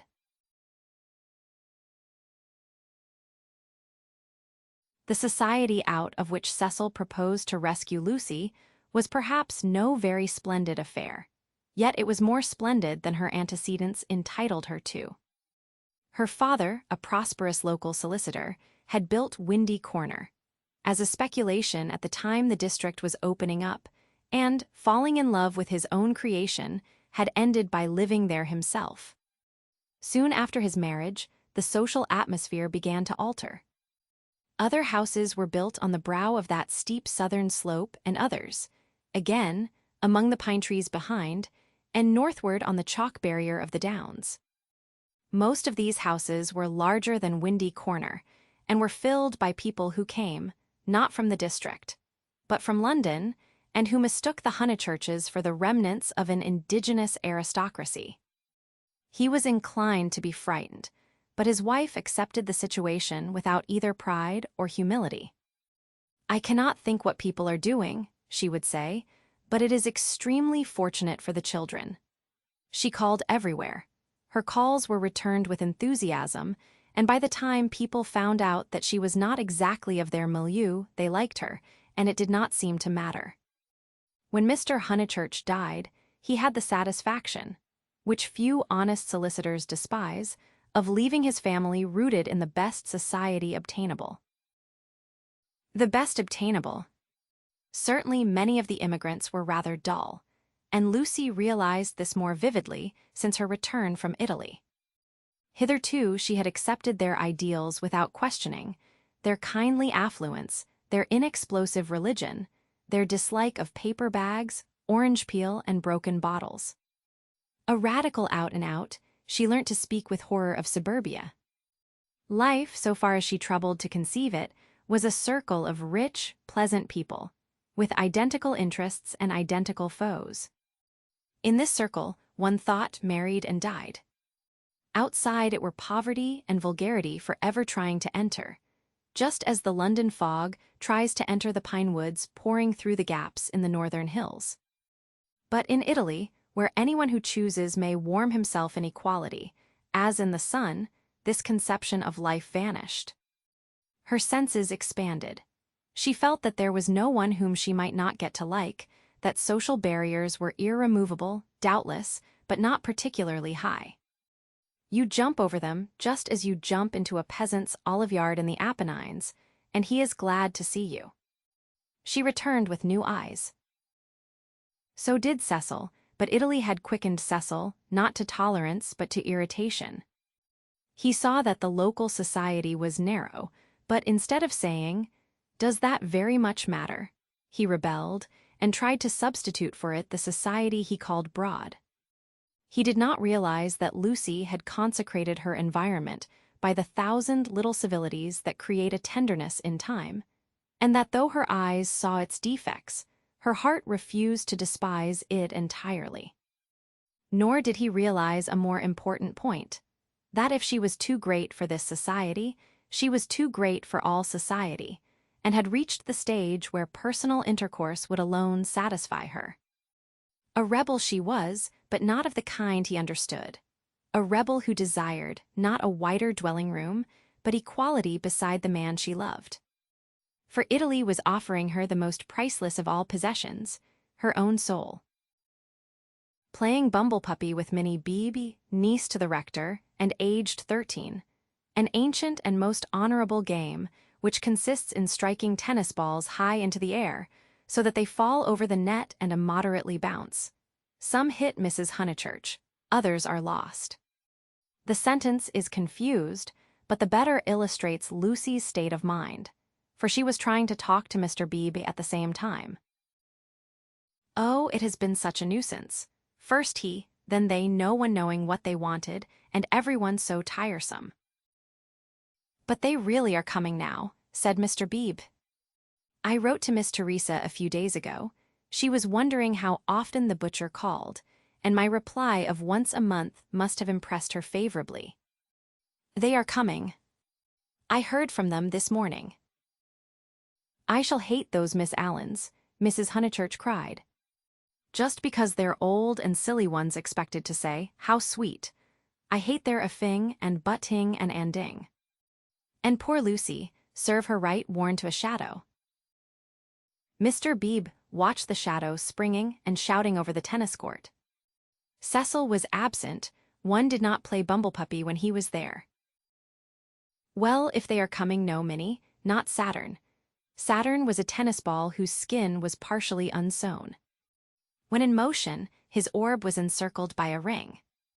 If they are coming, Sir Harry will let them move in before the 29th, and he will cross out the clause about whitewashing the ceilings, because it made them nervous, and put in the fair wear and tier one.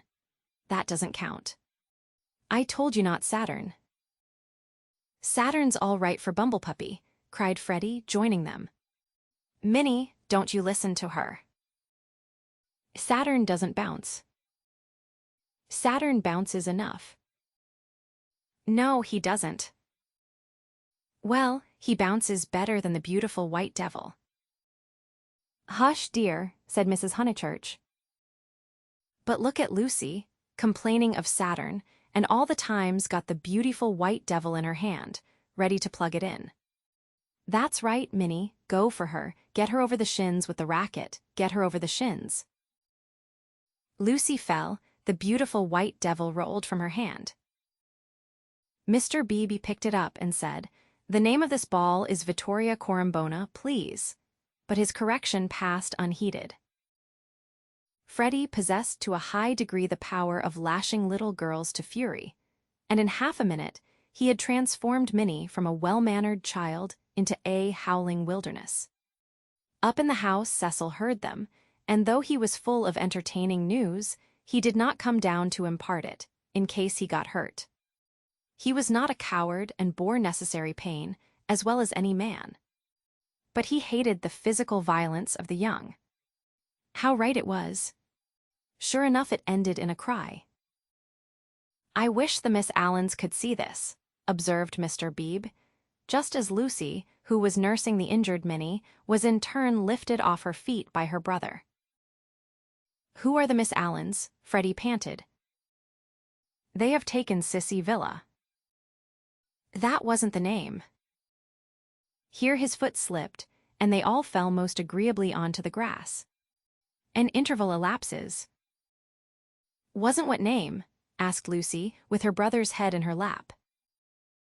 Allen wasn't the name of the people Sir Harry's let to. Nonsense, Freddy. You know nothing about it. Nonsense yourself. I've this minute seen him. He said to me, ahem. Honeychurch, Freddy was an indifferent mimic, ahem. Ahem. I have at last procured really desirable tenants. I said, "Hooray, old boy," and slapped him on the back. Exactly. The Miss Allens. Rather not. More like Anderson. Oh, good gracious, there isn't going to be another muddle, Mrs. Honeychurch exclaimed. Do you notice, Lucy, I'm always right. I said don't interfere with Sissy Villa.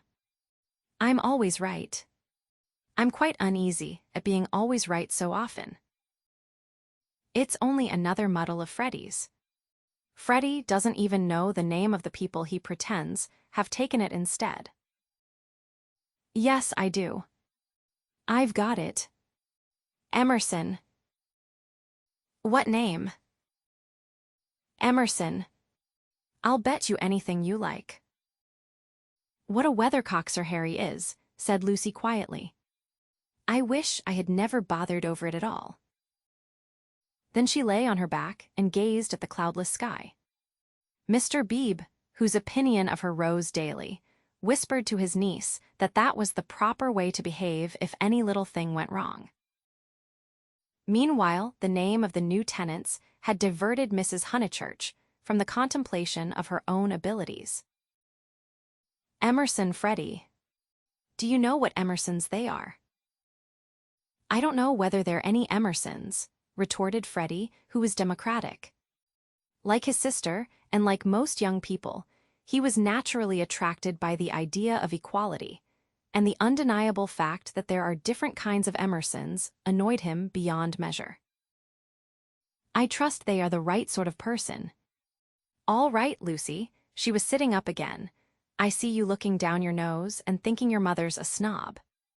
But there is a right sort and a wrong sort, and it's affectation to pretend there isn't. Emerson's a common enough name, Lucy remarked.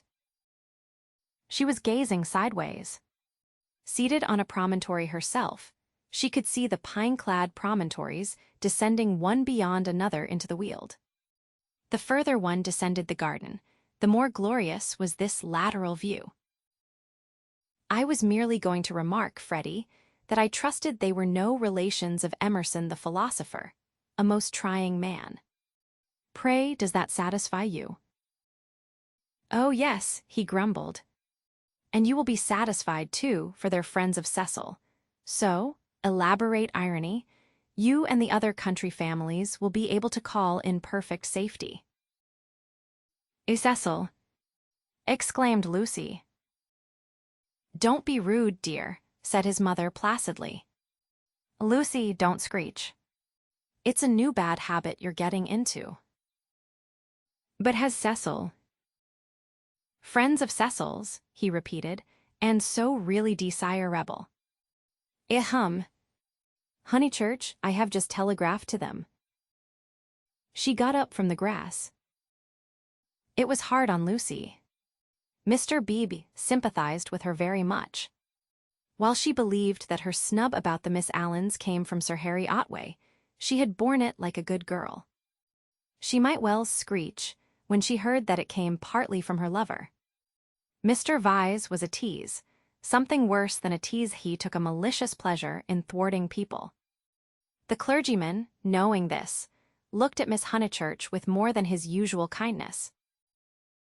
When she exclaimed, "But Cecil's Emersons, they can't possibly be the same ones, there is that," he did not consider that the exclamation was strange, but saw in it an opportunity of diverting the conversation while she recovered her composure. He diverted it as follows. The Emersons who were at Florence, do you mean?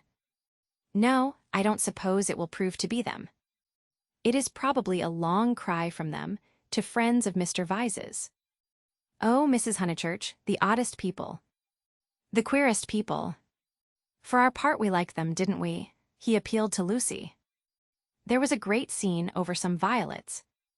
They picked violets and filled all the vases in the room of these very Miss Allens who have failed to come to Sissy Villa.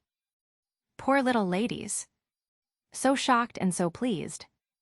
It used to be one of Miss Catharine's great stories. My dear sister loves flowers, it began. They found the whole room a mass of blue, vases and jugs, and the story ends with so ungentlemanly and yet so beautiful. It is all very difficult. Yes, I always connect those Florentine Emersons with violets. Fiasco's done you this time, remarked Freddy, not seeing that his sister's face was very red. She could not recover herself. Mr. Beebe saw it and continued to divert the conversation. These particular Emersons consisted of a father and a son, the son a goodly, if not a good young man, not a fool, I fancy, but very immature, pessimism, etc. Our special joy was the father, Such a sentimental darling, and people declared he had murdered his wife. In his normal state, Mr. Beebe would never have repeated such gossip, but he was trying to shelter Lucy in her little trouble. He repeated any rubbish that came into his head. "Murdered his wife," said Mrs. Honeychurch. "Lucy, don't desert us. Go on playing bumblepuppy. Really, the pension Bertolini must have been the oddest place. That's the second murderer I've heard of as being there. Whatever was Charlotte doing to stop? By the by, we really must ask Charlotte here some time." Mr. Beebe could recall no second murderer. He suggested that his hostess was mistaken. At the hint of opposition, she warmed. She was perfectly sure that there had been a second tourist of whom the same story had been told. The name escaped her. What was the name? Oh, what was the name? She clasped her knees for the name. Something in Thackeray. She struck her matronly forehead. Lucy asked her brother whether Cecil was in. "Oh, don't go," he cried, and tried to catch her by the ankles. "I must go," she said gravely. "Don't be silly. You always overdo it when you play." As she left them, her mother's shout of Harris shivered the tranquil air and reminded her that she had told a lie and had never put it right. Such a senseless lie, too, yet it shattered her nerves and made her connect these Emersons, friends of Cecil's, with a pair of nondescript tourists. Hitherto truth had come to her naturally. She saw that for the future she must be more vigilant and be absolutely truthful. Well, at all events, she must not tell lies. She hurried up the garden, still flushed with shame. A word from Cecil would soothe her, she was sure. "Cecil." "Hullo," he called, and leant out of the smoking room window. He seemed in high spirits. "I was hoping you'd come. I heard you all bear gardening, but there's better fun up here. Even I, have won a great victory for the comic muse. George Meredith's right, the cause of comedy and the cause of truth are really the same, and even I, have found tenants for the distressful Sissy villa. Don't be angry. Don't be angry. You'll forgive me when you hear it all." He looked very attractive when his face was bright, and he dispelled her ridiculous forebodings at once. "I have heard," she said. "Freddy has told us. Naughty Cecil. I suppose I must forgive you. Just think of all the trouble I took for nothing. Certainly the Miss Allens are a little tiresome, and I'd rather have nice friends of yours. But you oughtn't to tease one so." "Friends of mine," he laughed. "But Lucy, the whole joke is to come." "Come here," but she remained standing where she was. "Do you know where I met these desirable tenants?" "In the National Gallery, when I was up to see my mother last week." "What an odd place to meet people," she said nervously. "I don't quite understand." "In the Umbrian room. Absolute strangers. They were admiring Luca Signorelli, of course, quite stupidly. However, we got talking, and they refreshed me not a little. They had been to Italy." But Cecil proceeded hilariously. In the course of conversation, they said that they wanted a country cottage, the father to live there, the son to run down for weekends. I thought, what a chance of scoring off Sir Harry, and I took their address and a London reference, found they weren't actual blackguards. It was great sport, and wrote to him, making out. "Cecil. No, it's not fair. I've probably met them before." He bore her down. "Perfectly fair. Anything is fair that punishes a snob. That old man will do the neighborhood a world of good. Sir Harry is too disgusting with his decayed gentlewomen. I meant to read him a lesson some time. No, Lucy, the classes ought to mix, and before long you'll agree with me. There ought to be intermarriage, all sorts of things. I believe in democracy." "No, you don't," she snapped. "You don't know what the word means. He stared at her, and felt again that she had failed to be Leonardesque. "No, you don't." Her face was inartistic, that of a peevish virago. "It isn't fair, Cecil. I blame you very much indeed. You had no business to undo my work about the Miss Allens and make me look ridiculous. You call it scoring off Sir Harry, but do you realize that it is all at my expense? I consider it most disloyal of you." She left him. Temper, he thought, raising his eyebrows. No, it was worse than temper, snobbishness. As long as Lucy thought that his own smart friends were supplanting the Miss Allens, she had not minded. He perceived that these new tenants might be of value educationally. He would tolerate the father and draw out the son, who was silent. In the interests of the comic muse and of truth, he would bring them to Windy Corner. Chapter XIII in Mrs. Vyse's well-appointed flat. The comic muse, though able to look after her own interests, did not disdain the assistance of Mr. Vyse. His idea of bringing the Emersons to Windy Corner struck her as decidedly good, and she carried through the negotiations without a hitch. Sir Harry Otway signed the agreement, met Mr. Emerson, who was duly disillusioned. The Miss Allens were duly offended, and wrote a dignified letter to Lucy, whom they held responsible for the failure. Mr. Beebe planned pleasant moments for the newcomers, and told Mrs. Honeychurch that Freddy must call on them as soon as they arrived. Indeed, so ample was the muse's equipment that she permitted Mr. Harris, never a very robust criminal, to droop his head, to be forgotten, and to die. Lucy, to descend from bright heaven to earth, whereon there are shadows because there are hills. Lucy was at first plunged into despair, but settled after a little thought that it did not matter the very least. Now that she was engaged, the Emersons would scarcely insult her, and were welcome into the neighborhood. And Cecil was welcome to bring whom he would into the neighborhood. Therefore Cecil was welcome to bring the Emersons into the neighborhood. But as I say, this took a little thinking, and, so illogical are girls, the event remained rather greater and rather more dreadful than it should have done. She was glad that a visit to Mrs. Vyse now fell due. The tenants moved into Sissy Villa while she was safe in the London flat. "Cecil, Cecil, darling," she whispered the evening she arrived, and crept into his arms. Cecil, too, became demonstrative. He saw that the needful fire had been kindled in Lucy. At last she longed for attention, as a woman should, and looked up to him because he was a man. "So you do love me, little thing," he murmured. "Oh, Cecil, I do. I don't know what I should do without you." Several days passed. Then she had a letter from Miss Bartlett. A coolness had sprung up between the two cousins, and they had not corresponded since they parted in August. The coolness dated from what Charlotte would call the flight to Rome, and in Rome it had increased amazingly. For the companion, who is merely uncongenial in the medieval world, becomes exasperating in the classical.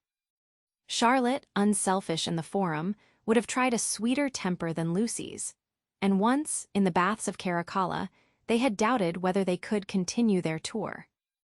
Lucy had said she would join the Vyses. Mrs. Vyse was an acquaintance of her mother, so there was no impropriety in the plan, and Miss Bartlett had replied that she was quite used to being abandoned suddenly. Finally, nothing happened, but the coolness remained, and, for Lucy, was even increased when she opened the letter and read as follows. It had been forwarded from Windy Corner. Tunbridge W.L.'s, September. Dearest Alyosha, I have news of you at last. Miss Lavish has been bicycling in your parts, but was not sure whether a call would be welcome. Puncturing her tire near Summer Street, and it being mended while she sat very woebegone in that pretty churchyard, she saw to her astonishment a door open opposite and the younger Emerson man come out. He said his father had just taken the house. He said he did not know that you lived in the neighborhood. He never suggested giving Alina a cup of tea. Dear Lucy, I am much worried, and I advise you to make a clean breast of his past behavior to your mother, Freddy, and Mr. Vyse, who will forbid him to enter the house, etc. That was a great misfortune, and I dare say you have told them already. Mr. Vyse is so sensitive. I remember how I used to get on his nerves at Rome. I am very sorry about it all, and should not feel easy unless I warned you. Believe me, your anxious and loving cousin, C. Harlot. Lucy was much annoyed, and replied as follows. B. Ochemp M. Anchins, S.W. Dear C. Harlot. Many thanks for your warning. When Mr. Emerson forgot himself on the mountain, you made me promise not to tell Mother, because you said she would blame you for not being always with me. I have kept that promise, and cannot possibly tell her now. I have said both to her and Cecil that I met the Emersons at Florence, and that they are respectable people, which I do think, and the reason that he offered Miss Lavish no tea was probably that he had none himself. She should have tried at the rectory. I cannot begin making a fuss at this stage. You must see that it would be too absurd.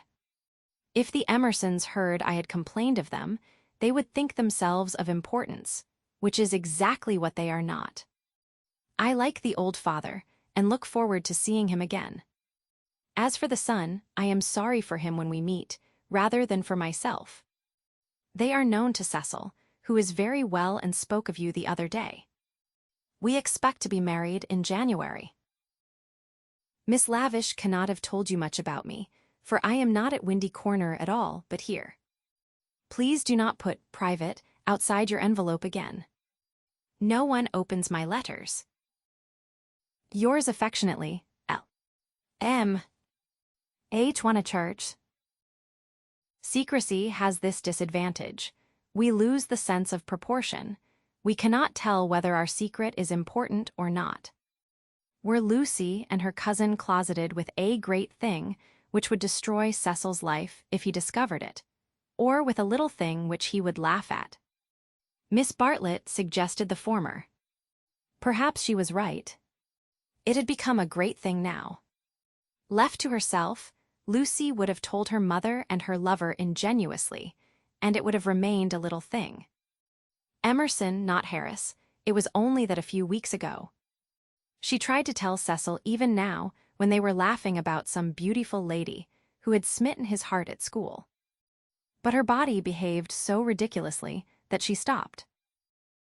She and her secret stayed 10 days longer in the deserted metropolis visiting the scenes they were to know so well later on.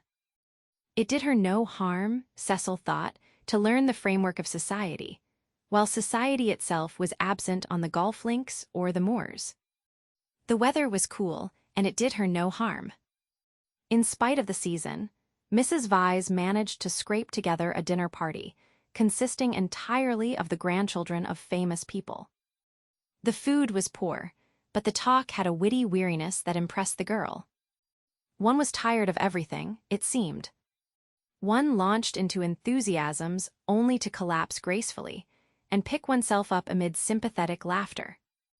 In this atmosphere, the pension Bertolini and Windy Corner appeared equally crude, and Lucy saw that her London career would estrange her a little from all that she had loved in the past.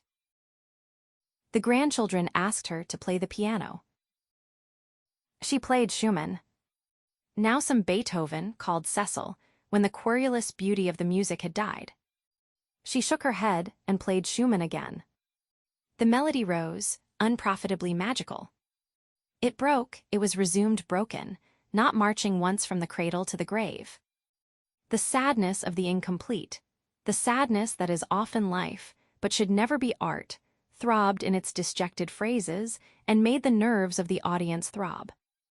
Not thus had she played on the little draped piano at the Bertolini, and too much Schumann was not the remark that Mr. Beebe had passed to himself when she returned. When the guests were gone and Lucy had gone to bed, Mrs. Vyse paced up and down the drawing room, discussing her little party with her son. Mrs. Vyse was a nice woman, but her personality, like many another's, had been swamped by London, for it needs a strong head to live among many people. The too vast orb of her fate had crushed her, and she had seen too many seasons, too many cities, too many men for her abilities, and even with Cecil she was mechanical, and behaved as if he was not one son, but, so to speak, a filial crowd. "Make Lucy one of us," she said, looking round intelligently at the end of each sentence and straining her lips apart until she spoke again. "Lucy is becoming wonderful, wonderful. Her music always was wonderful."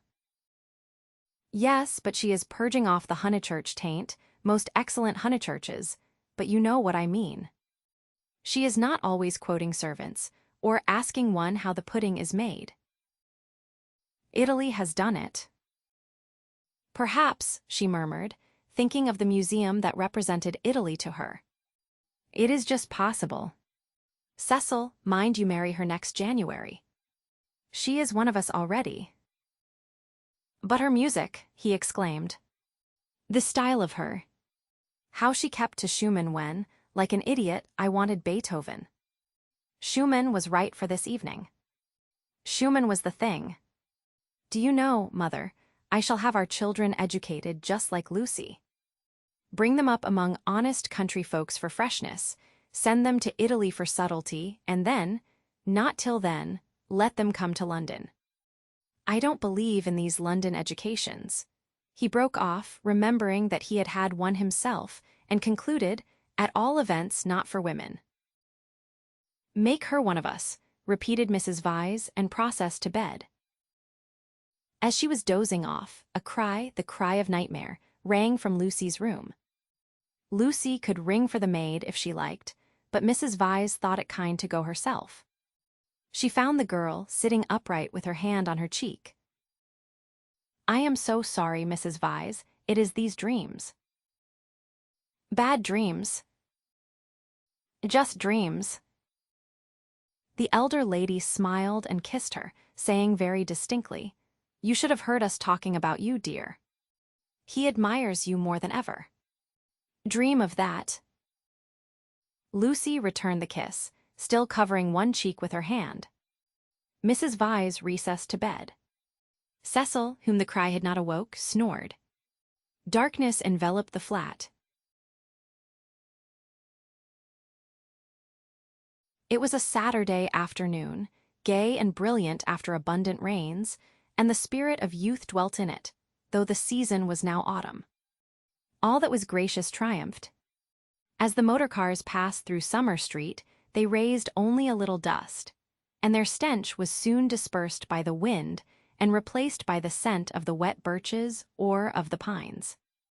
Mr. Beebe, at leisure for life's amenities, leant over his rectory gate. Freddy leant by him, smoking a pendant pipe. "Suppose we go and hinder those new people opposite for a little. They might amuse you." Freddy, whom his fellow creatures never amused, suggested that the new people might be feeling a bit busy, and so on, since they had only just moved in. "I suggested we should hinder them," said Mr. Beebe. "They are worth it." Unlatching the gate, he sauntered over the triangular green to Cecil Villa. "Hullo," he cried, shouting in at the open door, through which much squalor was visible. A grave voice replied, "Hullo. I've brought someone to see you."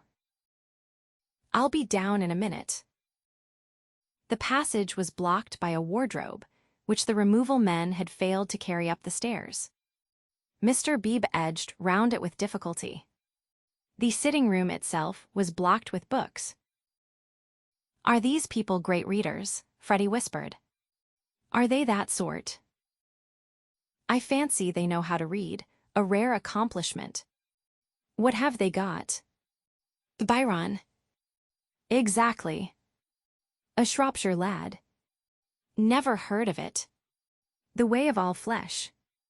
"Never heard of it." "Gibbon." "Hello." "Dear George reads German." Schopenhauer Nietzsche, and so we go on. Well, I suppose your generation knows its own business, Honeychurch. Mr. Beebe, look at that, said Freddy in awestruck tones. On the cornice of the wardrobe, the hand of an amateur had painted this inscription: Mistrust all enterprises that require new clothes. I know. Isn't it jolly?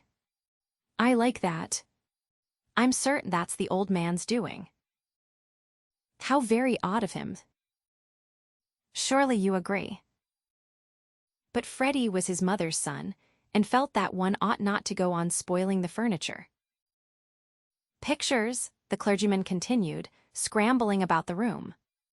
Giotto, they got that at Florence, I'll be bound. The same as Lucy's got. Oh, by the by, did Miss Honeychurch enjoy London? She came back yesterday. I suppose she had a good time.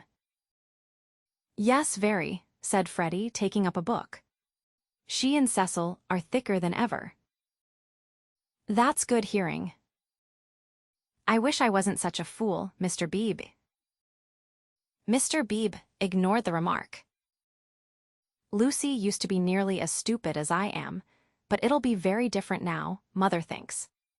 She will read all kinds of books. So will you. Only medical books. Not books that you can talk about afterwards. Cecil is teaching Lucy Italian, and he says her playing is wonderful. There are all kinds of things in it that we have never noticed. Cecil says, what on earth are those people doing upstairs? Emerson, we think will come another time. George ran downstairs and pushed them into the room without speaking. Let me introduce Mr. Honeychurch, a neighbor. Then Freddy hurled one of the thunderbolts of youth. Perhaps he was shy, perhaps he was friendly, or perhaps he thought that George's face wanted washing. At all events, he greeted him with, how d'ye do? Come and have a bathe. Oh, all right, said George, impassive. Mr. Beebe was highly entertained. How d'ye do? How d'ye do? Come and have a bathe, he chuckled. That's the best conversational opening I've ever heard. But I'm afraid it will only act between men. Can you picture a lady who has been introduced to another lady by a third lady opening civilities with, how do you do? Come and have a bathe. And yet you will tell me that the sexes are equal. I tell you that they shall be, said Mr. Emerson, who had been slowly descending the stairs. Good afternoon, Mr. Beebe. I tell you they shall be comrades, and George thinks the same. We are to raise ladies to our level, the clergyman inquired. The Garden of Eden, pursued Mr. Emerson, still descending, which you place in the past, is really yet to come. We shall enter it when we no longer despise our bodies. Mr. Beebe disclaimed placing the Garden of Eden anywhere. In this, not in other things, we men are ahead. We despise the body less than women do. But not until we are comrades shall we enter the garden. I say, what about this bathe? Murmured Freddy, appalled at the mass of philosophy that was approaching him. I believed in a return to nature once. But how can we return to nature when we have never been with her? Today, I believe that we must discover nature. After many conquests, we shall attain simplicity. It is our heritage. Let me introduce Mr. Honeychurch, whose sister you will remember at Florence. How do you do? Very glad to see you, and that you are taking George for a bathe. Very glad to hear that your sister is going to marry. Marriage is a duty. I am sure that she will be happy, for we know Mr. Vyse, too. He has been most kind. He met us by chance in the National Gallery, and arranged everything about this delightful house. Though I hope I have not vexed Sir Harry Otway. I have met so few liberal landowners, and I was anxious to compare his attitude towards the game laws with the conservative attitude. Ah, this wind. You do well to bathe. Yours is a glorious country, Honeychurch. Not a bit, mumbled Freddy. I must, that is to say, I have to, have the pleasure of calling on you later on, my mother says, I hope. Call, my lad. Who taught us that drawing-room twaddle? Call on your grandmother. Listen to the wind among the pines. Yours is a glorious country. Mr. Beebe came to the rescue. Mr. Emerson, he will call, I shall call. You or your son will return our calls before 10 days have elapsed. I trust that you have realized about the 10 days interval. It does not count that I helped you with the stair eyes yesterday. It does not count that they are going to bathe this afternoon. Yes, go and bathe, George. Why do you dawdle talking? Bring them back to tea. Bring back some milk, cakes, honey. The change will do you good. George has been working very hard at his office. I can't believe he's well. George bowed his head, dusty and somber, exhaling the peculiar smell of one who has handled furniture.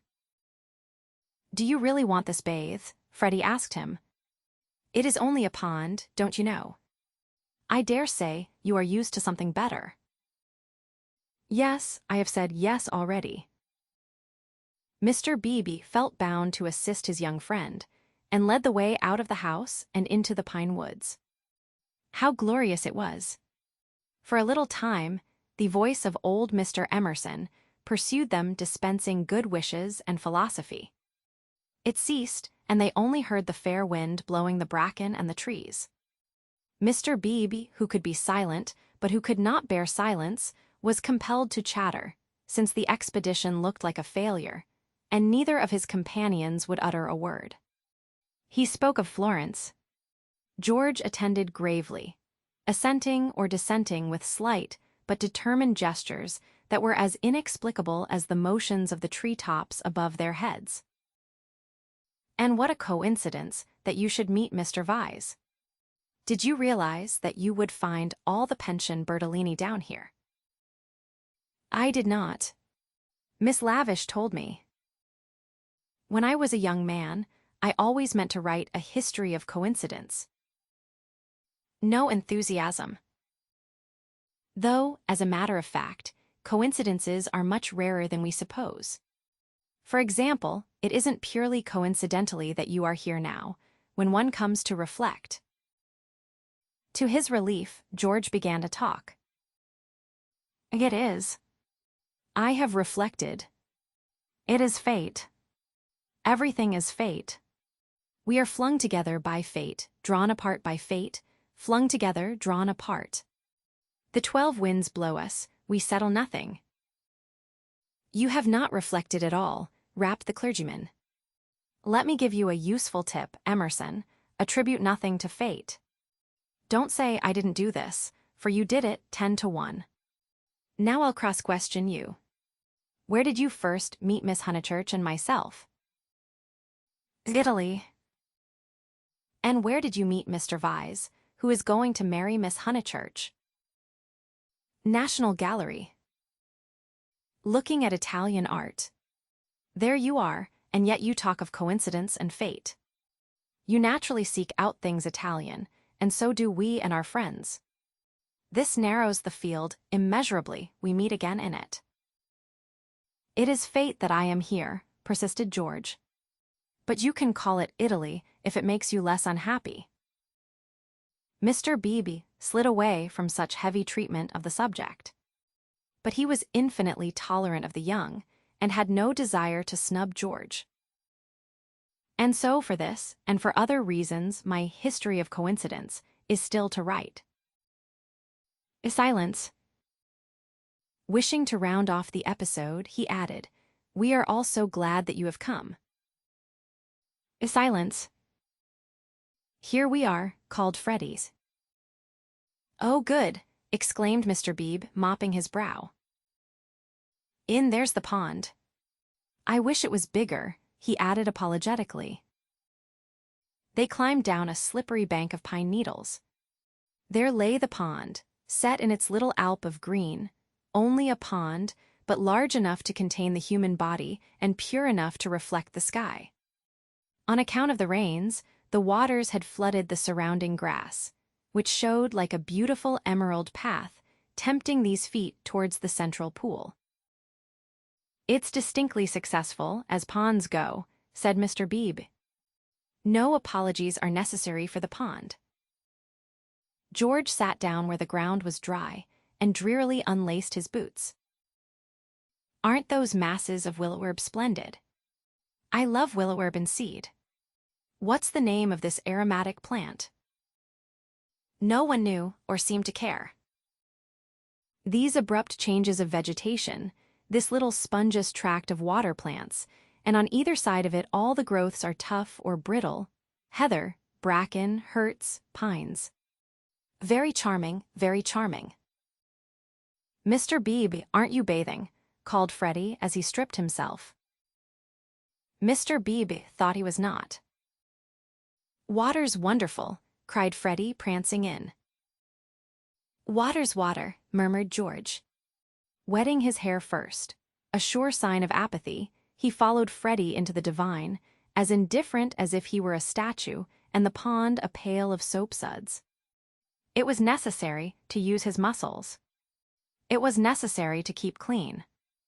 Mr. Beebe watched them, and watched the seeds of the willow-herb dance chorically above their heads. "A pooshu, a pooshu, a pooshu," went Freddy, swimming for 2 strokes in either direction, and then becoming involved in reeds or mud. "Is it worth it?" asked the other, Michelangelesque on the flooded margin. The bank broke away, and he fell into the pool before he had weighed the question properly. "He poof, I've swallowed a pollywog, Mr. Beebe. Water's wonderful, water's simply ripping." "Water's not so bad," said George, reappearing from his plunge and sputtering at the sun. "Water's wonderful. Mr. Beebe, do. A pooshu coof." Mr. Beebe, who was hot and who always acquiesced where possible, looked around him. He could detect no parishioners except the pine trees, rising up steeply on all sides, and gesturing to each other against the blue. How glorious it was! The world of motor cars and rural deans receded inimitably. Water, sky, evergreens, a wind, these things not even the seasons can touch, and surely they lie beyond the intrusion of man. "I may as well wash too," and soon his garments made a third little pile on the sward, and he too asserted the wonder of the water. It was ordinary water, nor was there very much of it, and, as Freddy said, it reminded one of swimming in a salad. The 3 gentlemen rotated in the pool breast high, after the fashion of the nymphs in Gerder Demerung. But either because the rains had given a freshness, or because the sun was shedding a most glorious heat, or because 2 of the gentlemen were young in years and the 3rd young in spirit, for some reason or other a change came over them, and they forgot Italy and botany and fate. They began to play. Mr. Beebe and Freddy splashed each other. A little deferentially, they splashed George. He was quiet, they feared they had offended him. Then all the forces of youth burst out. He smiled, flung himself at them, splashed them, ducked them, kicked them, mudded them, and drove them out of the pool. "Race you round it, then," cried Freddy, and they raced in the sunshine, and George took a short cut and dirtied his shins, and had to bathe a second time. Then Mr. Beebe consented to run, a memorable sight. They ran to get dry, they bathed to get cool, they played at being Indians in the willow herbs and in the bracken, they bathed to get clean. And all the time 3 little bundles lay discreetly on the sward, proclaiming, "No, we are what matters. Without us shall no enterprise begin. To us shall all flesh turn in the end." "A try, yelled Freddy, snatching up George's bundle and placing it beside an imaginary goal post. "Soccer rules," George retorted, scattering Freddy's bundle with a kick. "Goal. Goal. Pass," Take care, my watch, cried Mr. Beebe. Clothes flew in all directions. Take care, my hat. No, that's enough, Freddy. Dress now. No, I say. But the two young men were delirious. Away they twinkled into the trees, Freddy with a clerical waistcoat under his arm, George with a wide-awake hat on his dripping hair. That'll do, shouted Mr. Beebe, remembering that after all he was in his own parish. Then his voice changed, as if every pine tree was a rural dean. Hi. Steady on. I see people coming, you fellows. Yells and widening circles over the dappled earth. Hi. Hi. Ladies. Neither George nor Freddy was truly refined. Still, they did not hear Mr. Beebe's last warning, or they would have avoided Mrs. Honeychurch, Cecil, and Lucy, who were walking down to call on old Mrs. Butterworth. Freddy dropped the waistcoat at their feet and dashed into some bracken. George whooped in their faces, turned and scudded away down the path to the pond, still clad in Mr. Beebe's hat. Gracious alive, cried Mrs. Honeychurch. Whoever were those unfortunate people? Oh dears, look away. And poor Mr. Beebe, too. Whatever has happened? Come this way immediately, commanded Cecil, who always felt that he must lead women, though he knew not whither, and protect them, though he knew not against what. He led them now towards the bracken, where Freddy sat concealed. Oh, poor Mr. Beebe. Was that his waistcoat we left in the path? Cecil, Mr. Beebe's waistcoat. No business of ours, said Cecil, glancing at Lucy, who was all parasol and evidently minded. I fancy Mr. Beebe jumped back into the pond. This way, please, Mrs. Honeychurch, this way. They followed him up the bank, attempting the tense, yet nonchalant expression that is suitable for ladies on such occasions.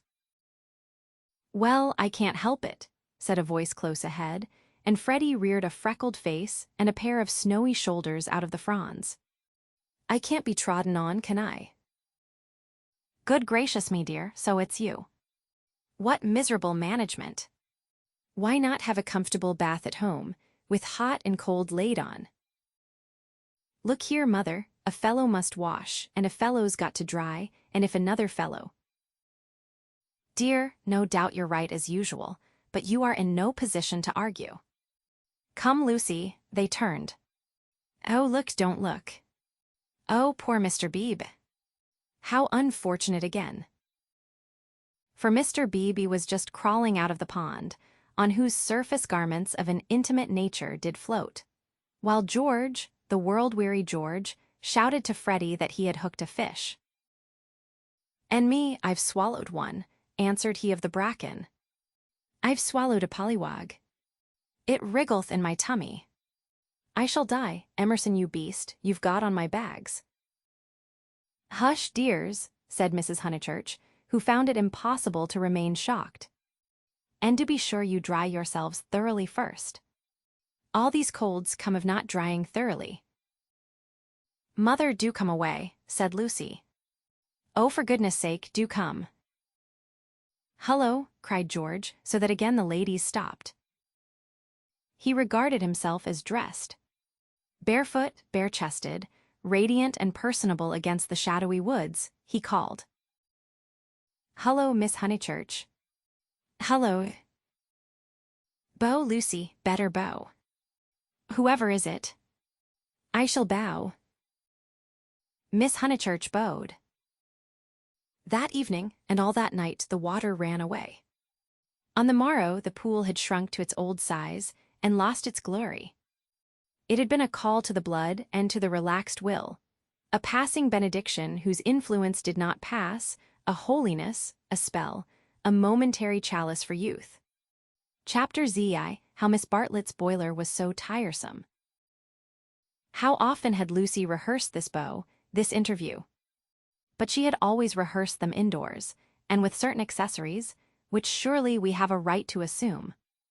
Who could foretell that she and George would meet in the rout of a civilization, amidst an army of coats and collars and boots that lay wounded over the sunlit earth? She had imagined a young Mr. Emerson, who might be shy or morbid or indifferent or furtively impudent. She was prepared for all of these, but she had never imagined one who would be happy and greet her with the shout of the morning star.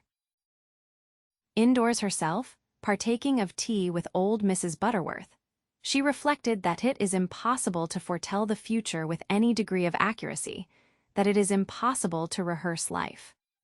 A fault in the scenery, a face in the audience, an eruption of the audience onto the stage, and all our carefully planned gestures mean nothing, or mean too much. I will bow, she had thought. I will not shake hands with him. That will be just the proper thing. She had bowed, but to whom? To gods, to heroes, to the nonsense of schoolgirls. She had bowed across the rubbish that cumbers the world. So ran her thoughts, while her faculties were busy with Cecil.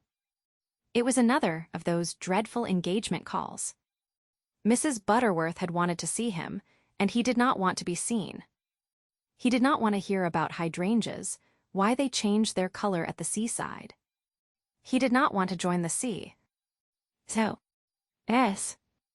When cross, he was always elaborate, and made long, clever answers where yes or no would have done. Lucy soothed him and tinkered at the conversation in a way that promised well for their married peace. No one is perfect, and surely it is wiser to discover the imperfections before wedlock. Miss Bartlett, indeed, though not in word, had taught the girl that this our life contains nothing satisfactory. Lucy, though she disliked the teacher, regarded the teaching as profound and applied it to her lover.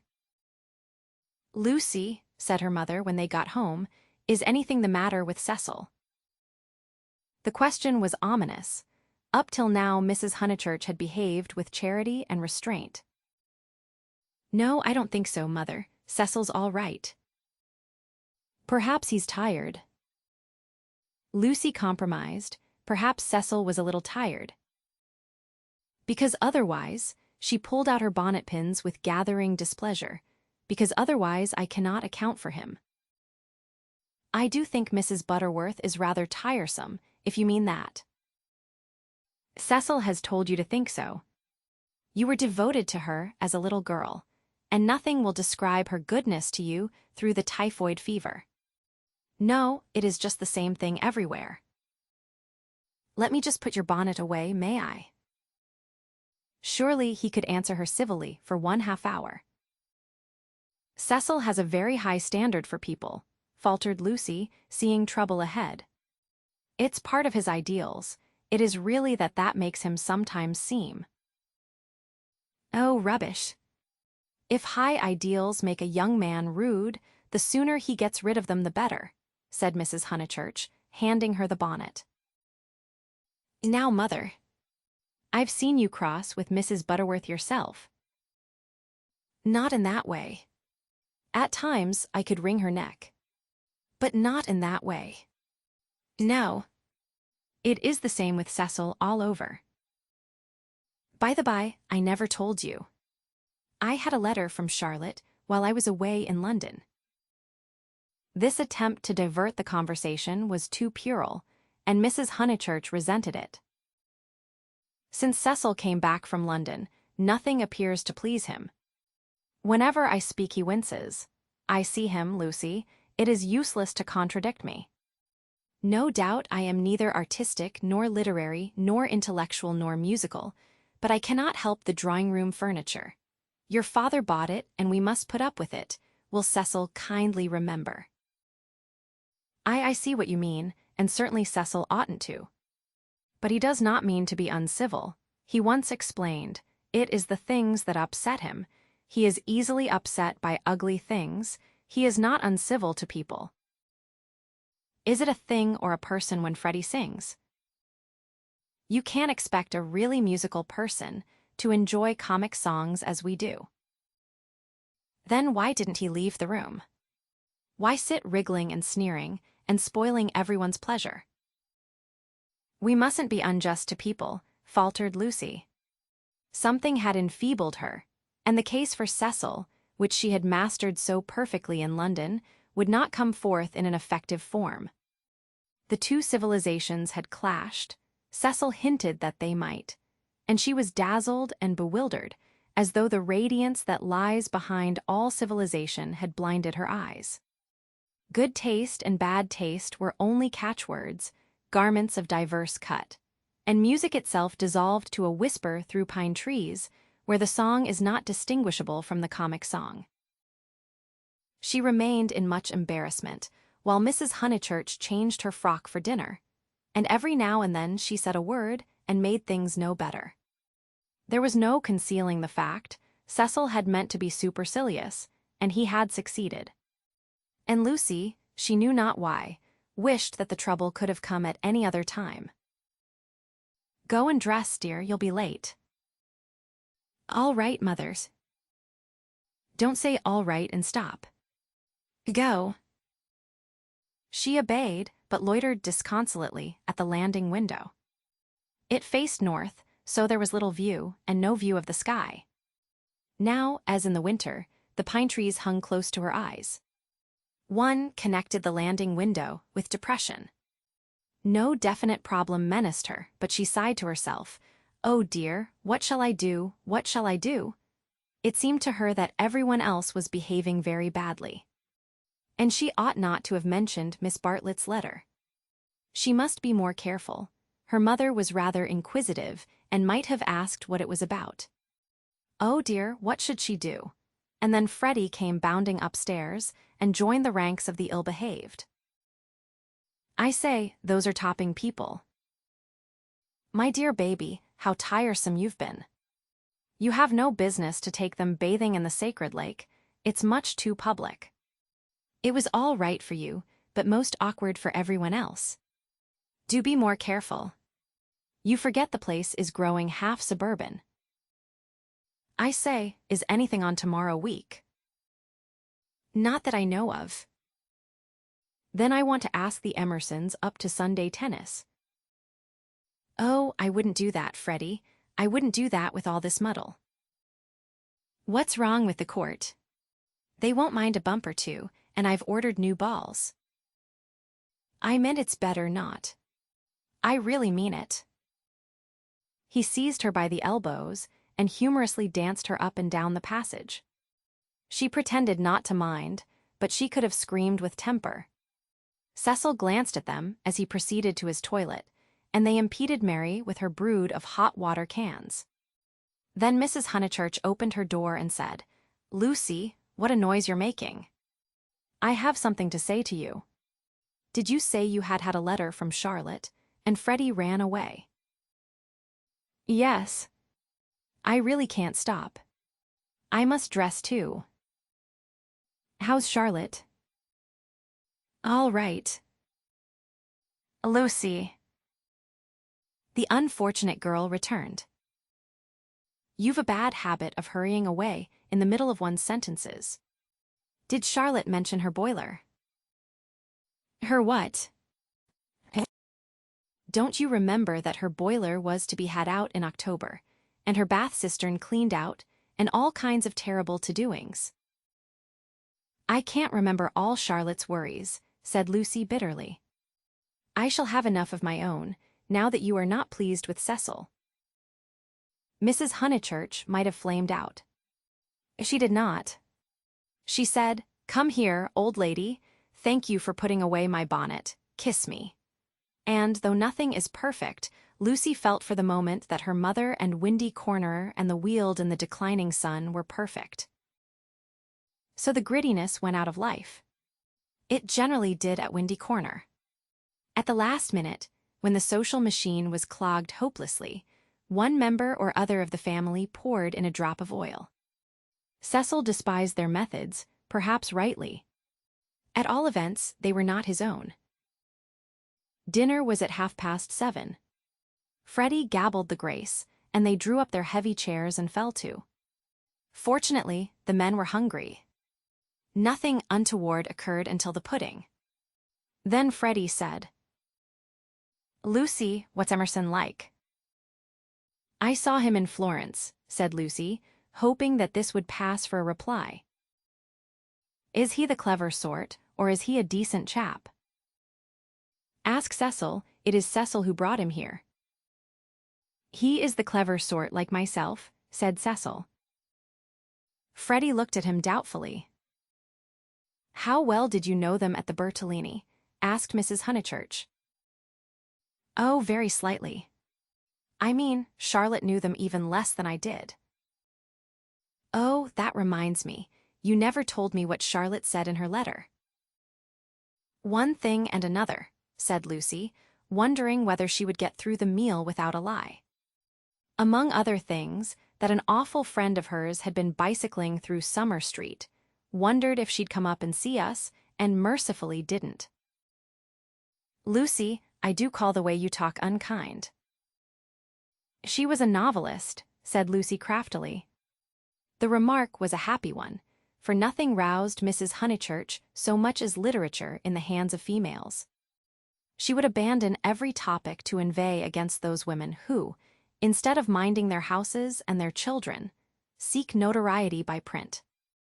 Her attitude was, if books must be written, let them be written by men, and she developed it at great length, while Cecil yawned and Freddy played at this year, next year, now, never, with his plumstones, and Lucy artfully fed the flames of her mother's wrath. But soon the conflagration died down, and the ghosts began to gather in the darkness. There were too many ghosts about.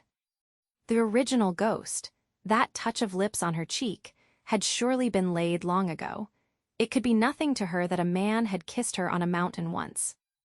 But it had begotten a spectral family. Mr. Harris, Miss Bartlett's letter, Mr. Beebe's memories of violets, and one or other of these was bound to haunt her before Cecil's very eyes. It was Miss Bartlett who returned now, and with appalling vividness. "I have been thinking, Lucy, of that letter of Charlotte's." "How is she?" "I tore the thing up." "Didn't she say how she was?" "How does she sound?" "Cheerful." "Oh, yes, I suppose so. No, not very cheerful, I suppose." "Then, depend upon it, it is the boiler. I know myself how water preys upon one's mind. I would rather anything else, even a misfortune with the meat." Cecil laid his hand over his eyes. "So would I," asserted Freddy, backing his mother up, backing up the spirit of her remark rather than the substance. "And I have been thinking," she added rather nervously, "surely we could squeeze Charlotte in here next week and give her a nice holiday while the plumbers at Tunbridge Wells finish. I have not seen poor Charlotte for so long." It was more than her nerves could stand. And she could not protest violently after her mother's goodness to her upstairs. "Mother, no," she pleaded. "It's impossible. We can't have Charlotte on the top of the other things. We're squeezed to death as it is. Freddy's got a friend coming Tuesday, there's Cecil, and you've promised to take in Minnie Beebe because of the diphtheria scare. It simply can't be done." "Nonsense." "It can. If Minnie sleeps in the bath. Not otherwise." "Minnie can sleep with you." "I won't have her." "Then, if you're so selfish, Mr. Floyd must share a room with Freddy." "Miss Bartlett, Miss Bartlett, Miss Bartlett," moaned Cecil, again laying his hand over his eyes. "It's impossible," repeated Lucy. "I don't want to make difficulties, but it really isn't fair on the maids to fill up the house so." "Alas." "The truth is, dear, you don't like Charlotte." "No, I don't. And no more does Cecil.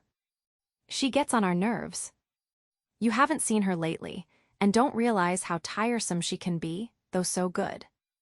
So please, Mother, don't worry us this last summer, but spoil us by not asking her to come." "Hear, hear," said Cecil. Mrs. Honeychurch, with more gravity than usual, and with more feeling than she usually permitted herself, replied, "This isn't very kind of you two. You have each other and all these woods to walk in, so full of beautiful things, and poor Charlotte has only the water turned off and plumbers. You are young, dears, and however clever young people are, and however many books they read, they will never guess what it feels like to grow old. Cecil crumbled his bread. I must say Cousin Charlotte was very kind to me that year I called on my bike, put in Freddy.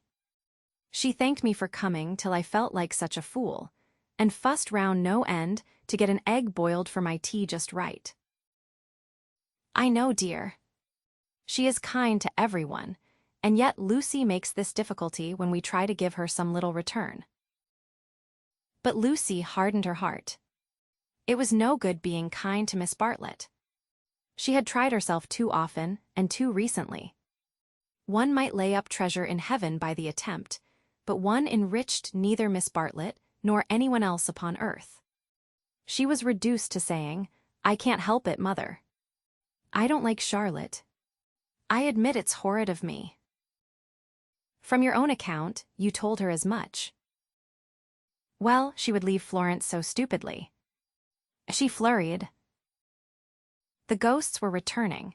They filled Italy. They were even usurping the places she had known as a child. The sacred lake would never be the same again, and on Sunday week, something would even happen to Windy Corner. How would she fight against ghosts? For a moment, the visible world faded away, and memories and emotions alone seemed real. I suppose Miss Bartlett must come, since she boils eggs so well, said Cecil, who was in rather a happier frame of mind, thanks to the admirable cooking. I didn't mean the egg was well boiled, corrected Freddy, because in point of fact she forgot to take it off, and as a matter of fact I don't care for eggs. I only meant how jolly kind she seemed. Cecil frowned again. Oh, these Honeychurches. Eggs, boilers, hydrangeas, maids, of such were their lives compact. May me and Lucy get down from our chairs? He asked, with scarcely veiled insolence. We don't want no dessert.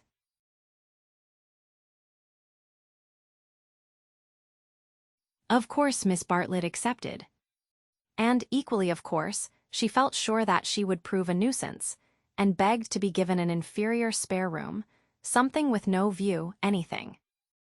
Her love to Lucy. And equally of course, George Emerson could come to tennis on the Sunday week. Lucy faced the situation bravely, though, like most of us, she only faced the situation that encompassed her. She never gazed inwards. If at times strange images rose from the depths, she put them down to nerves. When Cecil brought the Emersons to Summer Street, it had upset her nerves. Charlotte would burnish up past foolishness, and this might upset her nerves. She was nervous at night. When she talked to George, they met again almost immediately at the rectory. His voice moved her deeply, and she wished to remain near him. How dreadful if she really wished to remain near him. Of course, the wish was due to nerves, which love to play such perverse tricks upon us. Once she had suffered from things that came out of nothing and meant she didn't know what. Now Cecil had explained psychology to her one wet afternoon, and all the troubles of youth in an unknown world could be dismissed. It is obvious enough for the reader to conclude, she loves young Emerson. A reader in Lucy's place would not find it obvious. Life is easy to chronicle, but bewildering to practice, and we welcome nerves or any other shibboleth that will cloak our personal desire. She loved Cecil. George made her nervous. Will the reader explain to her that the phrases should have been reversed? But the external situation, she will face that bravely. The meeting at the rectory had passed off well enough. Standing between Mr. Beebe and Cecil, she had made a few temperate allusions to Italy, and George had replied. She was anxious to show that she was not shy, and was glad that he did not seem shy either. A nice fellow, said Mr. Beebe afterwards. He will work off his crudities in time. I rather mistrust young men who slip into life gracefully. Lucy said, he seems in better spirits. He laughs more. Yes, replied the clergyman. He is waking up. That was all. But as the week wore on, more of her defenses fell, and she entertained an image that had physical beauty. In spite of the clearest directions, Miss Bartlett contrived to bungle her arrival. She was due at the southeastern station at Dorking, whither Mrs. Honeychurch drove to meet her. She arrived at the London and Brighton station and had to hire a cab up. No one was at home except Freddy and his friend, who had to stop their tennis and to entertain her for a solid hour. Cecil and Lucy turned up at 4 o'clock, and these, with little Minnie Beebe, made a somewhat lugubrious sextet upon the upper lawn for tea. I shall never forgive myself, said Miss Bartlett, who kept on rising from her seat and had to be begged by the United Company to remain. I have upset everything, bursting in on young people. But I insist on paying for my cab up. Grant that at any rate. Our visitors never do such dreadful things, said Lucy, while her brother, in whose memory the boiled egg had already grown unsubstantial, exclaimed in irritable tones, just what I've been trying to convince Cousin Charlotte of, Lucy, for the last half-hour. I do not feel myself an ordinary visitor, said Miss Bartlett, and looked at her frayed glove. All right, if you'd really rather. 5 shillings, and I gave a bob to the driver. Miss Bartlett looked in her purse. Only sovereigns and pennies. Could anyone give her change? Freddy had half a quid, and his friend had 4 half-crowns. Miss Bartlett accepted their moneys and then said, But who am I to give the sovereign to? Let's leave it all till Mother comes back, suggested Lucy. No, dear, your mother may take quite a long drive now that she is not hampered with me. We all have our little foibles, and mine is the prompt settling of accounts. Here Freddy's friend, Mr. Floyd, made the one remark of his that need be quoted. He offered to toss Freddy for Miss Bartlett's quid. A solution seemed in sight, and even Cecil, who had been ostentatiously drinking his tea at the View, felt the eternal attraction of chance and turned round. But this did not do, either. Please, please, I know I am a sad spoil-sport, but it would make me wretched. I should practically be robbing the one who lost. Freddy owes me 15 shillings, interposed Cecil. So it will work out right if you give the pound to me. 15 shillings, said Miss Bartlett dubiously. How is that, Mr. Vyse? Because, don't you see, Freddy paid your cab. Give me the pound, and we shall avoid this deplorable gambling. Miss Bartlett, who was poor at figures, became bewildered and rendered up the sovereign, amidst the suppressed gurgles of the other youths. For a moment Cecil was happy. He was playing at nonsense among his peers. Then he glanced at Lucy, in whose face petty anxieties had marred the smiles. In January, he would rescue his Leonardo from the stupefying twaddle. But I don't see that, exclaimed Minnie Beebe, who had narrowly watched the iniquitous transaction. I don't see why Mr. Vyse is to have the quid. Because of the 15 shillings and the 5, they said solemnly. 15 shillings and 5 shillings make £1, you see. But I don't see. They tried to stifle her with cake. No, thank you. I'm done. I don't see why, Freddy, don't poke me. Miss Honeychurch, your brother's hurting me. Ow. What about Mr. Floyd's 10 shillings? Ow. No, I don't see, and I never shall see why Miss What's-her-name shouldn't pay that bob for the driver. I had forgotten the driver, said Miss Bartlett, reddening. Thank you, dear, for reminding me. A shilling, was it? Can anyone give me change for half a crown? I'll get it, said the young hostess, rising with decision. Cecil, give me that sovereign. No, give me up that sovereign. I'll get Euphemia to change it, and we'll start the whole thing again from the beginning. Lucy, Lucy, what a nuisance I am, protested Miss Bartlett and followed her across the lawn. Lucy tripped ahead, simulating hilarity. When they were out of earshot, Miss Bartlett stopped her wails and said quite briskly, "Have you told him about him yet?" "No, I haven't," replied Lucy, and then could have bitten her tongue for understanding so quickly what her cousin meant. "Let me see, a sovereign's worth of silver." She escaped into the kitchen. Miss Bartlett's sudden transitions were too uncanny. It sometimes seemed as if she planned every word she spoke or caused to be spoken, as if all this worry about cabs and change had been a ruse to surprise the soul. "No, I haven't told Cecil or anyone," she remarked when she returned. "I promised you I shouldn't. Here is your money, all shillings, except 2 half-crowns. Would you count it? You can settle your debt nicely now." Miss Bartlett was in the drawing-room, gazing at the photograph of St. John ascending, which had been framed. "How dreadful," she murmured. "How more than dreadful if Mr. Vyse should come to hear of it from some other source." "Oh no, Charlotte," said the girl, entering the battle. "George Emerson is all right, and what other source is there?" Miss Bartlett considered. "For instance, the driver. I saw him looking through the bushes at you. Remember, he had a violet between his teeth." Lucy shuddered a little. "We shall get the silly affair on our nerves if we aren't careful. How could a Florentine cab driver ever get hold of Cecil?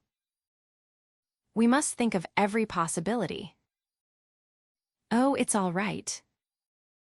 Or perhaps old Mr. Emerson knows. In fact, he is certain to know. I don't care if he does. I was grateful to you for your letter, but even if the news does get round, I think I can trust Cecil to laugh at it. To contradict it. No, to laugh at it. But she knew in her heart that she could not trust him, for he desired her untouched. "Very well, dear, you know best.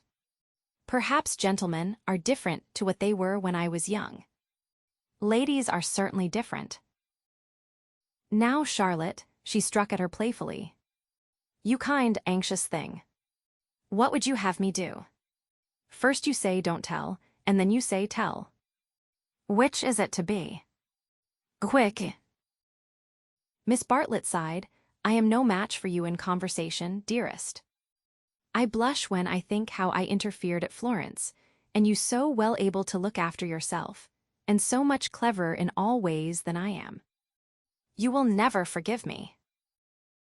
Shall we go out then? They will smash all the china if we don't." For the air rang with the shrieks of Minnie, who was being scalped with a teaspoon. "Dear, one moment, we may not have this chance for a chat again. Have you seen the young one yet?" "Yes, I have." "What happened?" "We met at the rectory." "What line is he taking up?" "No line.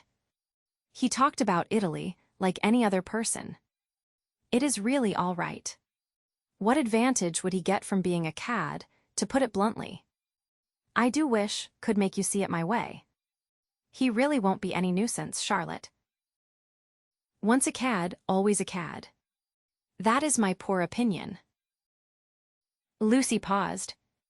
"Cecil said one day, and I thought it so profound, that there are 2 kinds of cads, the conscious and the subconscious." She paused again, to be sure of doing justice to Cecil's profundity. Through the window she saw Cecil himself, turning over the pages of a novel. It was a new one from Smith's library. Her mother must have returned from the station. "Once a cad, always a cad," droned Miss Bartlett. "What I mean by subconscious is that Emerson lost his head. I fell into all those violets, and he was silly and surprised. I don't think we ought to blame him very much. It makes such a difference when you see a person with beautiful things behind him unexpectedly. It really does. It makes an enormous difference, and he lost his head. He doesn't admire me or any of that nonsense one straw. Freddy rather likes him, and has asked him up here on Sunday, so you can judge for yourself. He has improved. He doesn't always look as if he's going to burst into tears. He is a clerk in the general manager's office at one of the big railways, not a porter, and runs down to his father for weekends. Papa was to do with journalism, but is rheumatic and has retired. There. Now for the garden. She took hold of her guest by the arm.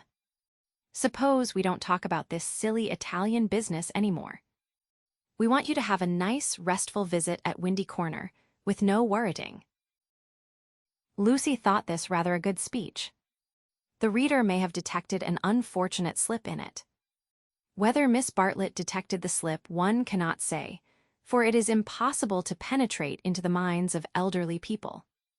She might have spoken further, but they were interrupted by the entrance of her hostess. Explanations took place, and in the midst of them Lucy escaped, the images throbbing a little more vividly in her brain.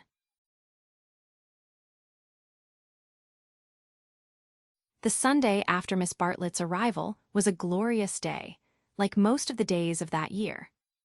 In the Weald, autumn approached, breaking up the green monotony of summer, touching the parks with the gray bloom of mist, the beech trees with russet, the oak trees with gold. Up on the heights, battalions of black pines witnessed the change, themselves unchangeable. Either country was spanned by a cloudless sky, and in either arose the tinkle of church bells. The garden of Windy Corners was deserted except for a red book, which lay sunning itself upon the gravel path.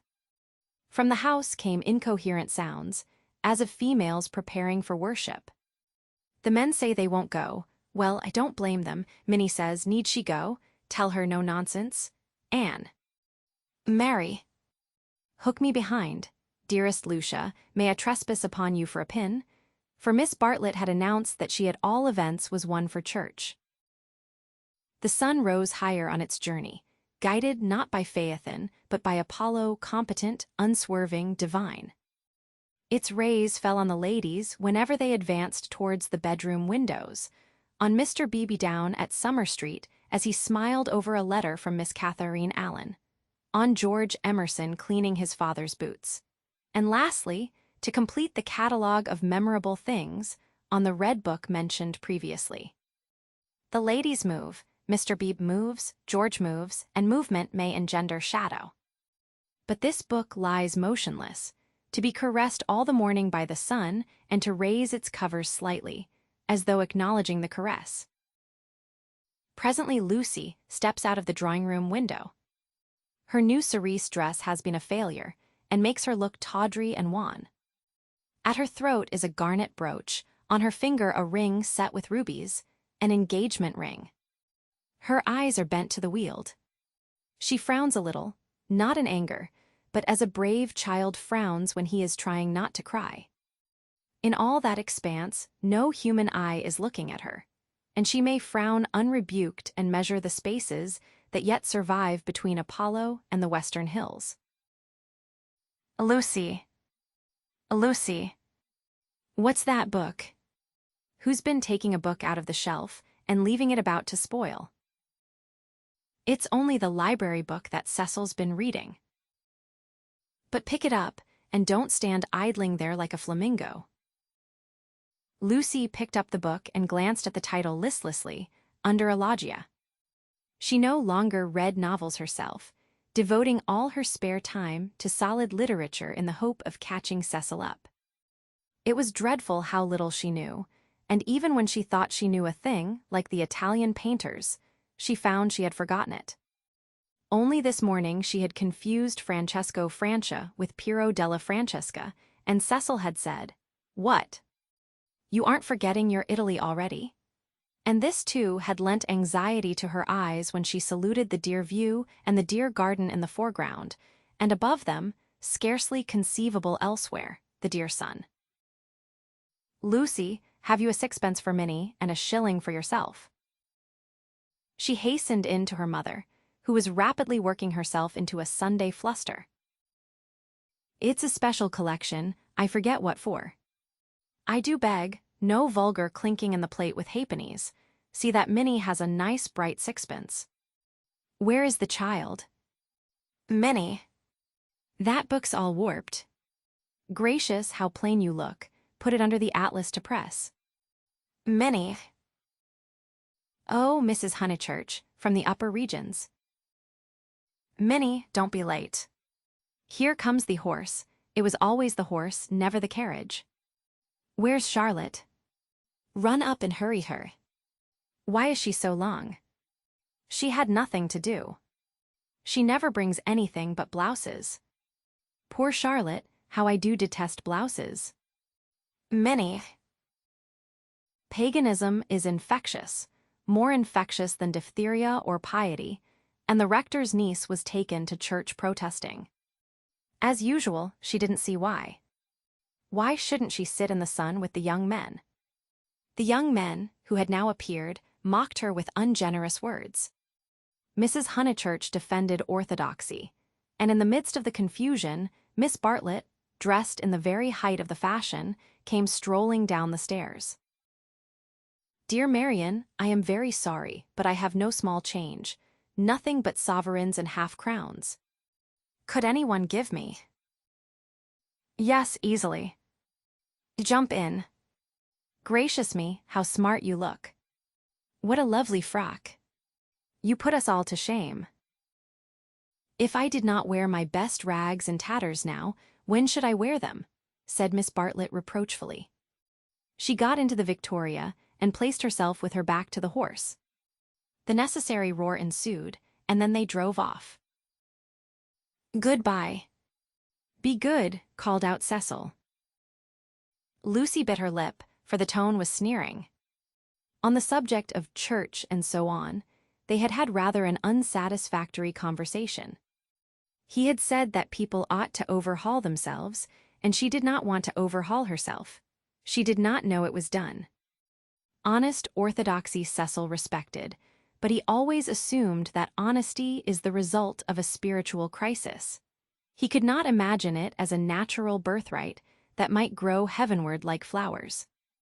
All that he said on this subject pained her, though he exuded tolerance from every pore. Somehow the Emersons were different. She saw the Emersons after church.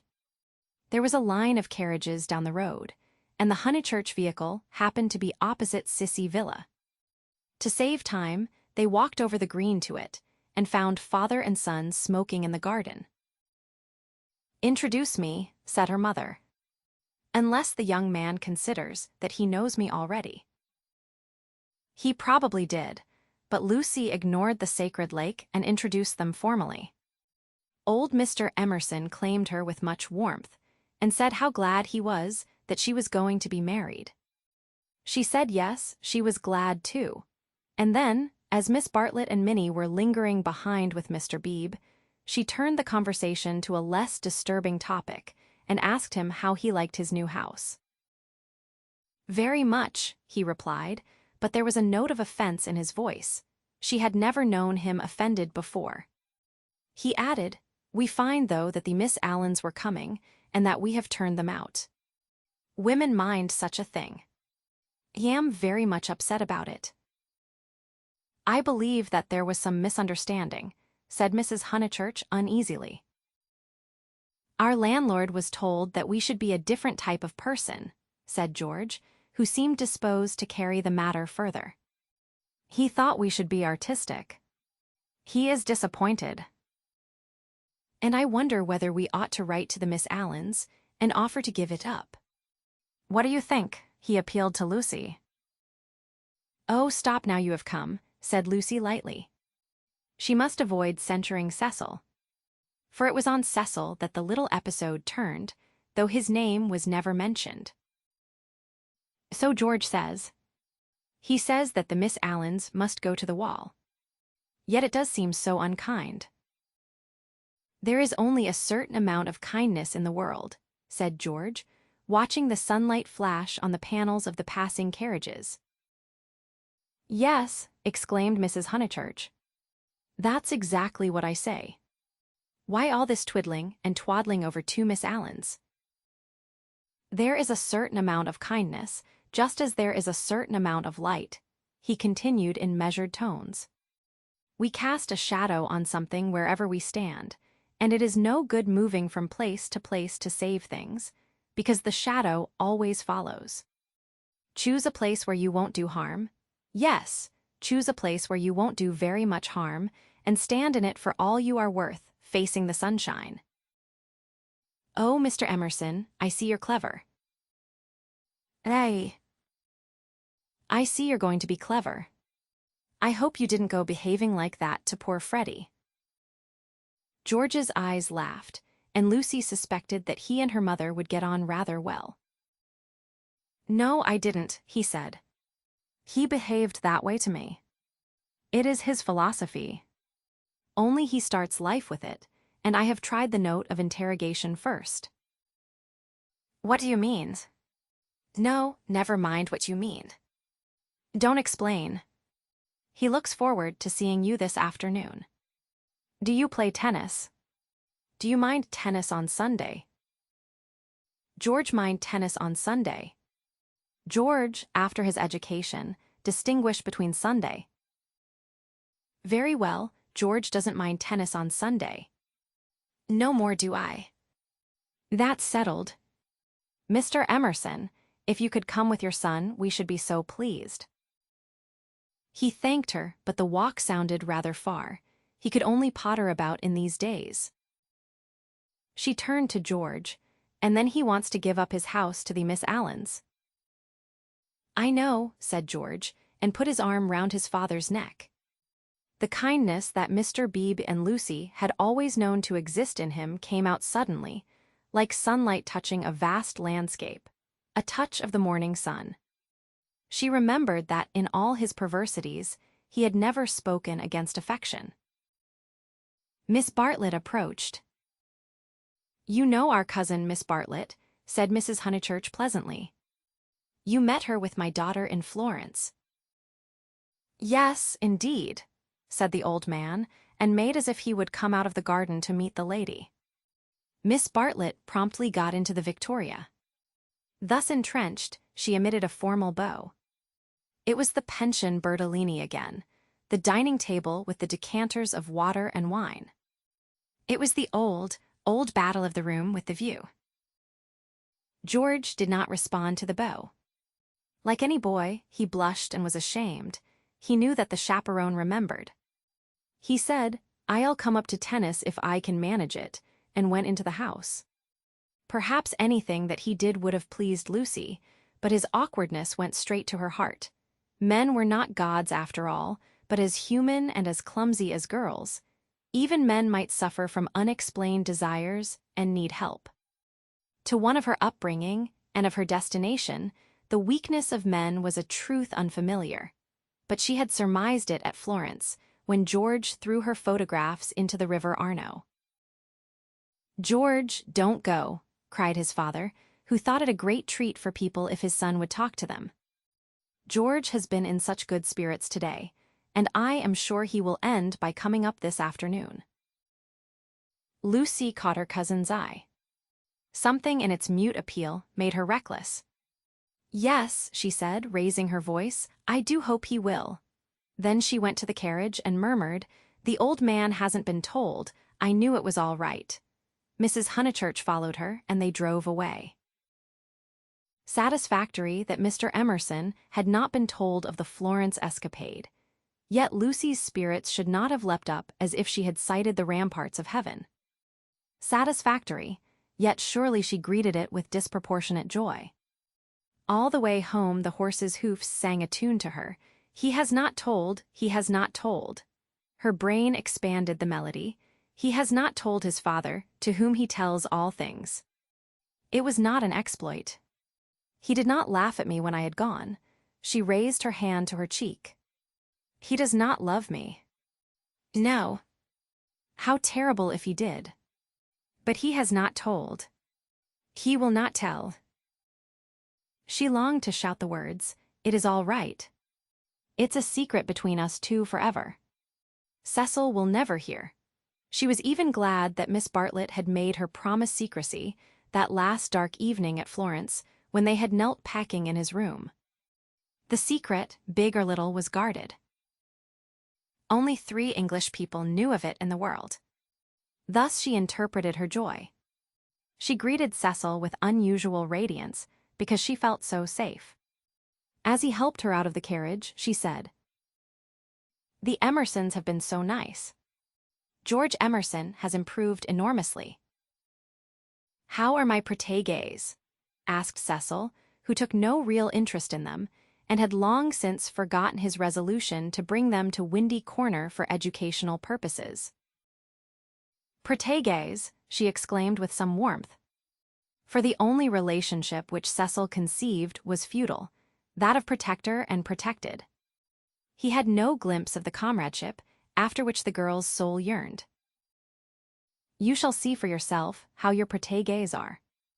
George Emerson is coming up this afternoon.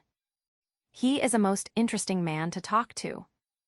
Only don't," she nearly said, "don't protect him." But the bell was ringing for lunch, and, as often happened, Cecil had paid no great attention to her remarks. Charm, not argument, was to be her forte. Lunch was a cheerful meal. Generally, Lucy was depressed at meals. Someone had to be soothed, either Cecil or Miss Bartlett or a being not visible to the mortal eye, a being who whispered to her soul, "It will not last, this cheerfulness. In January, you must go to London to entertain the grandchildren of celebrated men." But today she felt she had received a guarantee. Her mother would always sit there, her brother here. The sun, though it had moved a little since the morning, would never be hidden behind the western hills. After luncheon, they asked her to play.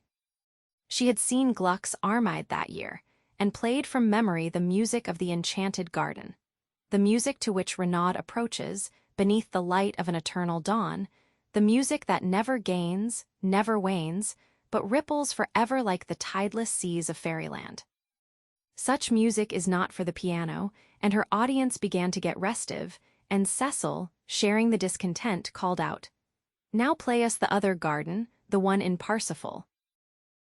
She closed the instrument.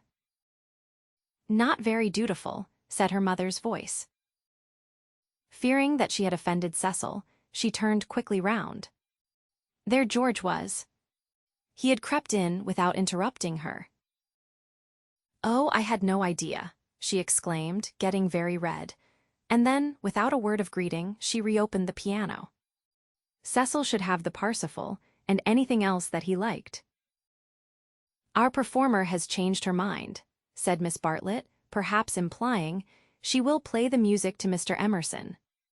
Lucy did not know what to do, nor even what she wanted to do. She played a few bars of the Flower Maiden's song very badly, and then she stopped. "I vote tennis," said Freddy, disgusted at the scrappy entertainment. "Yes, so do I." Once more she closed the unfortunate piano. "I vote you have a men's four." "All right." "Not for me, thank you," said Cecil. "I will not spoil the set." He never realized that it may be an act of kindness in a bad player to make up a fourth. "Oh, come along, Cecil. I'm bad, Floyd's rotten, and so I dare say's Emerson." George corrected him, "I am not bad." One looked down one's nose at this. "Then certainly I won't play," said Cecil, while Miss Bartlett, under the impression that she was snubbing George, added, "I agree with you, Mr. Vyse. You had much better not play. Much better not." Minnie, rushing in where Cecil feared to tread, announced that she would play. "I shall miss every ball anyway, so what does it matter?" But Sunday intervened and stamped heavily upon the kindly suggestion. "Then it will have to be Lucy," said Mrs. Honeychurch. "You must fall back on Lucy. There is no other way out of it. Lucy, go and change your frock." Lucy's Sabbath was generally of this amphibious nature. She kept it without hypocrisy in the morning, and broke it without reluctance in the afternoon. As she changed her frock, she wondered whether Cecil was sneering at her. Really, she must overhaul herself and settle everything up before she married him. Mr. Floyd was her partner. She liked music, but how much better tennis seemed. How much better to run about in comfortable clothes than to sit at the piano and feel girt under the arms. Once more music appeared to her the employment of a child. George served and surprised her by his anxiety to win. She remembered how he had sighed among the tombs at Santa Croce because things wouldn't fit, how, after the death of that obscure Italian, he had leant over the parapet by the Arno and said to her, "I shall want to live, I tell you." He wanted to live now, to win at tennis, to stand for all he was worth in the sun which had begun to decline and was shining in her eyes, and he did win. Ah, how beautiful the Weald looked. The hills stood out above its radiance, as Cecil stands above the Tuscan plain, and the South Downs, if one chose, were the mountains of Carrara. She might be forgetting her Italy, but she was noticing more things in her England. One could play a new game with the view, and try to find in its innumerable folds some town or village that would do for Florence. Ah, how beautiful the Weald looked. But now Cecil claimed her. He chanced to be in a lucid, critical mood, and would not sympathize with exaltation. He had been rather a nuisance all through the tennis, for the novel that he was reading was so bad that he was obliged to read it aloud to others. He would stroll round the precincts of the court and call out, "I say, listen to this, Lucy." 3 split infinitives. "Dreadful," said Lucy, and missed her stroke. When they had finished their set, he still went on reading. There was some murder scene, and really everyone must listen to it. Freddy and Mr. Floyd were obliged to hunt for a lost ball in the laurels, but the other 2 acquiesced. The scene is laid in Florence. What fun, Cecil. Read away. Come, Mr. Emerson, sit down after all your energy. She had forgiven George, as she put it, and she made a point of being pleasant to him. He jumped over the net and sat down at her feet asking, and are you tired?" "Of course I'm not." "Do you mind being beaten?" She was going to answer no when it struck her that she did mind, so she answered yes. She added merrily, "I don't see you're such a splendid player, though. The light was behind you, and it was in my eyes." "I never said I was." "Why, you did." "You didn't attend." "You said, 'Oh, don't go in for accuracy at this house.' We all exaggerate, and we get very angry with people who don't." "The scene is laid in Florence," repeated Cecil with an upward note. Lucy recollected herself. Sunset. Leonora was speeding. Lucy interrupted. "Leonora. Is Leonora the heroine? Who's the book by?" "Joseph Emery Prank." Sunset. Leonora speeding across the square. Pray the saints she might not arrive too late. Sunset, the sunset of Italy. Under Orcagna's loggia, the Loggia de Lanzi, as we sometimes call it now. Lucy burst into laughter. "Joseph Emery Prank, indeed. Why, it's Miss Lavish." "It's Miss Lavish's novel, and she's publishing it under somebody else's name." "Who may Miss Lavish be?" "Oh, a dreadful person. Mr. Emerson, you remember Miss Lavish." Excited by her pleasant afternoon, she clapped her hands. George looked up. "Of course I do. I saw her the day I arrived at Summer Street. It was she who told me that you lived here." "Weren't you pleased?" She meant to see Miss Lavish, but when he bent down to the grass without replying, it struck her that she could mean something else. She watched his head, which was almost resting against her knee, and she thought that the ears were reddening. "No wonder the novel's bad," she added. "I never liked Miss Lavish. But I suppose one ought to read it as one's met her." "All modern books are bad," said Cecil, who was annoyed at her inattention, and vented his annoyance on literature. "Everyone writes for money in these days." "Oh, Cecil." "It is so. I will inflict Joseph Emery prank on you no longer. Cecil, this afternoon, seemed such a twittering sparrow. The ups and downs in his voice were noticeable, but they did not affect her. She had dwelt amongst melody and movement, and her nerves refused to answer to the clang of his. Leaving him to be annoyed, she gazed at the black head again. She did not want to stroke it, but she saw herself wanting to stroke it. The sensation was curious. How do you like this view of ours, Mr. Emerson? I never notice much difference in views.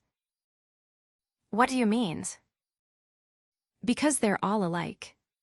Because all that matters in them is distance and air. Said Cecil, uncertain whether the remark was striking or not. My father, he looked up at her, and he was a little flushed, says that there is only one perfect view, the view of the sky straight over our heads, and that all these views on earth are but bungled copies of it. I expect your father has been reading Dante, said Cecil, fingering the novel, which alone permitted him to lead the conversation. He told us another day that views are really crowds of trees and houses and hills, and are bound to resemble each other, like human crowds, and that the power they have over us is sometimes supernatural for the same reason. Lucy's lips parted. For a crowd is more than the people who make it up. Something gets added to it, no one knows how, just as something has got added to those hills. He pointed with his racket to the South Downs. What a splendid idea, she murmured. I shall enjoy hearing your father talk again. I'm so sorry he's not so well. No, he isn't well. There's an absurd account of a view in this book, said Cecil. Also that men fall into two classes, those who forget views and those who remember them, even in small rooms. Mr. Emerson, have you any brothers or sisters? None. Why? You spoke of us. My mother, I was meaning. Cecil closed the novel with a bang. Oh, Cecil, how you made me jump. I will inflict Joseph Emery prank on you no longer. I can just remember us all three going into the country for the day and seeing as far as Hindhead. It is the first thing that I remember. Cecil got up. The man was ill-bred. He hadn't put on his coat after tennis. He didn't do. He would have strolled away if Lucy had not stopped him. Cecil, do read the thing about the view. Not while Mr. Emerson is here to entertain us. No, read away. I think nothing's funnier than to hear silly things read out loud. If Mr. Emerson thinks us frivolous, he can go. This struck Cecil as subtle and pleased him. It put their visitor in the position of a prig. Somewhat mollified, he sat down again. Mr. Emerson, go and find tennis balls. She opened the book. Cecil must have his reading and anything else that he liked.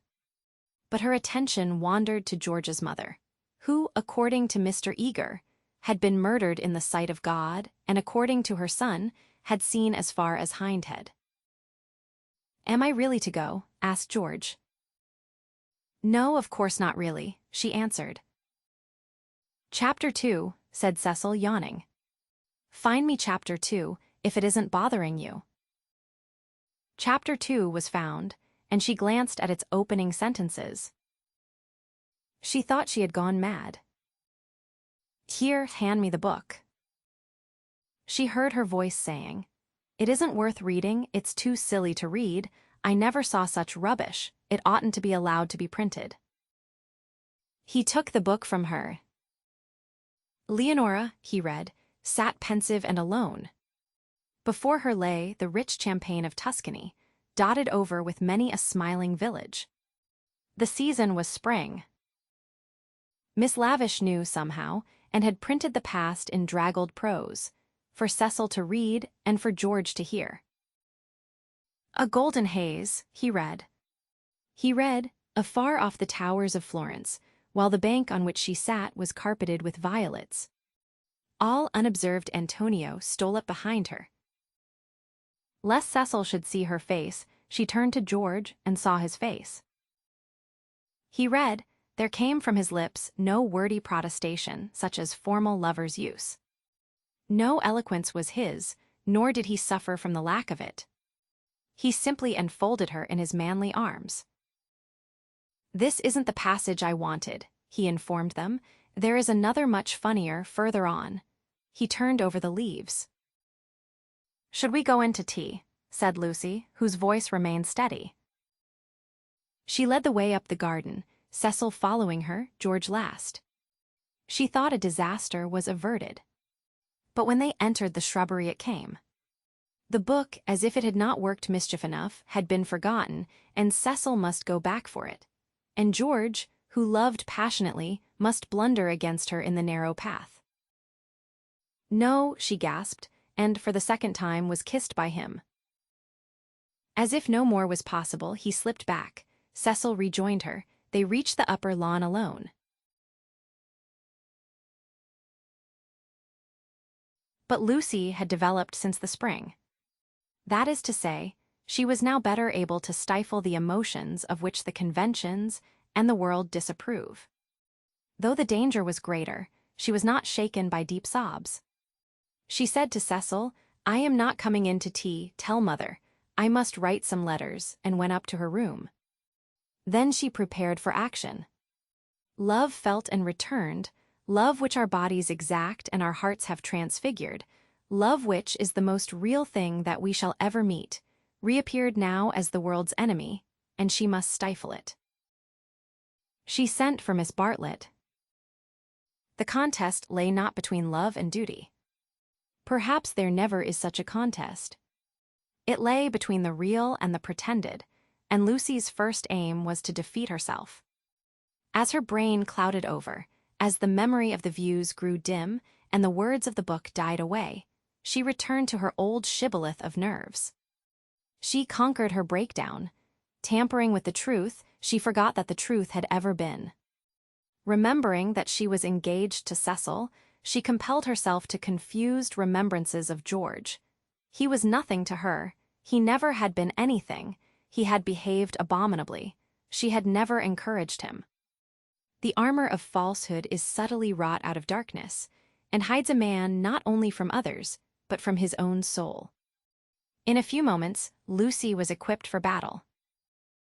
"Something too awful has happened," she began, as soon as her cousin arrived.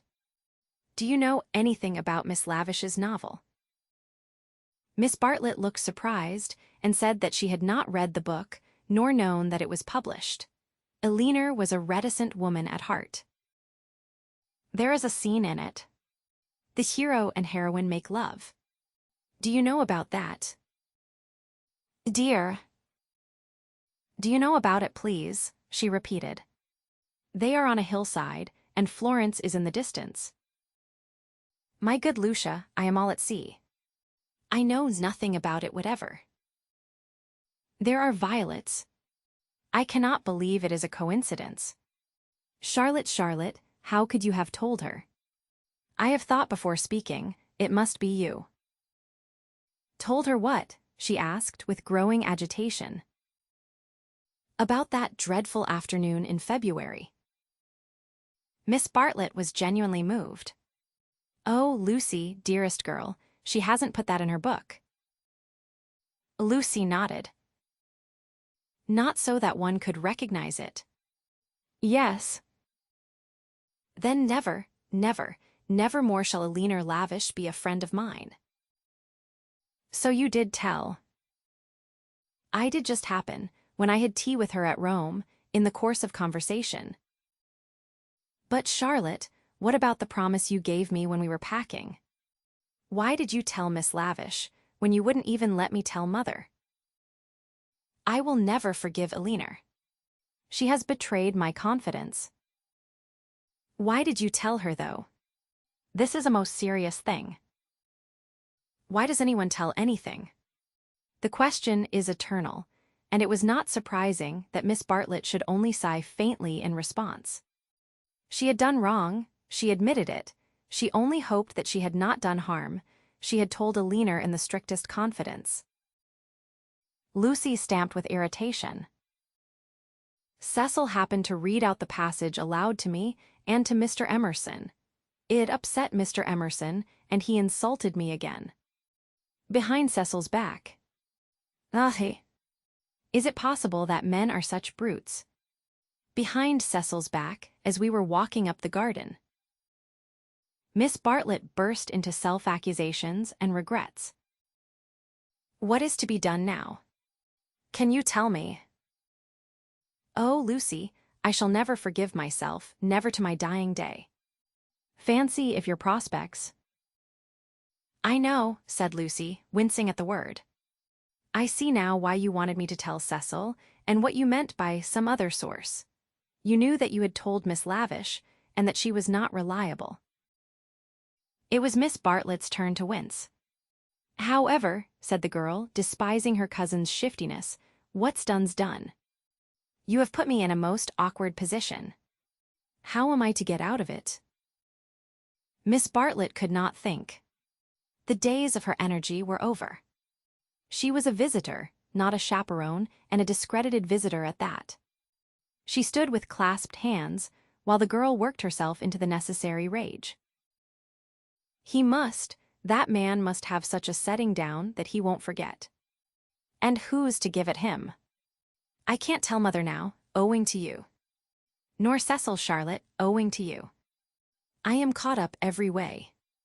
I think I shall go mad. I have no one to help me. That's why I've sent for you. What's wanted is a man with a whip. Miss Bartlett agreed. One wanted a man with a whip. Yes, but it's no good agreeing. What's to be done? We women go maundering on. What does a girl do when she comes across a cad? I always said he was a cad, dear. Give me credit for that, at all events. From the very first moment, when he said his father was having a bath.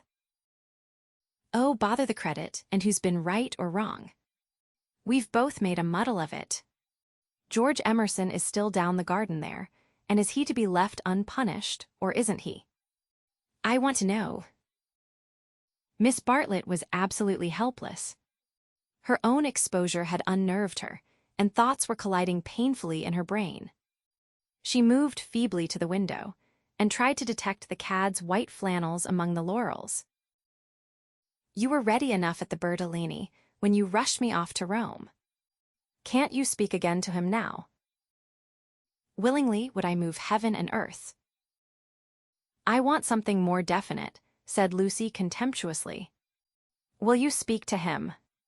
It is the least you can do, surely, considering it all happened because you broke your word. Never again shall a leaner Lavish be a friend of mine. Really, Charlotte was outdoing herself. Yes or no, please, yes or no. It is the kind of thing that only a gentleman can settle. George Emerson was coming up the garden with a tennis ball in his hand. Very well, said Lucy, with an angry gesture. No one will help me. I will speak to him myself. And immediately she realized that this was what her cousin had intended all along. Hello, Emerson, called Freddy from below. Found the lost ball. Good man. Want any tea? And there was an eruption from the house onto the terrace. Oh, Lucy, but that is brave of you. I admire you. They had gathered round George, who beckoned. She felt, over the rubbish, the sloppy thoughts, the furtive yearnings that were beginning to cumber her soul. Her anger faded at the sight of him. The Emersons were fine people in their way. She had to subdue a rush in her blood before saying, Freddy has taken him into the dining room. The others are going down the garden. Come. Let us get this over quickly. Come. I want you in the room, of course. Lucy, do you mind doing it? How can you ask such a ridiculous question?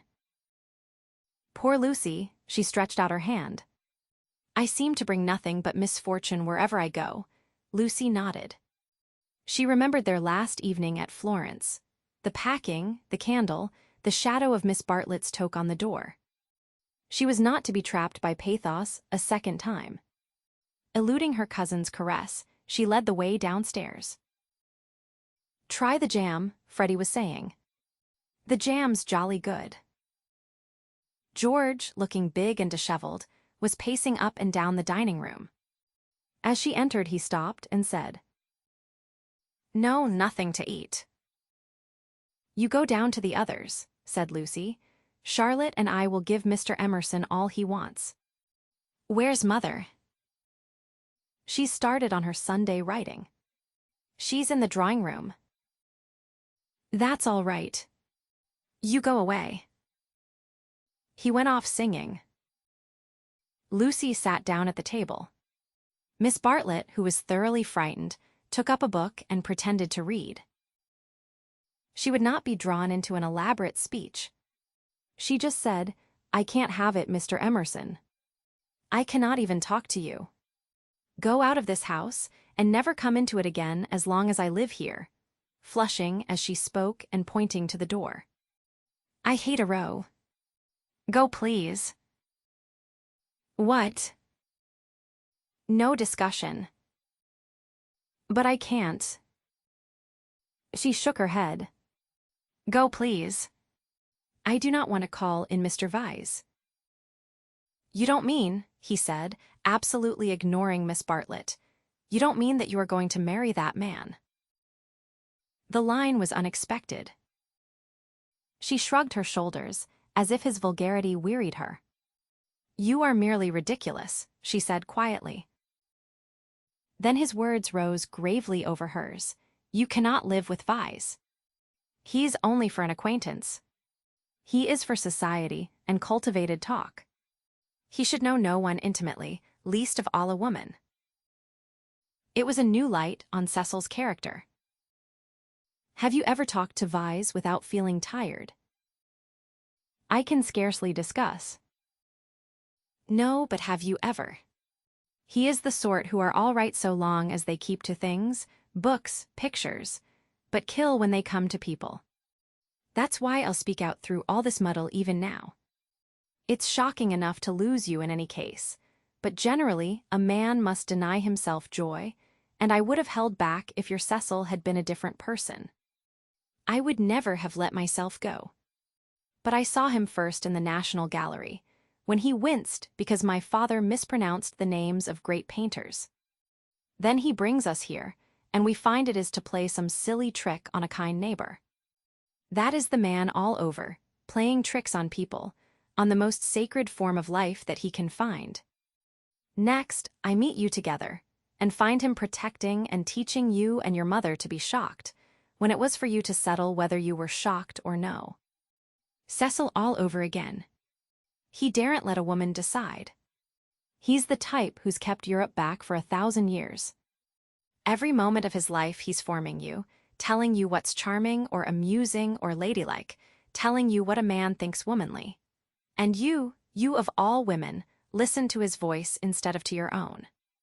So it was at the rectory, when I met you both again, so it has been the whole of this afternoon. Therefore, not therefore I kissed you, because the book made me do that, and I wish to goodness I had more self-control. I'm not ashamed. I don't apologize. But it has frightened you, and you may not have noticed that I love you. Or would you have told me to go, and dealt with a tremendous thing so lightly? But therefore I settled to fight him." Lucy thought of a very good remark. "You say Mr. Vyse wants me to listen to him, Mr. Emerson. Pardon me for suggesting that you have caught the habit." And he took the shoddy reproof and touched it into immortality. He said, "Yes, I have," and sank down as if suddenly weary. "I'm the same kind of brute at bottom. This desire to govern a woman, it lies very deep, and men and women must fight it together before they shall enter the garden. But I do love you surely in a better way than he does," he thought. "Yes, really in a better way.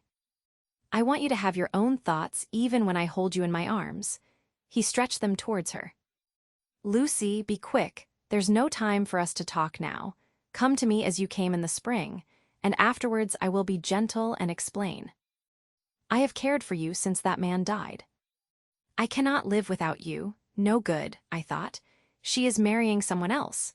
But I meet you again when all the world is glorious water and sun. As you came through the wood I saw that nothing else mattered. I called. I wanted to live and have my chance of joy. And Mr. Vyse, said Lucy, who kept commendably calm. Does he not matter? That I love Cecil, and shall be his wife shortly. A detail of no importance, I suppose. But he stretched his arms over the table towards her. May I ask what you intend to gain by this exhibition? He said, it is our last chance. I shall do all that I can. And as if he had done all else, he turned to Miss Bartlett, who sat like some portent against the skies of the evening. You wouldn't stop us this second time if you understood, he said. I have been into the dark, and I am going back into it, unless you will try to understand. Her long, narrow head drove backwards and forwards, as though demolishing some invisible obstacle. She did not answer. It is being young, he said quietly, picking up his racket from the floor and preparing to go. It is being cert that Lucy cares for me really. It is that love and youth matter intellectually. In silence, the two women watched him. His last remark, they knew, was nonsense, but was he going after it or not? Would not he, the cad, the charlatan, attempt a more dramatic finish? No. He was apparently content. He left them, carefully closing the front door, and when they looked through the hall window, they saw him go up the drive and begin to climb the slopes of withered fern behind the house. Their tongues were loosed, and they burst into stealthy rejoicings. Oh, Lucia, come back here. Oh, what an awful man. Lucy had no reaction, at least not yet. Well, he amuses me, she said. Either I'm mad, or else he is, and I'm inclined to think it's the latter. One more fuss through with you, Charlotte. Many thanks. I think, though, that this is the last. My admirer will hardly trouble me again. And Miss Bartlett, too, essayed the roguish. Well, it isn't everyone who could boast such a conquest, dearest, is it? Oh, one oughtn't to laugh, really. It might have been very serious. But you were so sensible and brave, so unlike the girls of my day. Let's go down to them. But once in the open air, she paused. Some emotion, pity, terror, love, but the emotion was strong, seized her, and she was aware of autumn. Summer was ending, and the evening brought her odors of decay, the more pathetic because they were reminiscent of spring. That something or other mattered intellectually. A leaf, violently agitated, danced past her, while other leaves lay motionless. That the earth was hastening to re-enter darkness, and the shadows of those trees over Windy Corner. Hello, Lucy. There's still light enough for another set, if you two'll hurry. Mr. Emerson has had to go. What a nuisance. That spoils the four. I say, Cecil, do play, do. There's a good chap. It's Floyd's last day. Do play tennis with us, just this once. Cecil's voice came, My dear Freddy, I am no athlete. As you well remarked this very morning, there are some chaps who are no good for anything but books. I plead guilty to being such a chap, and will not inflict myself on you. The scales fell from Lucy's eyes. How had she stood Cecil for a moment? He was absolutely intolerable, and the same evening she broke off her engagement. He was bewildered. He had nothing to say. He was not even angry, but stood, with a glass of whiskey between his hands, trying to think what had led her to such a conclusion. She had chosen the moment before bed, when, in accordance with their bourgeois habit, she always dispensed drinks to the men. Freddy and Mr. Floyd were sure to retire with their glasses, while Cecil invariably lingered, Sipping at his while, she locked up the sideboard. "I am very sorry about it," she said. "I have carefully thought things over. We are too different. I must ask you to release me, and try to forget that there ever was such a foolish girl." It was a suitable speech, but she was more angry than sorry, and her voice showed it. "Different how? I haven't had a really good education, for one thing," she continued, still on her knees by the sideboard. "My Italian trip came too late, and I am forgetting all that I learnt there. I shall never be able to talk to your friends, or behave as a wife of yours should. I don't understand you. You aren't like yourself. You're tired, Lucy." "Tired?" she retorted, kindling at once. "That is exactly like you. You always think women don't mean what they say." "Well, you sound tired, as if something has worried you." "What if I do? It doesn't prevent me from realizing the truth. I can't marry you, and you will thank me for saying so someday." "You had that bad headache yesterday, all right," for she had exclaimed indignantly. "I see it's much more than headaches. But give me a moment's time." He closed his eyes. "You must excuse me if I say stupid things, but my brain has gone to pieces. Part of it lives 3 minutes back, when I was sure that you loved me, and the other part, I find it difficult. I am likely to say the wrong thing." It struck her that he was not behaving so badly, and her irritation increased. She again desired a struggle, not a discussion. To bring on the crisis, she said, "There are days when one sees clearly, and this is one of them. Things must come to a breaking point sometime, and it happens to be today. If you want to know, quite a little thing decided me to speak to you, when you wouldn't play tennis with Freddy." "I never do play tennis," said Cecil, painfully bewildered. "I never could play. I don't understand a word you say." "You can play well enough to make up a 4. I thought it abominably selfish of you." "No, I can't. Well, never mind the tennis. Why couldn't you? Couldn't you have warned me if you felt anything wrong? You talked of our wedding at lunch. At least, you let me talk." "I knew you wouldn't understand," said Lucy quite crossly. "I might have known there would have been these dreadful explanations. Of course, it isn't the tennis. That was only the last straw to all I have been feeling for weeks. Surely it was better not to speak until I felt certain." She developed this position. "Often before I have wondered if I was fitted for your wife, for instance, in London. And are you fitted to be my husband? I don't think so. You don't like Freddy, nor my mother. There was always a lot against our engagement, Cecil, but all our relations seemed pleased, and we met so often, and it was no good mentioning it until, well, until all things came to a point. They have today. I see clearly. I must speak. That's all." "I cannot think you were right," said Cecil gently. "I cannot tell why, but though all that you say sounds true, I feel that you are not treating me fairly. It's all too horrible. What's the good of a scene?" "No good. But surely I have a right to hear a little more." He put down his glass and opened the window. From where she knelt, jangling her keys, she could see a slit of darkness, and peering into it, as if it would tell him that little more, his long, thoughtful face. "Don't open the window, and you'd better draw the curtain too. Freddy or anyone might be outside." He obeyed. "I really think we had better go to bed, if you don't mind. I shall only say things that will make me unhappy afterwards. As you say, it is all too horrible, and it is no good talking." But to Cecil, now that he was about to lose her, she seemed each moment more desirable.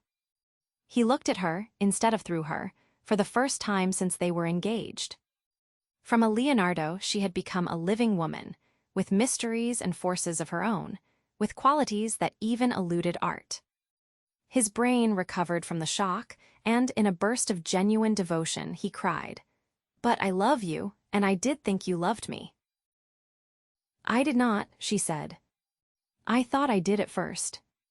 I am sorry, and ought to have refused you this last time, too. He began to walk up and down the room, and she grew more and more vexed at his dignified behavior. She had counted on his being petty. It would have made things easier for her. By a cruel irony, she was drawing out all that was finest in his disposition. You don't love me, evidently. I dare say you are right not to. But it would hurt a little less if I knew why. Because a phrase came to her, and she accepted it. You're the sort who can't know anyone intimately. A horrified look came into his eyes. I don't mean exactly that. But you will question me, though I beg you not to, and I must say something. It is that, more or less. When we were only acquaintances, you let me be myself, but now you're always protecting me. Her voice swelled. I won't be protected. I will choose for myself what is ladylike and right. To shield me is an insult. Can I be trusted to face the truth, but I must get it second-hand through you. A woman's place. You despise my mother? I know you do, because she's conventional and bothers over puddings, but oh goodness. She rose to her feet. Conventional, Cecil, you're that, for you may understand beautiful things, but you don't know how to use them, and you wrap yourself up in art and books and music and would try to wrap up me. I won't be stifled, not by the most glorious music, for people are more glorious, and you hide them from me. That's why I break off my engagement. You were all right as long as you kept to things, but when you came to people, she stopped. There was a pause. Then Cecil said with great emotion, It is true. True on the whole, she corrected, full of some vague shame. True, every word. It is a revelation. It is, Anyhow, those are my reasons for not being your wife. He repeated, the sort that can know no one intimately. It is true. I fell to pieces the very first day we were engaged. I behaved like a cad to Beebe and to your brother. You are even greater than I thought. She withdrew a step. I'm not going to worry you. You are far too good to me. I shall never forget your insight. And, dear, I only blame you for this. You might have warned me in the early stages, before you felt you wouldn't marry me, and so have given me a chance to improve. I have never known you till this evening. I have just used you as a peg for my silly notions of what a woman should be. But this evening you are a different person. New thoughts, even a new voice. What do you mean by a new voice? She asked, seized with incontrollable anger. I mean that a new person seems speaking through you, said he. Then she lost her balance. She cried, If you think I am in love with someone else, you are very much mistaken. Of course I don't think that. You are not that kind, Lucy. Oh yes, you do think it. It's your old idea, the idea that has kept Europe back. I mean the idea that women are always thinking of men. If a girl breaks off her engagement, everyone says, oh, she had someone else in her mind, she hopes to get someone else. It's disgusting, brutal. As if a girl can't break it off for the sake of freedom. He answered reverently, I may have said that in the past. I shall never say it again. You have taught me better. She began to redden, and pretended to examine the windows again. Of course, there is no question of someone else in this, no jilting, or any such nauseous stupidity. I beg your pardon most humbly, if my words suggested that there was. I only meant that there was a force in you that I hadn't known of up till now. All right, Cecil, that will do. Don't apologize to me. It was my mistake. It is a question between ideals, yours and mine, pure abstract ideals, and yours are the nobler. I was bound up in the old vicious notions, and all the time you were splendid and new. His voice broke. I must actually thank you for what you have done, for showing me what I really am. Solemnly, I thank you for showing me a true woman. Will you shake hands? "Of course I will," said Lucy, twisting up her other hand in the curtains. "Good night, Cecil." "Goodbye." "That's all right. I'm sorry about it. Thank you very much for your gentleness. Let me light your candle, shall I?" They went into the hall. "Thank you. Good night again." "God bless you, Lucy." "Goodbye, Cecil." She watched him steal upstairs, while the shadows from 3 banisters passed over her face like the beat of wings. On the landing, he paused strong in his renunciation, and gave her a look of memorable beauty. For all his culture, Cecil was an ascetic at heart, and nothing in his love became him like the leaving of it. She could never marry. In the tumult of her soul, that stood firm. Cecil believed in her. She must some day believe in herself. She must be one of the women whom she had praised so eloquently, who care for liberty and not for men. She must forget that George loved her, that George had been thinking through her and gained her this honorable release, that George had gone away into, what was it? The darkness. She put out the lamp. It did not do to think, nor, for the matter of that, to feel. She gave up trying to understand herself, and joined the vast armies of the benighted, who follow neither the heart nor the brain, and march to their destiny by catchwords. The armies are full of pleasant and pious folk. But they have yielded to the only enemy that matters, the enemy within. They have sinned against passion and truth, and vain will be their strife after virtue.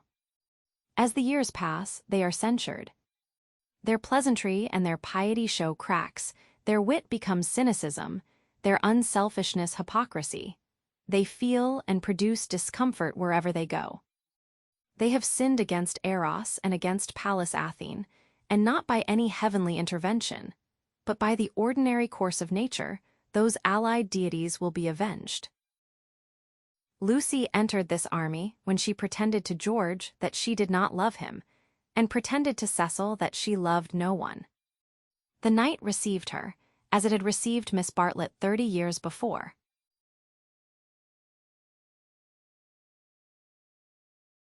Windy Corner lay, not on the summit of the ridge, but a few hundred feet down the southern slope, at the springing of one of the great buttresses that supported the hill. On either side of it was a shallow ravine, filled with ferns and pine trees, and down the ravine on the left ran the highway into the Weald. Whenever Mr. Beebe crossed the ridge and caught sight of these noble dispositions of the earth, and, poised in the middle of them, Windy Corner, he laughed. The situation was so glorious, the house so commonplace, not to say impertinent. The late Mr. Honeychurch had affected the cube, because it gave him the most accommodation for his money, and the only addition made by his widow had been a small turret, shaped like a rhinoceros horn, where she could sit in wet weather and watch the carts going up and down the road. So impertinent, and yet the house did, for it was the home of people who loved their surroundings honestly. Other houses in the neighborhood had been built by expensive architects. Over others, their inmates had fidgeted sedulously, yet all these suggested the accidental, the temporary, while Windy Corner seemed as inevitable as an ugliness of nature's own creation. One might laugh at the house, but one never shuddered. Mr. Beebe was bicycling over this Monday afternoon with a piece of gossip. He had heard from the Miss Allens. These admirable ladies, since they could not go to Sissy Villa, had changed their plans. They were going to Greece instead.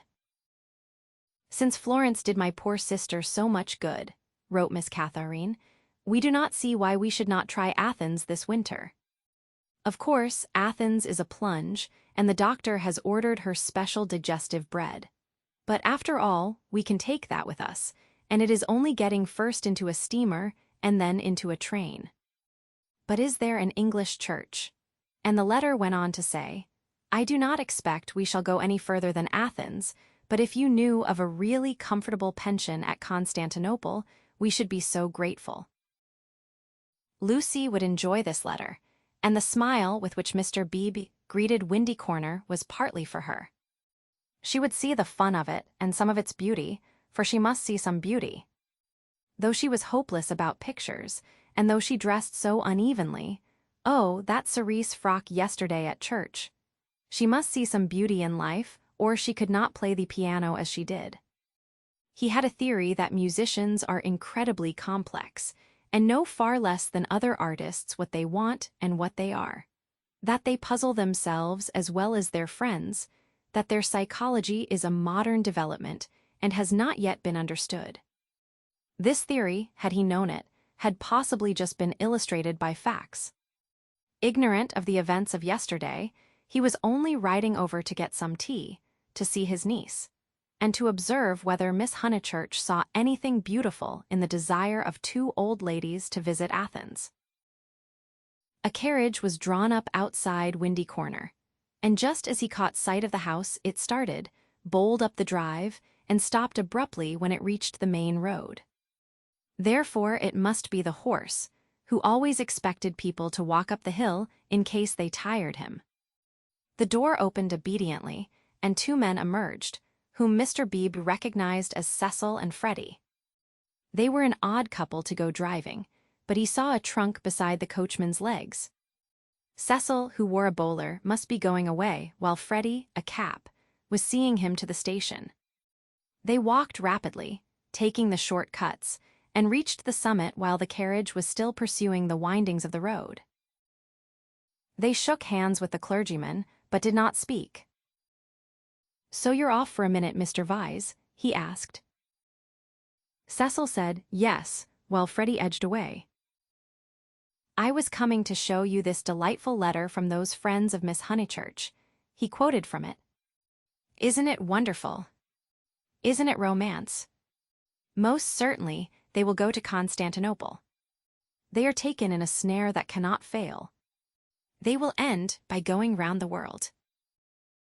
Cecil listened civilly, and said he was sure that Lucy would be amused and interested. "Isn't romance capricious? I never notice it in you young people. You do nothing but play lawn tennis and say that romance is dead, while the Miss Allens are struggling with all the weapons of propriety against the terrible thing. A really comfortable pension at Constantinople. So they call it out of decency, but in their hearts they want a pension with magic windows opening on the foam of perilous seas in fairyland forlorn. No ordinary view will content the Miss Allens. They want the pension Keats." "I'm awfully sorry to interrupt, Mr. Beebe," said Freddy, "but have you any matches?" "I have," said Cecil, and it did not escape Mr. Beebe's notice that he spoke to the boy more kindly. "You have never met these Miss Allens, have you, Mr. Vyse?" "Never." "Then you don't see the wonder of this Greek visit. I haven't been to Greece myself, and don't mean to go, and I can't imagine any of my friends going. It is altogether too big for our little lot. Don't you think so? Italy is just about as much as we can manage. Italy is heroic, but Greece is godlike or devilish. I am not sure which, and in either case absolutely out of our suburban focus. All right, Freddy, I am not being clever. Upon my word, I am not. I took the idea from another fellow, and give me those matches when you've done with them." He lit a cigarette and went on talking to the two young men.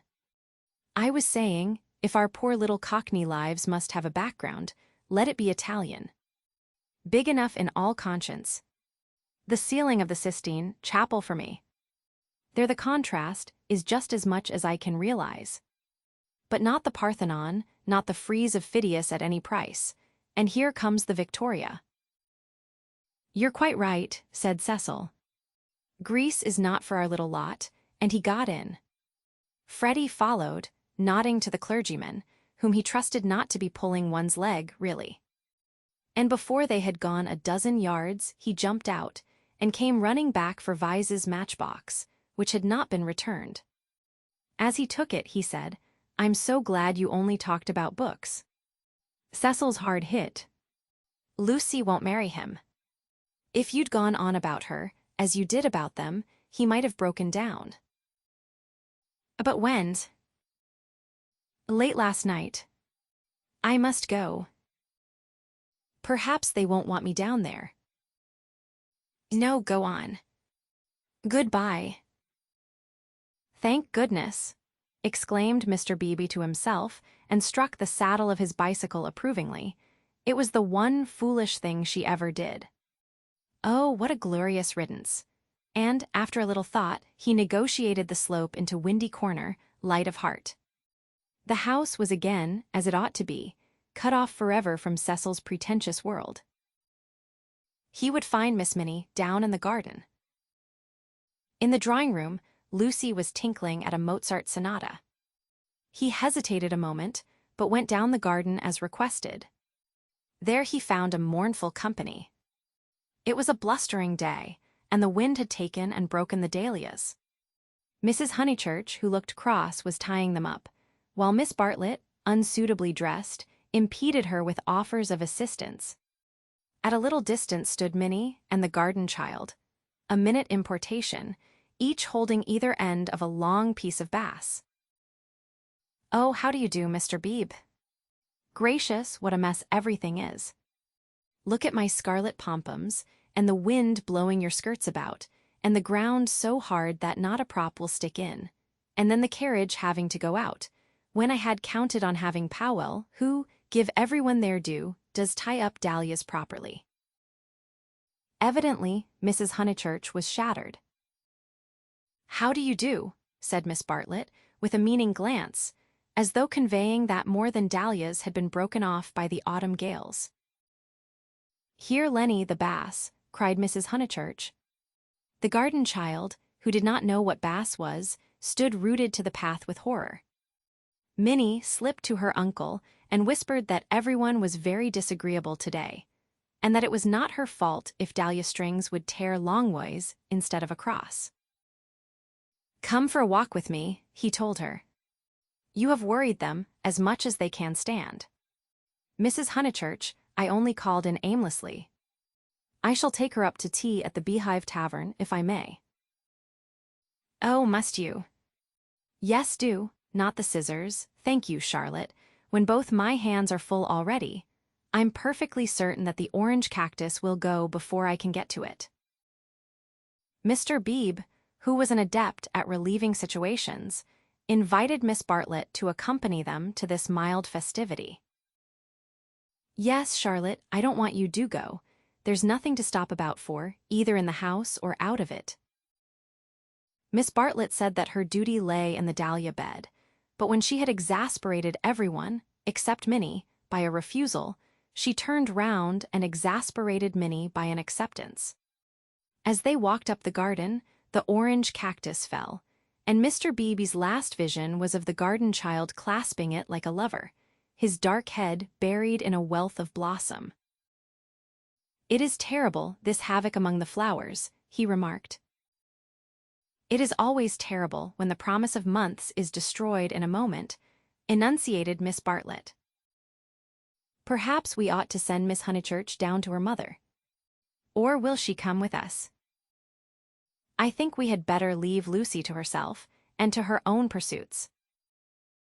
They're angry with Miss Honeychurch because she was late for breakfast," whispered Minnie, "and Floyd has gone, and Mr. Vyse has gone, and Freddy won't play with me. In fact, Uncle Arthur, the house is not at all what it was yesterday." "Don't be a prig," said her Uncle Arthur. "Go and put on your boots."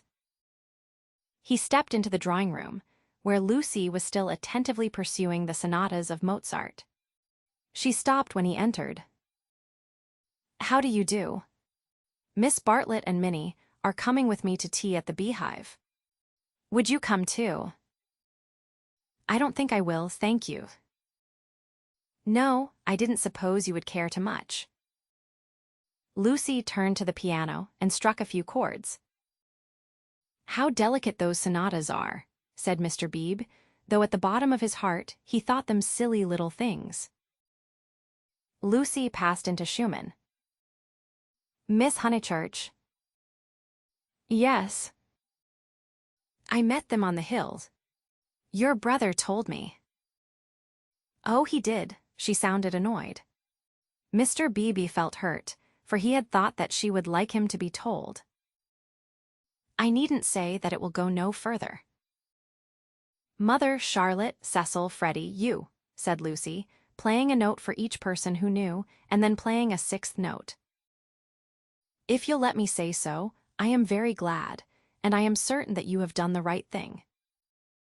So I hoped other people would think, but they don't seem to. I could see that Miss Bartlett thought it unwise. So does Mother. Mother minds dreadfully. I am very sorry for that, said Mr. Beebe with feeling. Mrs. Honeychurch, who hated all changes, did mind, but not nearly as much as her daughter pretended, and only for the minute. It was really a ruse of Lucy's to justify her despondency, a ruse of which she was not herself conscious, for she was marching in the armies of darkness. And Freddy minds. Still, Freddy never hit it off with Vyse much, did he?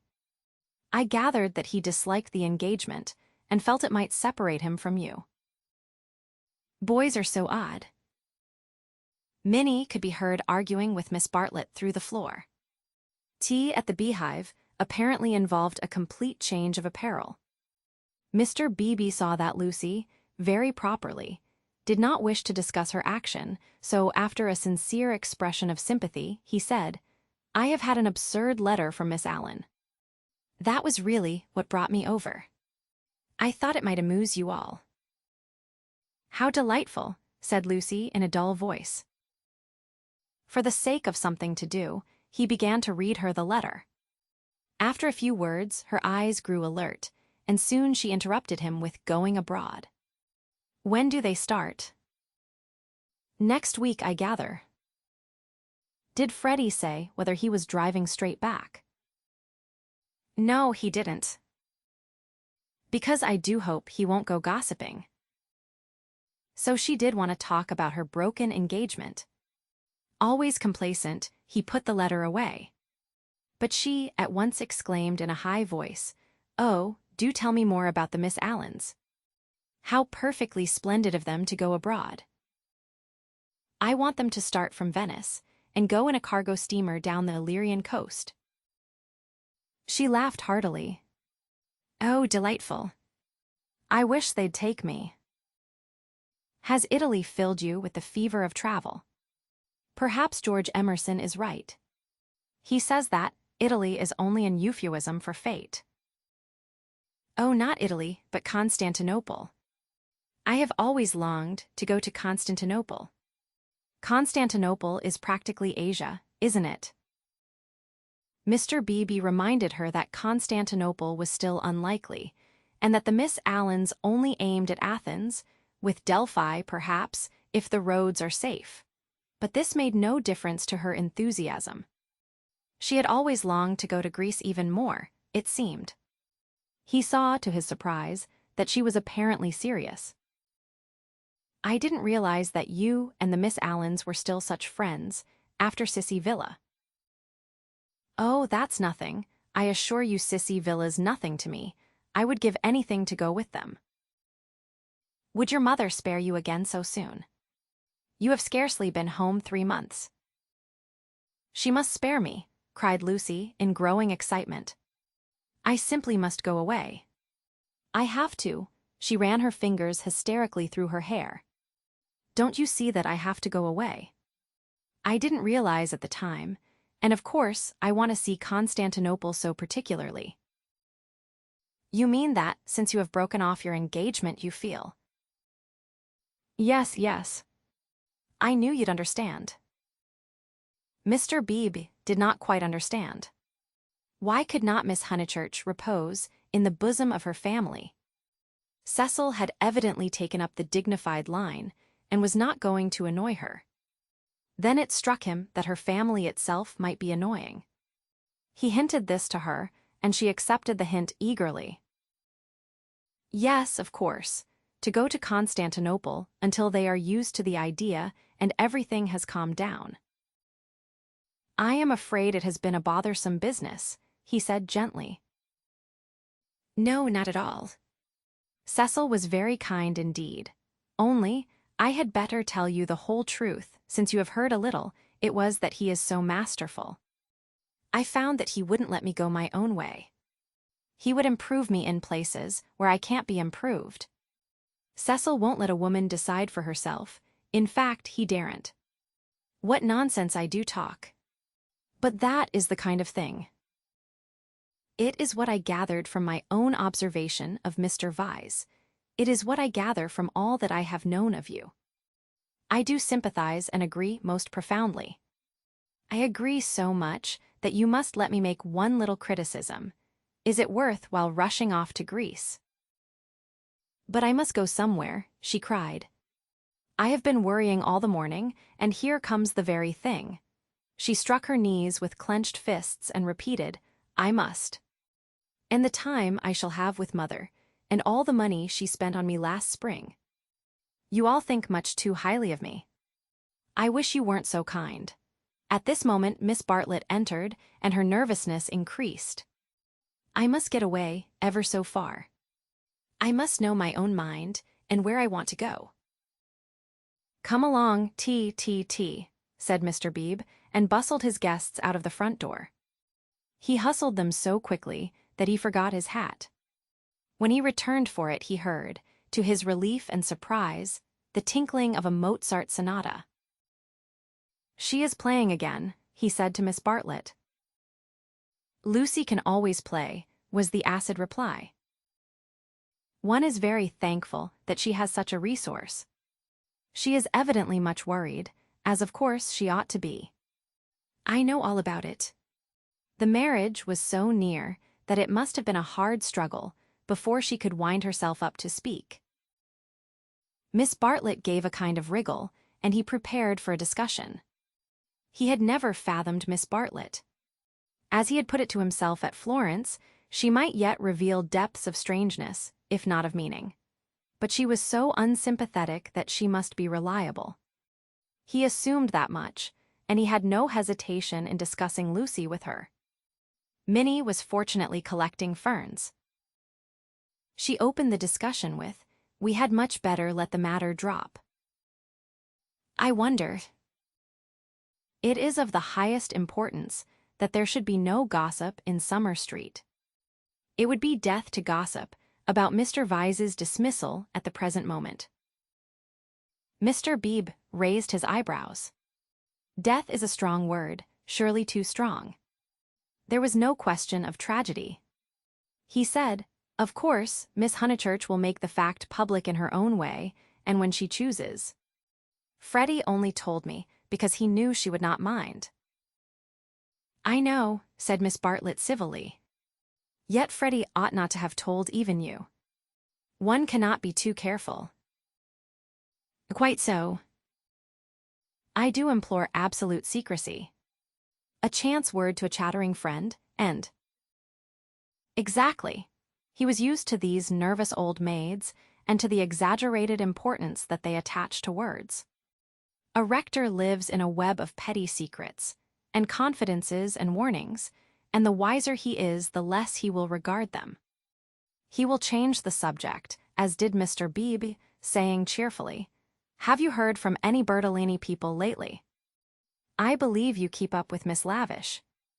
It is odd how we of that pension, who seemed such a fortuitous collection, have been working into one another's lives.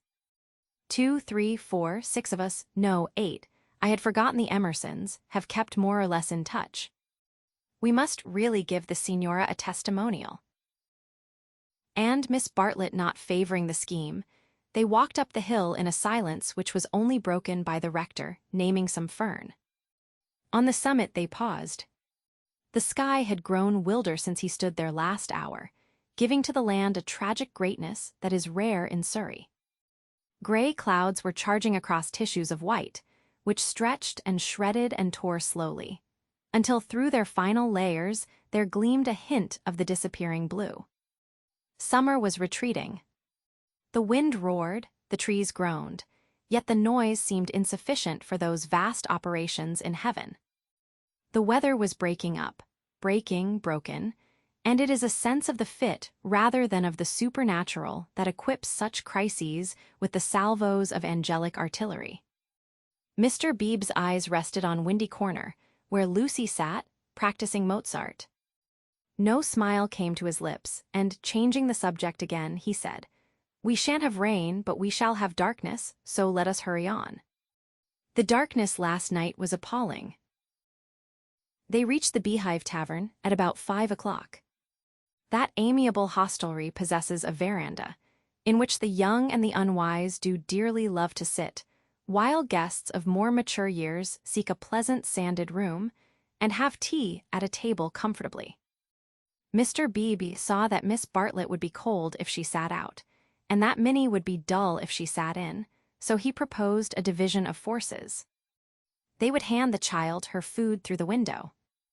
Thus he was incidentally enabled to discuss the fortunes of Lucy. "I have been thinking, Miss Bartlett," he said, "and, unless you very much object, I would like to reopen that discussion." She bowed. "Nothing about the past. I know little and care less about that. I am absolutely certain that it is to your cousin's credit. She has acted loftily and rightly, and it is like her gentle modesty to say that we think too highly of her. But the future. Seriously, what do you think of this Greek plan?" He pulled out the letter again. "I don't know whether you overheard, but she wants to join the Miss Allens in their mad career. It's all I can't explain, it's wrong." Miss Bartlett read the letter in silence, laid it down, seemed to hesitate, and then read it again. "I can't see the point of it myself." To his astonishment, she replied, "There I cannot agree with you. In it I spy Lucy's salvation." "Really? Now why?" "She wanted to leave Windy Corner." "I know, but it seems so odd, so unlike her, so, I was going to say, selfish." "It is natural, surely, after such painful scenes, that she should desire a change." Here, apparently, was one of those points that the male intellect misses. Mr. Beebe exclaimed, "So she says herself, and since another lady agrees with her, I must own that I am partially convinced.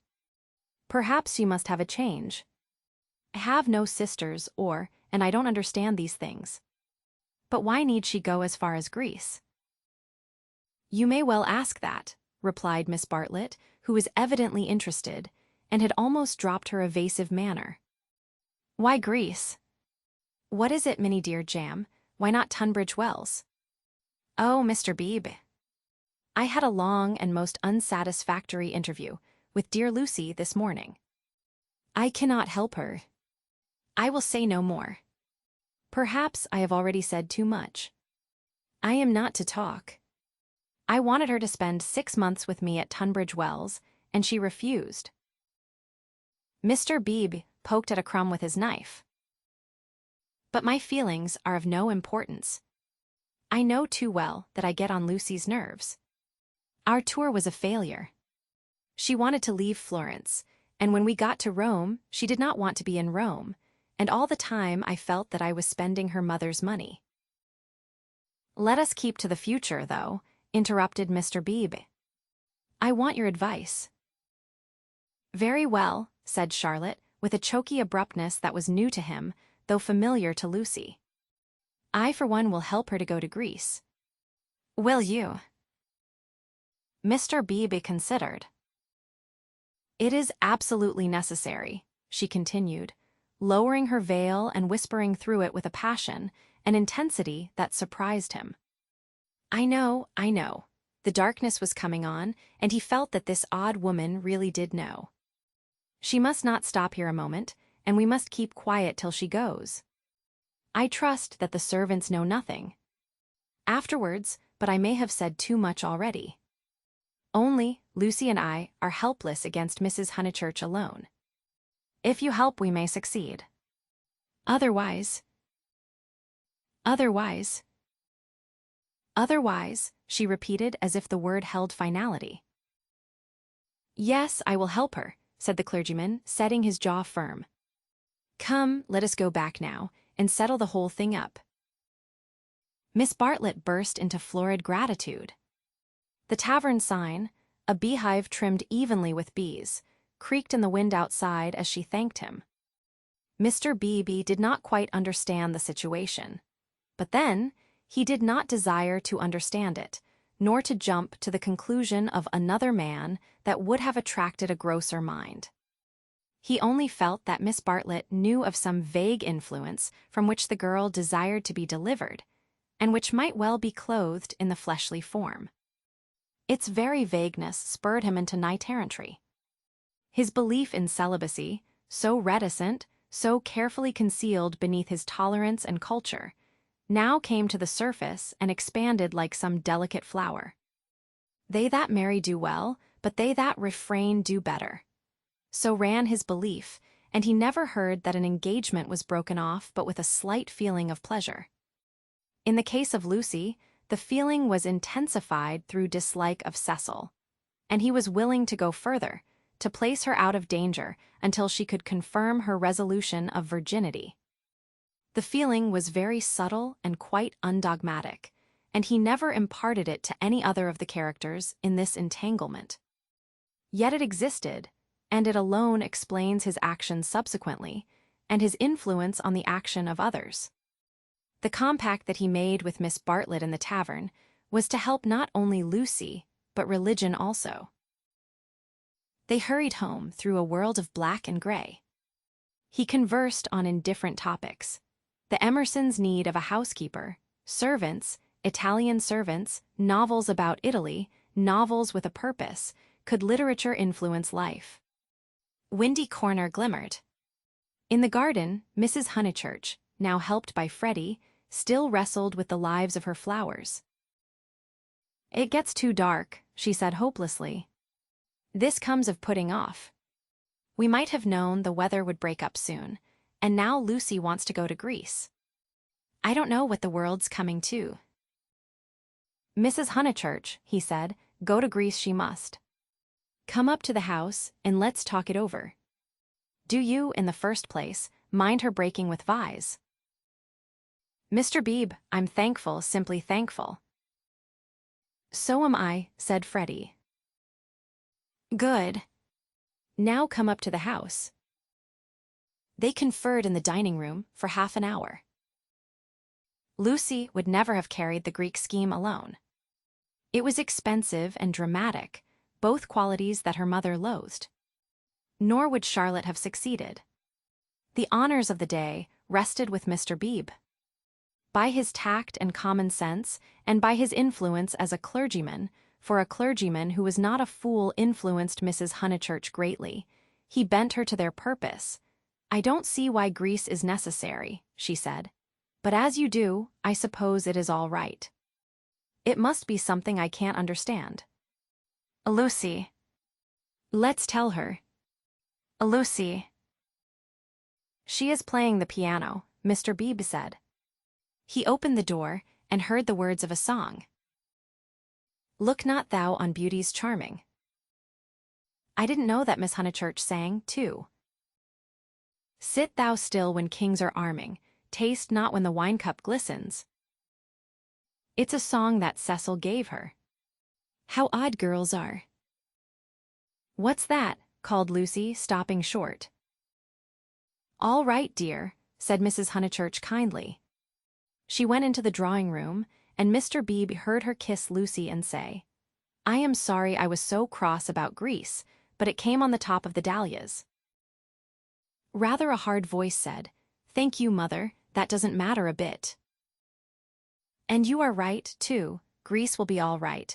You can go if the Miss Allens will have you." "Oh, splendid." "Oh, thank you." Mr. Beebe followed. Lucy still sat at the piano with her hands over the keys. She was glad, but he had expected greater gladness. Her mother bent over her. Freddy, to whom she had been singing, reclined on the floor with his head against her, and an unlit pipe between his lips.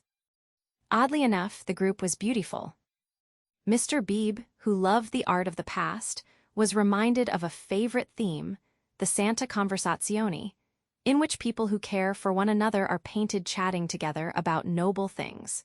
A theme neither sensual nor sensational, and therefore ignored by the art of today. Why should Lucy want either to marry or to travel when she had such friends at home? Taste not when the wine cup glistens, speak not when the people listens. She continued. Here's Mr. Beebe. Mr. Beebe knows my rude ways. It's a beautiful song and a wise one, said he. Go on. It isn't very good, she said listlessly. I forget why, harmony or something. I suspected it was unscholarly. It's so beautiful. The tune's right enough, said Freddy, but the words are rotten. Why throw up the sponge? How stupidly you talk, said his sister. The Santa conversazione was broken up. After all, there was no reason that Lucy should talk about Greece or thank him for persuading her mother, so he said goodbye. Freddy lit his bicycle lamp for him in the porch, and with his usual felicity of phrase said, This has been a day and a half. Stop thine ear against the singer. Wait a minute, she is finishing. From the red gold keep thy finger, vacant heart and hand and eye, easy live and quiet die. I love weather like this, said Freddy. Mr. Beebe passed into it. The two main facts were clear. She had behaved splendidly, and he had helped her. He could not expect to master the details of so big a change in a girl's life. If here and there he was dissatisfied or puzzled, he must acquiesce. She was choosing the better part. Vacant heart and hand and eye. Perhaps the song stated the better part rather too strongly. He half fancied that the soaring accompaniment, which he did not lose in the shout of the gale, really agreed with Freddy, and was gently criticizing the words that it adorned. Vacant heart and hand and eye, easy live and quiet die. However, for the fourth time Windy Corner lay poised below him, now as a beacon in the roaring tides of darkness.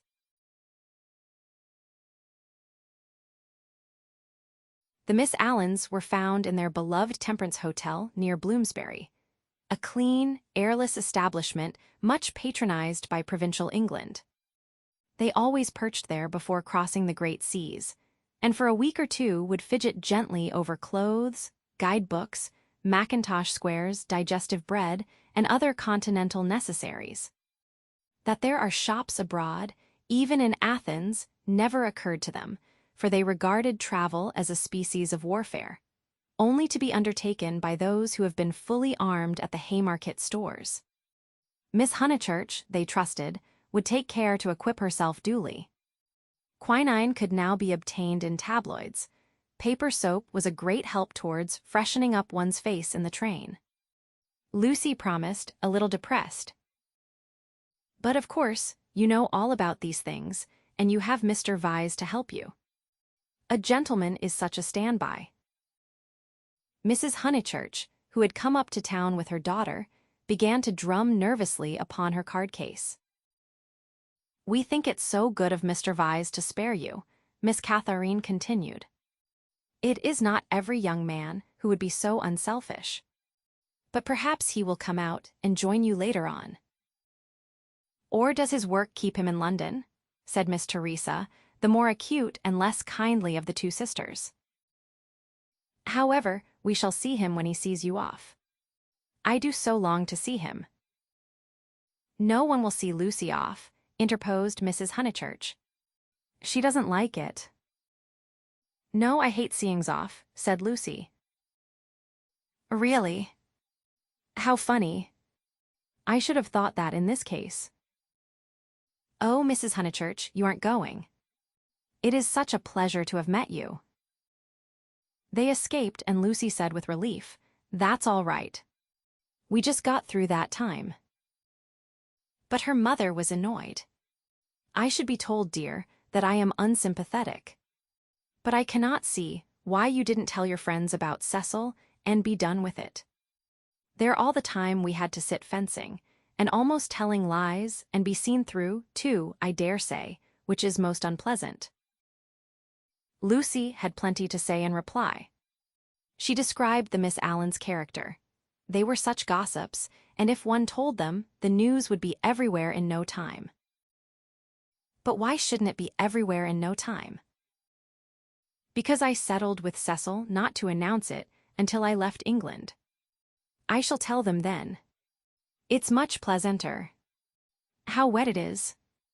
Let's turn in here. Here was the British Museum. Mrs. Honeychurch refused.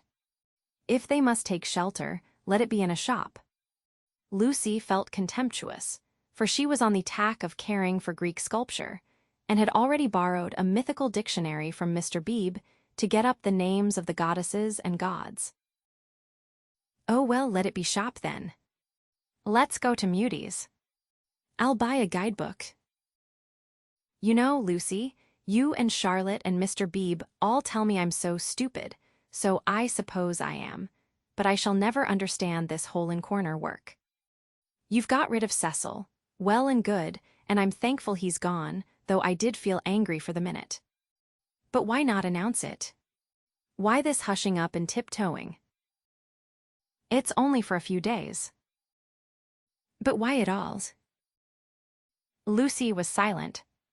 She was drifting away from her mother. It was quite easy to say, because George Emerson has been bothering me, and if he hears I've given up Cecil may begin again. Quite easy, and it had the incidental advantage of being true. But she could not say it. She disliked confidences, for they might lead to self-knowledge and to that king of terrors, light. Ever since that last evening at Florence, she had deemed it unwise to reveal her soul. Mrs. Honeychurch, too, was silent. She was thinking, my daughter won't answer me. She would rather be with those inquisitive old maids than with Freddy and me. Any rag, tag, and bobtail apparently does if she can leave her home.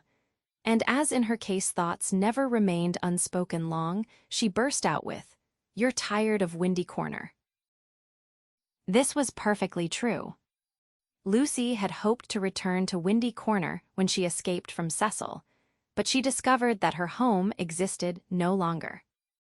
It might exist for Freddy, who still lived and thought straight, but not for one who had deliberately warped the brain. She did not acknowledge that her brain was warped, for the brain itself must assist in that acknowledgement, and she was disordering the very instruments of life.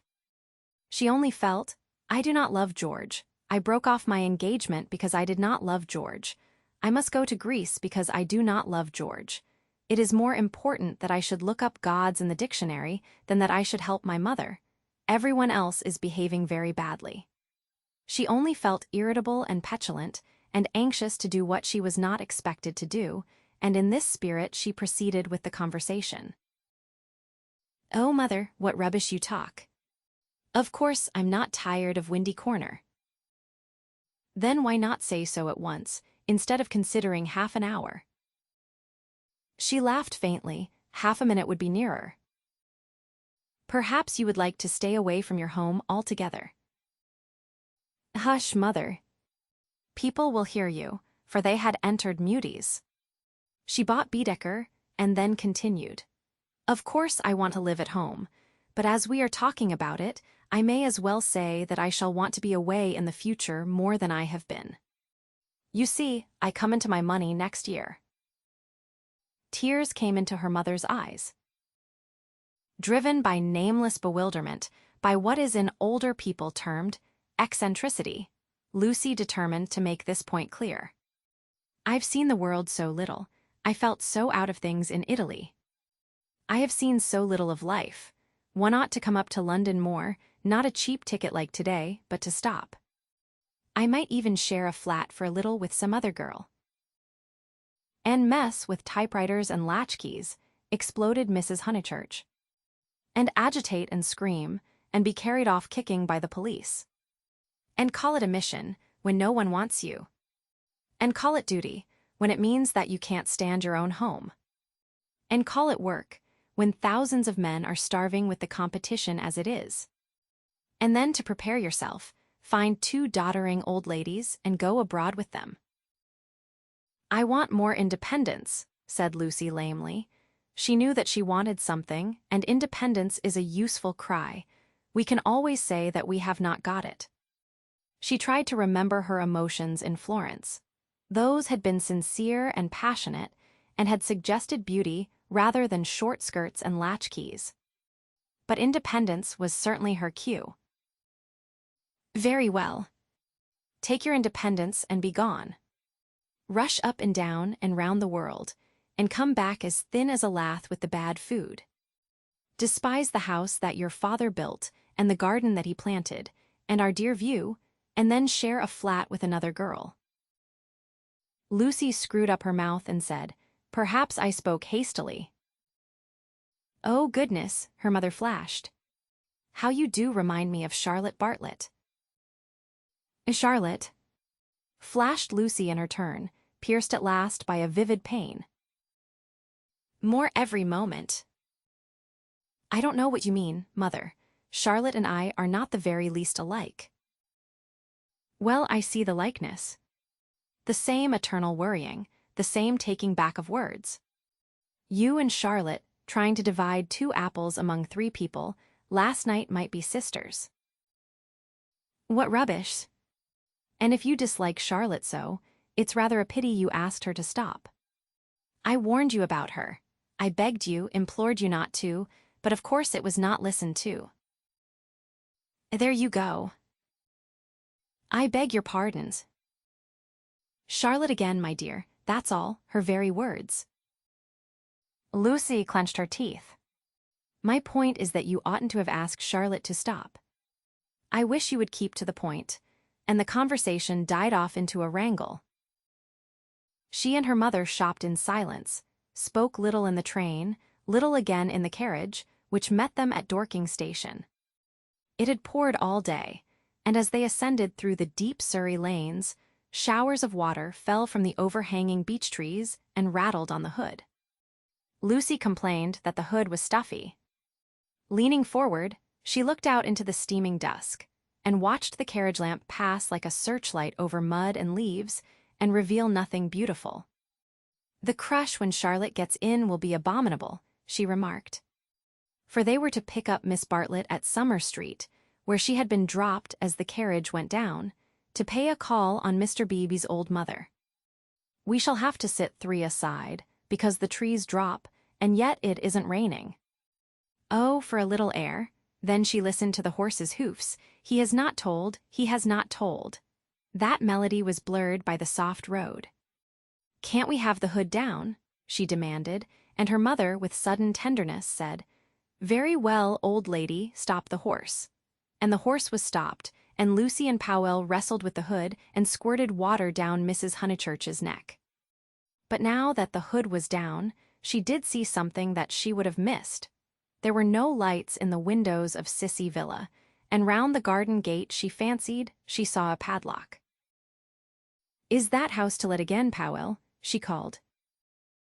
Yes, miss, he replied. Have they gone? It is too far out of town for the young gentleman, and his father's rheumatism has come on, so he can't stop on a loan, so they are trying to let furnished, was the answer. They have gone, then. Yes, miss, they have gone. Lucy sank back. The carriage stopped at the rectory. She got out to call for Miss Bartlett. So the Emersons had gone, and all this bother about Greece had been unnecessary. Waste. That word seemed to sum up the whole of life. Wasted plans, wasted money, wasted love, and she had wounded her mother. Was it possible that she had muddled things away? Quite possible. Other people had. When the maid opened the door, she was unable to speak, and stared stupidly into the hall. Miss Bartlett at once came forward, and after a long preamble asked a great favor. Might she go to church? Mr. Beebe and his mother had already gone, but she had refused to start until she obtained her hostess's full sanction, for it would mean keeping the horse waiting a good 10 minutes more. Certainly, said the hostess wearily. I forgot it was Friday. Let's all go. Powell can go round to the stables. Lucy, dearest. No church for me, thank you. A sigh, and they departed. The church was invisible, but up in the darkness to the left there was a hint of color. This was a stained window, through which some feeble light was shining, and when the door opened Lucy heard Mr. Beebe's voice running through the litany to a minute congregation. Even their church, built upon the slope of the hill so artfully, with its beautiful raised transept and its spire of silvery shingle, even their church had lost its charm. And the thing one never talked about, religion, was fading like all the other things. She followed the maid into the rectory.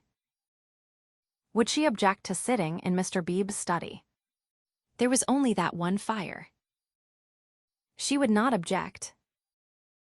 Someone was there already, for Lucy heard the words, "A lady to wait, sir."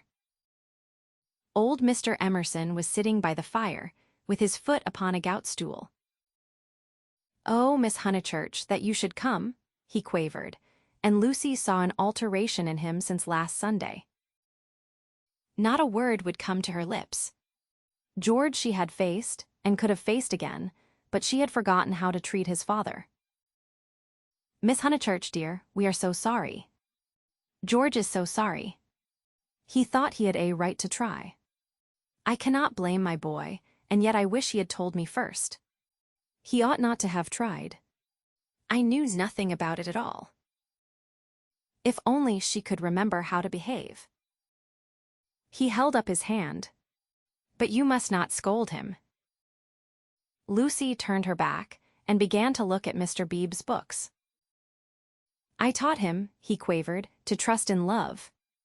I said, when love comes, that is reality. I said, passion does not blind. No. Passion is sanity, and the woman you love, she is the only person you will ever really understand." He sighed. "True, everlastingly true, though my day is over, and though there is the result. Poor boy. He is so sorry. He said he knew it was madness when you brought your cousin in, that whatever you felt you did not mean."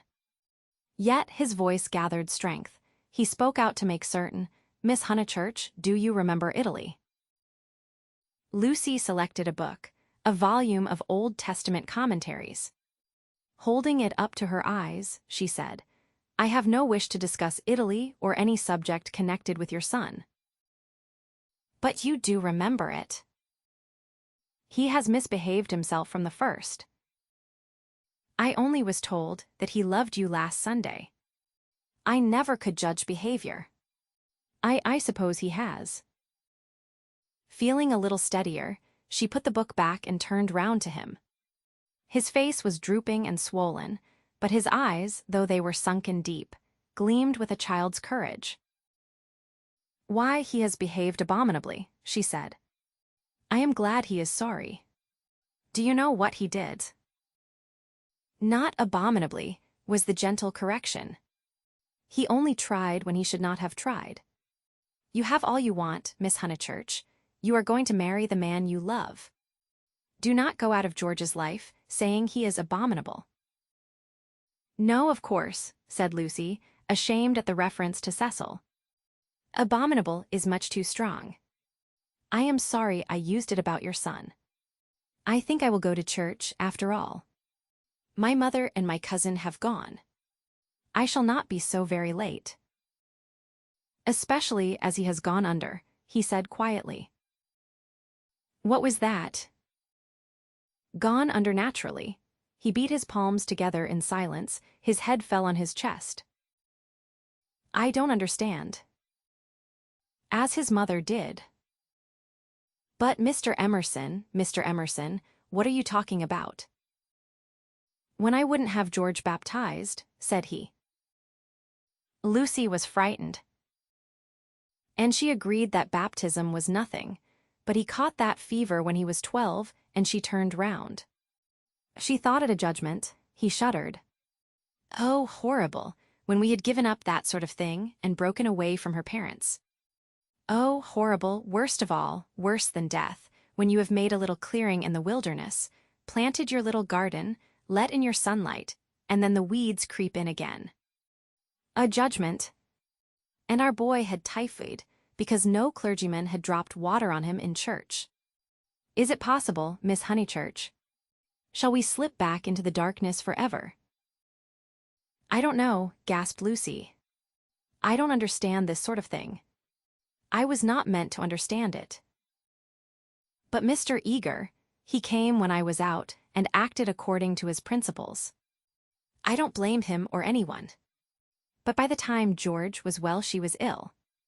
He made her think about sin, and she went under thinking about it. It was thus that Mr. Emerson had murdered his wife in the sight of God. Oh, how terrible, said Lucy, forgetting her own affairs at last. He was not baptized, said the old man. I did hold firm, and he looked with unwavering eyes at the rows of books as if, at what cost, he had won a victory over them. My boy shall go back to the earth untouched. She asked whether young Mr. Emerson was ill. Oh, last Sunday, he started into the present. George last Sunday, no, not ill, just gone under. He is never ill. But he is his mother's son. Her eyes were his, and she had that forehead that I think so beautiful, and he will not think it worth while to live. It was always touch and go. He will live, but he will not think it worth while to live. He will never think anything worth while. You remember that church at Florence? Lucy did remember, and how she had suggested that George should collect postage stamps. After you left Florence, horrible. Then we took the house here, and he goes bathing with your brother and became better. You saw him bathing. I am so sorry, but it is no good discussing this affair. I am deeply sorry about it. Then there came something about a novel. I didn't follow it at all. I had to hear so much, and he minded telling me. He finds me too old. Ah, well, one must have failures. George comes down tomorrow and takes me up to his London rooms. He can't bear to be about here, and I must be where he is. Mr. Emerson, cried the girl, don't leave, at least not on my account. I am going to Greece. Don't leave your comfortable house. It was the first time her voice had been kind, and he smiled. How good everyone is. And look at Mr. Beebe housing me. Came over this morning and heard I was going. Here I am so comfortable with a fire. Yes, but you won't go back to London. It's absurd. I must be with George. I must make him care to live, and down here he can't. He says the thought of seeing you and of hearing about you, I am not justifying him. I am only saying what has happened. Oh, Mr. Emerson, she took hold of his hand, you mustn't. I've been bother enough to the world by now. I can't have you moving out of your house when you like it, and perhaps losing money through it, all on my account. You must stop. I am just going to Greece. All the way to Greece. Her manner altered. To Greece. So you must stop. You won't talk about this business, I know. I can trust you both. Certainly you can. We either have you in our lives, or leave you to the life that you have chosen. I shouldn't want. I suppose Mr. Vyse is very angry with George. No, it was wrong of George to try. We have pushed our beliefs too far. I fancy that we deserve sorrow. She looked at the books again, black, brown, and that acrid theological blue. They surrounded the visitors on every side. They were piled on the tables, they pressed against the very ceiling. To Lucy, who could not see that Mr. Emerson was profoundly religious, and differed from Mr. Beebe chiefly by his acknowledgment of passion, it seemed dreadful that the old man should crawl into such a sanctum, when he was unhappy, and be dependent on the bounty of a clergyman. More certain than ever that she was tired, he offered her his chair. No, please sit still. I think I will sit in the carriage. Miss Honeychurch, you do sound tired." "Not a bit," said Lucy, with trembling lips. "But you are, and there's a look of George about you. And what were you saying about going abroad?" She was silent. "Greece," and she saw that he was thinking the word over. "Greece, but you were to be married this year, I thought." "Not till January, it wasn't," said Lucy, clasping her hands. Would she tell an actual lie when it came to the point? "I suppose that Mr. Vyse is going with you. I hope it isn't because George spoke that you are both going." "No. I hope that you will enjoy Greece with Mr. Vyse." "Thank you." At that moment Mr. Beebe came back from church. His cassock was covered with rain. "That's all right," he said kindly. "I counted on you two, keeping each other company. It's pouring again. The entire congregation, which consists of your cousin, your mother, and my mother, stands waiting in the church, till the carriage fetches it." "Did Powell go round?" "I think so, I'll see." "No, of course I'll see. How are the Miss Allens?" "Very well, thank you." "Did you tell Mr. Emerson about Greece?" I did." "Don't you think it very plucky of her, Mr. Emerson, to undertake the two Miss Allens? Now, Miss Honeychurch, go back, keep warm. I think 3 is such a courageous number to go traveling," and he hurried off to the stables. "He is not going," she said hoarsely. "I made a slip. Mr. Vyse does stop behind in England." Somehow it was impossible to cheat this old man. To George, to Cecil, she would have lied again. But he seemed so near the end of things, so dignified in his approach to the gulf, of which he gave one account, and the books that surrounded him another, so mild to the rough paths that he had traversed, that the true chivalry, not the worn-out chivalry of sex, but the true chivalry that all the young may show to all the old, awoke in her, and, at whatever risk, she told him that Cecil was not her companion to Greece. And she spoke so seriously that the risk became a certainty, and he, lifting his eyes, said, "You are leaving him. You are leaving the man you love." I had to. "Why, Miss Honeychurch, why?" Terror came over her, and she lied again. She made the long, convincing speech that she had made to Mr. Beebe, and intended to make to the world when she announced that her engagement was no more. He heard her in silence and then said, "My dear, I am worried about you. It seems to me," dreamily, she was not alarmed, "that you are in a muddle." She shook her head. "Take an old man's word, there's nothing worse than a muddle in all the world. It is easy to face death and fate, and the things that sound so dreadful. It is on my muddles that I look back with horror, on the things that I might have avoided. We can help one another but little. I used to think I could teach young people the whole of life, but I know better now, and all my teaching of George has come down to this: beware of muddle.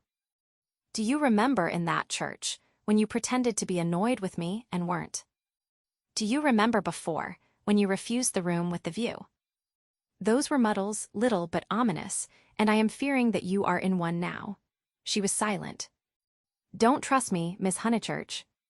Though life is very glorious, it is difficult." She was still silent.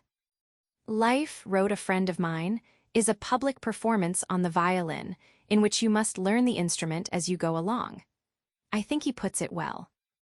Man has to pick up the use of his functions as he goes along, especially the function of love. Then he burst out excitedly, "That's it, that's what I mean. You love George." And after his long preamble, the 3 words burst against Lucy like waves from the open sea. "But you do," he went on, not waiting for contradiction. "You love the boy body and soul, plainly, directly, as he loves you, and no other word expresses it. You won't marry the other man for his sake." "How dare you?" gasped Lucy, with the roaring of waters in her ears. "Oh, how like a man. I mean, to suppose that a woman is always thinking about a man." But you are. She summoned physical disgust. You're shocked, but I mean to shock you. It's the only hope at times. I can reach you no other way. You must marry, or your life will be wasted. You have gone too far to retreat. I have no time for the tenderness, and the comradeship and the poetry, and the things that really matter and for which you marry. I know that, with George, you will find them and that you love him. Then be his wife. He is already part of you. Though you fly to Greece and never see him again, or forget his very name, George will work in your thoughts till you die. It isn't possible to love and to part. You will wish that it was. You can transmute love, ignore it, muddle it, but you can never pull it out of you. I know by experience that the poets are right. Love is eternal. Lucy began to cry with anger, and though her anger passed away soon, her tears remained. I only wish poets would say this too. Love is of the body, not the body, but of the body. Ah! The misery that would be saved if we confess that. Ah! For a little directness to liberate the soul. Your soul, dear Lucy. I hate the word now, because of all the cant with which superstition has wrapped it round. But we have souls. I cannot say how they came nor whither they go, but we have them, and I see you ruining yours. I cannot bear it. It is again the darkness creeping in, it is hell. Then he checked himself. What nonsense I have talked, how abstract and remote. And I have made you cry. Dear girl, forgive my prosiness, marry my boy. When I think what life is, and how seldom love is answered by love, marry him. It is one of the moments for which the world was made. She could not understand him. The words were indeed remote. Yet as he spoke, the darkness was withdrawn, veil after veil, and she saw to the bottom of her soul. Then, Lucy. You frighten me, she moaned. Cecil, Mr. Beebe, the tickets bought everything. She fell sobbing into the chair. I'm caught in the tangle. I must suffer and grow old away from him. I cannot break the whole of life for his sake. They trusted me. A carriage drew up at the front door. Give George my love, once only. Tell him muddle. Then she arranged her veil, while the tears poured over her cheeks inside. Lucy. No, they are in the hall. Oh, please not, Mr. Emerson, they trust me. But why should they, when you have deceived them? Mr. Beebe opened the door, saying, Here's my mother. You're not worthy of their trust. What's that? Said Mr. Beebe sharply. I was saying, why should you trust her when she deceived you? 1 minute, mother. He came in and shut the door. I don't follow you, Mr. Emerson. To whom do you refer? Trust whom? I mean she has pretended to you that she did not love George. They have loved one another all along. Mr. Beebe looked at the sobbing girl. He was very quiet, and his white face with its ruddy whiskers seemed suddenly inhuman. A long black column, he stood and awaited her reply. I shall never marry him, quavered Lucy. A look of contempt came over him, and he said, Why not? Mr. Beebe, I have misled you. I have misled myself. Oh, rubbish, Miss Honeychurch. It is not rubbish, said the old man hotly. It's the part of people that you don't understand. Mr. Beebe laid his hand on the old man's shoulder pleasantly. Lucy. Lucy, called voices from the carriage. Mr. Beebe, could you help me? He looked amazed at the request and said in a low, stern voice, I am more grieved than I can possibly express. It is lamentable, incredible. What's wrong with the boy? Fired up the other again. Nothing, Mr. Emerson, except that he no longer interests me. Marry George, Miss Honeychurch. He will do admirably. He walked out and left them. they heard him guiding his mother upstairs. "Lucy," the voices called. She turned to Mr. Emerson in despair. But his face revived her. It was the face of a saint who understood.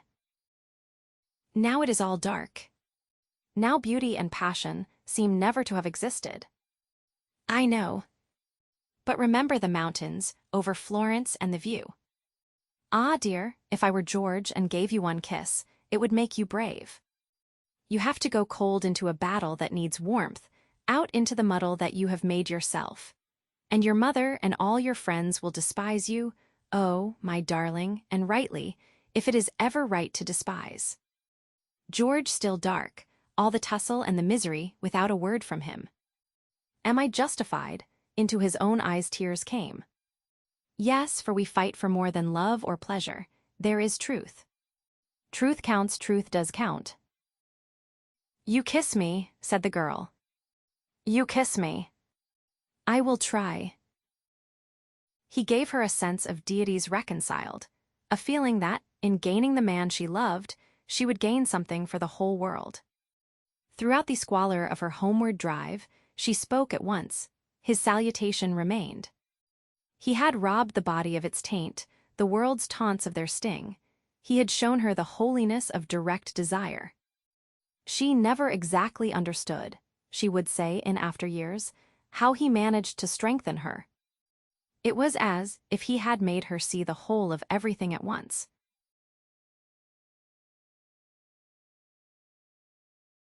The Miss Allens did go to Greece, but they went by themselves. They alone of this little company will double Malia and plough the waters of the Saronic Gulf. They alone will visit Athens and Delphi and either shrine of intellectual song, that upon the Acropolis, encircled by blue seas, that under Parnassus, where the eagles build and the bronze charioteer drives undismayed towards infinity. Trembling, anxious, cumbered with much digestive bread, they did proceed to Constantinople, they did go round the world. The rest of us must be contented with a fair, but a less arduous, goal. Italium petimus, we return to the pension Bertolini. George said it was his old room. No, it isn't, said Lucy, because it is the room I had, and I had your father's room. I forget why, Charlotte made me for some reason. He knelt on the tiled floor and laid his face in her lap. George, you baby, get up. Why shouldn't I be a baby? Murmured George. Unable to answer this question, she put down his sock, which she was trying to mend, and gazed out through the window. It was evening, and again the spring. Oh, bother, Charlotte, she said thoughtfully. What can such people be made of? Same stuff as parsons are made of. Nonsense. Quite right. It is nonsense. Now you get up off the cold floor, or you'll be starting rheumatism next, and you stop laughing and being so silly. Why shouldn't I laugh? He asked, pinning her with his elbows and advancing his face to hers. What's there to cry at? Kiss me here. He indicated the spot where a kiss would be welcome. He was a boy after all. When it came to the point, it was she who remembered the past, she into whose soul the iron had entered, she who knew whose room this had been last year. It endeared him to her strangely that he should be sometimes wrong. Any letters? He asked. Just a line from Freddy. Now kiss me here, then here. Then, threatened again with rheumatism, he strolled to the window, opened it, as the English will, and leant out. There was the parapet, there the river, there to the left the beginnings of the hills. The cab driver, who at once saluted him with the hiss of a serpent, might be that very Phaethon who had set this happiness in motion 12 months ago. A passion of gratitude, all feelings grow to passions in the South, came over the husband, and he blessed the people and the things who had taken so much trouble about a young fool. He had helped himself, it is true, but how stupidly. All the fighting that mattered had been done by others, by Italy, by his father, by his wife. Lucy, you come and look at the cypresses, and the church, whatever its name is, still shows. San Miniato. I'll just finish your sock. Signorino, domani fermo uno giro, called the cabman with engaging certainty. George told him that he was mistaken. They had no money to throw away on driving. And the people who had not meant to help, the Miss Lavishes, the Cecils, the Miss Bartletts. Ever prone to magnify fate, George counted up the forces that had swept him into this contentment. Anything good in Freddy's letter? Not yet. His own content was absolute, but hers held bitterness. The Honeychurches had not forgiven them. They were disgusted at her past hypocrisy. She had alienated Windy Corner, perhaps forever. What does he say? Silly boy. He thinks he's being dignified. He knew we should go off in the spring. He has known it for 6 months, that if Mother wouldn't give her consent, we should take the thing into our own hands. They had fair warning, and now he calls it an elopement. Ridiculous boy.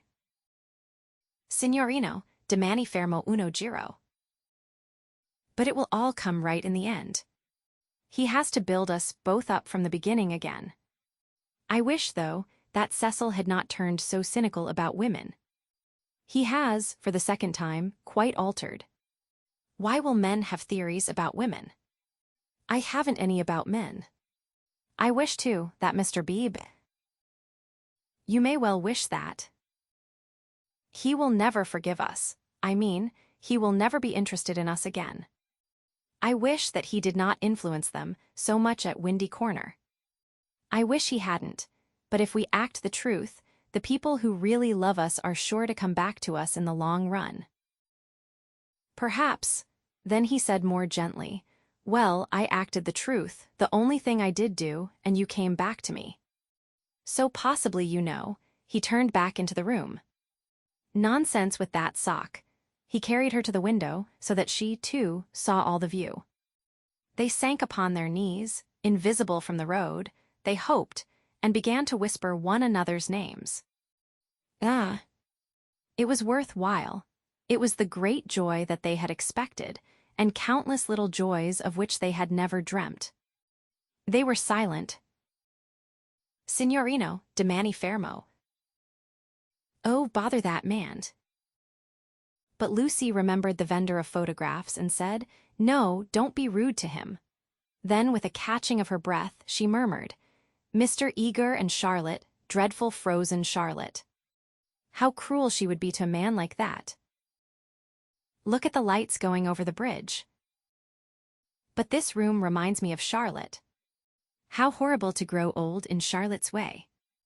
To think that evening, at the rectory, that she shouldn't have heard your father was in the house.